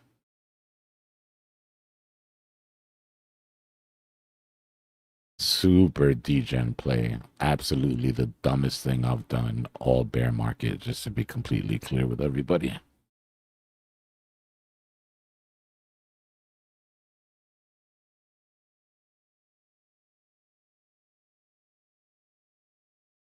It literally, the entire thing rides on him saying the words, make aliens great again.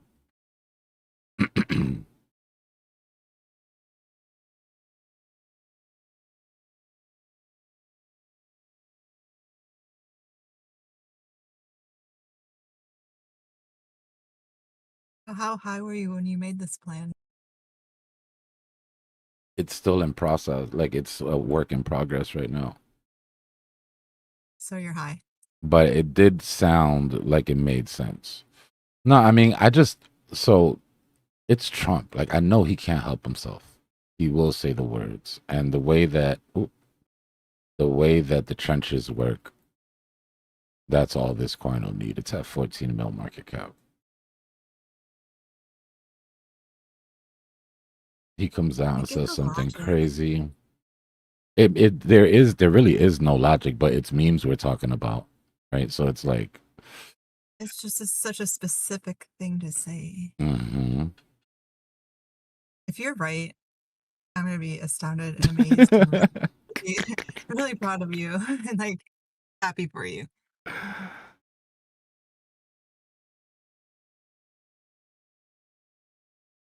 He's definitely going to take credit for revealing the truth or whatever, right? But then I've also heard him say things on podcasts like, if you knew what I knew, you'd never tell anybody. So it's like, you know? Yeah. I mean, even if he didn't say the words, if you could get it to be a meme, it was close enough and enough people saw it. Yeah. Just that would be way better. Yeah, excuse me. Just the alien vibe sort of kicking up will kick up tons of alien memes. And y'all know me. I don't really play with shit like this often. And I'm not trying to say that this has any validity, but I'm just saying there's usually a method to my madness. And for me, it's the fact that it's managed to hold this. There's no reason in hell that this thing should be holding ground. Like, at all. Okay, well, that's interesting. So you're reading by the structure of the chart that the probability of Trump saying make aliens great again is high. Higher. Well, the amount of people that believe that there's a good chance of him saying that is high, and I think that's what's holding price up. Okay, so the second it's your belief in the chart. Yeah. You know, because if this chart looked like shit, I wouldn't even be. Yeah, it wouldn't matter to me what he said. Right? If this thing had taken a foot, like if it did like a trade or something, right, and took the whole thing, it wouldn't matter to me. But the fact that so far it's holding, there seems to be a floor at around 11 mil, 10 mil. Some so far. special chart reading ability. I mean, that you can read the sentiment of other traders out. Yeah. And almost like kind of see into the future of something that's completely not related to the chart. That's crazy. Well, I mean, it's not so much see into the future, but like at least the expectations of traders.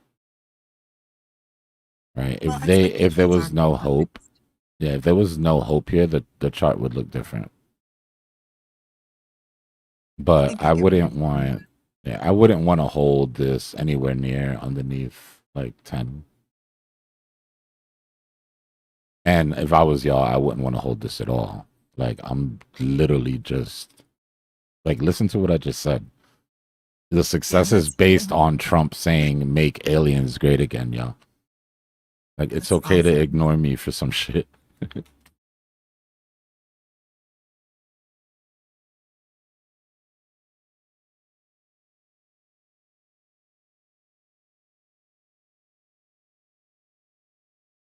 There's just something really endearing about that. I don't know.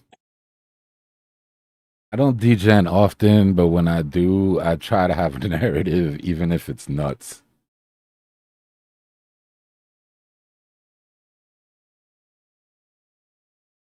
That's what I'm saying, Ghost. I mean, I'm just looking at the performance, like, and then I'm looking at the holder count go up, right, day by day, and then I'm seeing it go from nobody that I follow, following them on my list to now like 6, 7 different KOLs sort of showing interest, you know?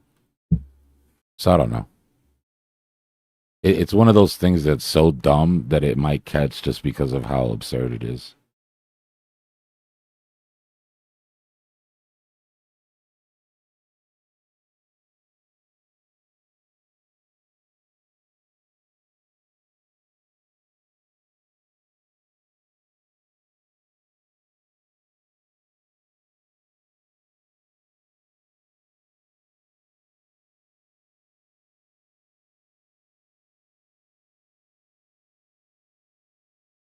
But when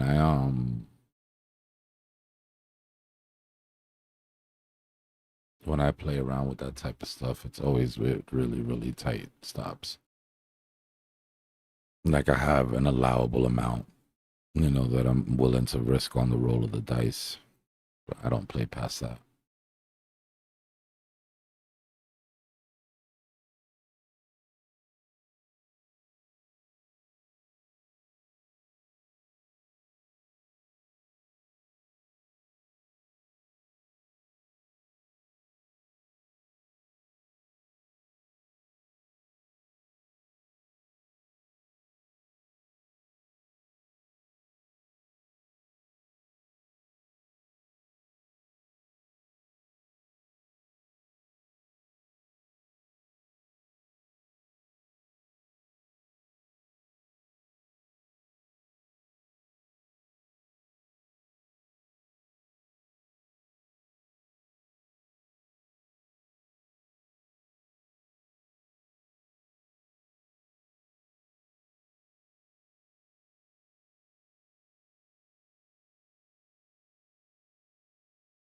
Excuse me. I mean, they've already confirmed it. The confirmation isn't a thing. I don't know, but people pay attention to what they want to pay attention to. Those hearings happened a long time ago. They told us straight up in no uncertain terms that we were being visited by crafts that were not built here. That's as far as they went.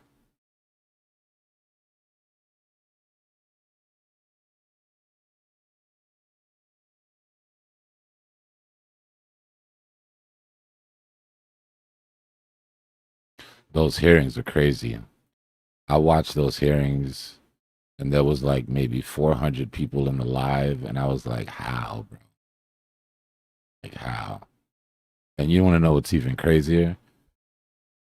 That press release, when they dropped that about the otherworldly crafts,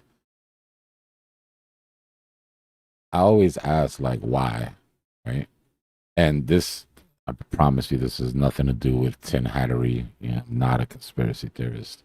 Go find the documents for yourself. I don't even want to give you the link. Go find the documents for yourself. When they released the information about the FBI, or the information about the aliens, right? It was in a disclosure, and there was a bunch of other things that they released too. In that same disclosure, there's a report called The Holographic Nature of the Universe. That shit was crazy. that, like, I read it twice and I haven't even thought about it too much because it puts me into that whole, like, we're in a simulation sort of mind space. But that's some trippy shit.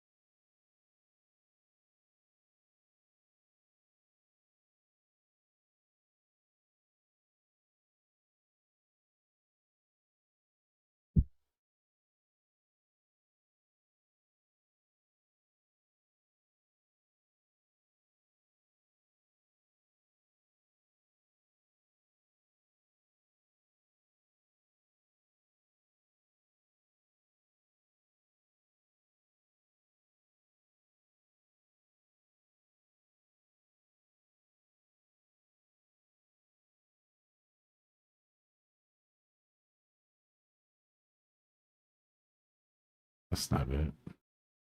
You got me on a search to find this thing now.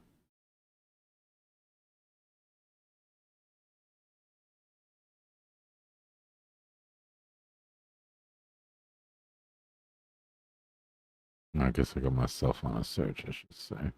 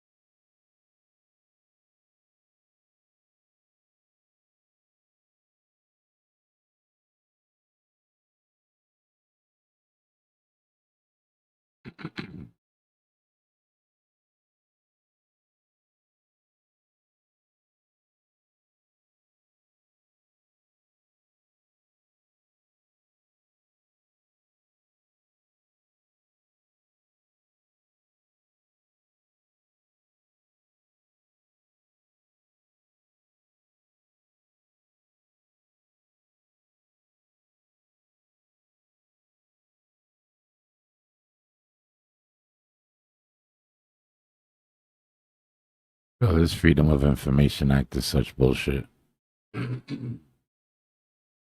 It's like, yeah, they let you go in and they let you search for you, but then they add every keyword to every file, and you have to dig through a mountain of shit to find what you're looking for on the CIA.gov page.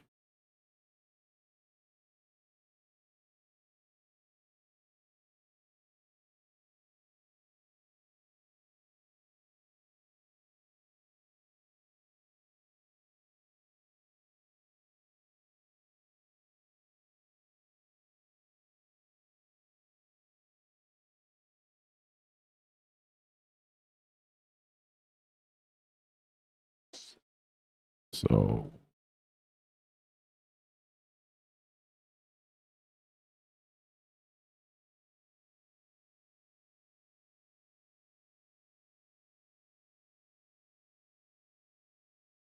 Yeah, they always show us the shit in movies. That's the one thing that these conspiracy theorists do get right. Shit always leaks out in the movies. That's why I'm trying to find a few right on the CIA page.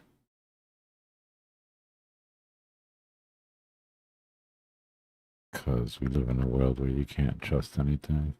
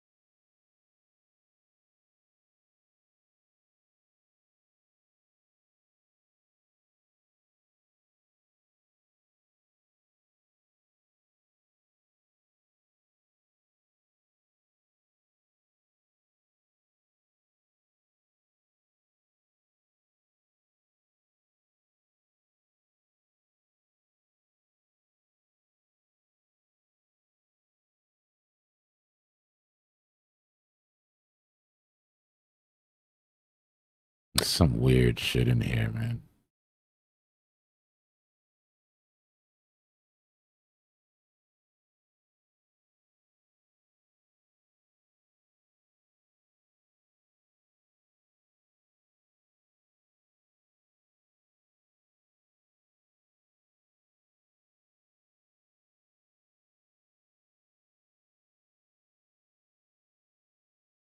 If you guys have never gone and looked on well, probably not. I'm the only weirdo that does this shit. CIA.gov. If you go into the reading room, they give you your search for FOIA requests, right? Like by law, you get access. But look at this. First of all, look at the text. Like, just tell me you don't want me to. Like, this shit is not inviting, not pleasant, not easy to read. And then when you search it, by law, they gave it to me, right? But it's buried in 9 pages.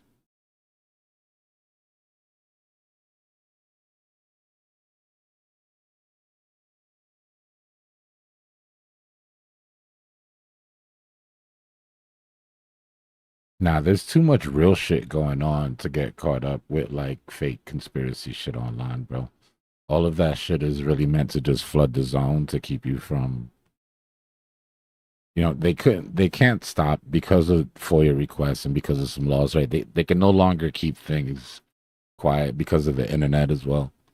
But what they can do is that they can flood the internet with so much shit that you can't tell the real from the not. Most people don't put in the effort. And then if anybody does come up with something real, they usually follow it up with some other bullshit because of the internet that just disqualifies anything they say. You know what I mean? And then even if they do say some real shit, nobody believes them because they just went on about, flat earth for an hour or whatever. Nothing against my flat earthers. Just first thing that came to mind. I don't want no problems.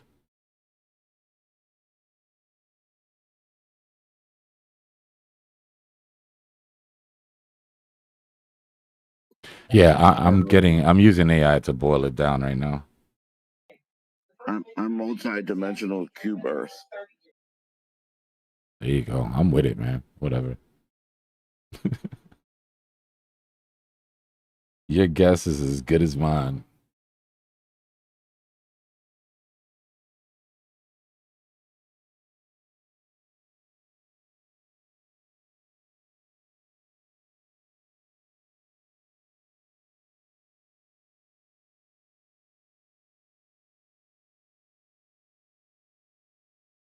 It'd be funny to see the government come out one day, or like the scientific community come out one day and be like, all right, you got us. All right, it's flat. You got us. And then just be like, okay, now what? You know? Because people get so like hung, and I get it. Right? You've been lied to your whole life and really, are convinced that it's flat. Like, yeah, that's bugged out. But some people like lose themselves and dedicate their whole life to it. It's like, I would love to see scientists come out one day and just troll them and be like, you know what? You're right. You got us.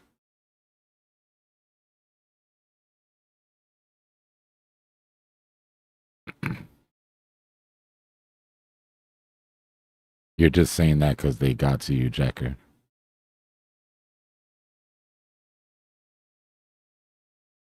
Been infiltrated.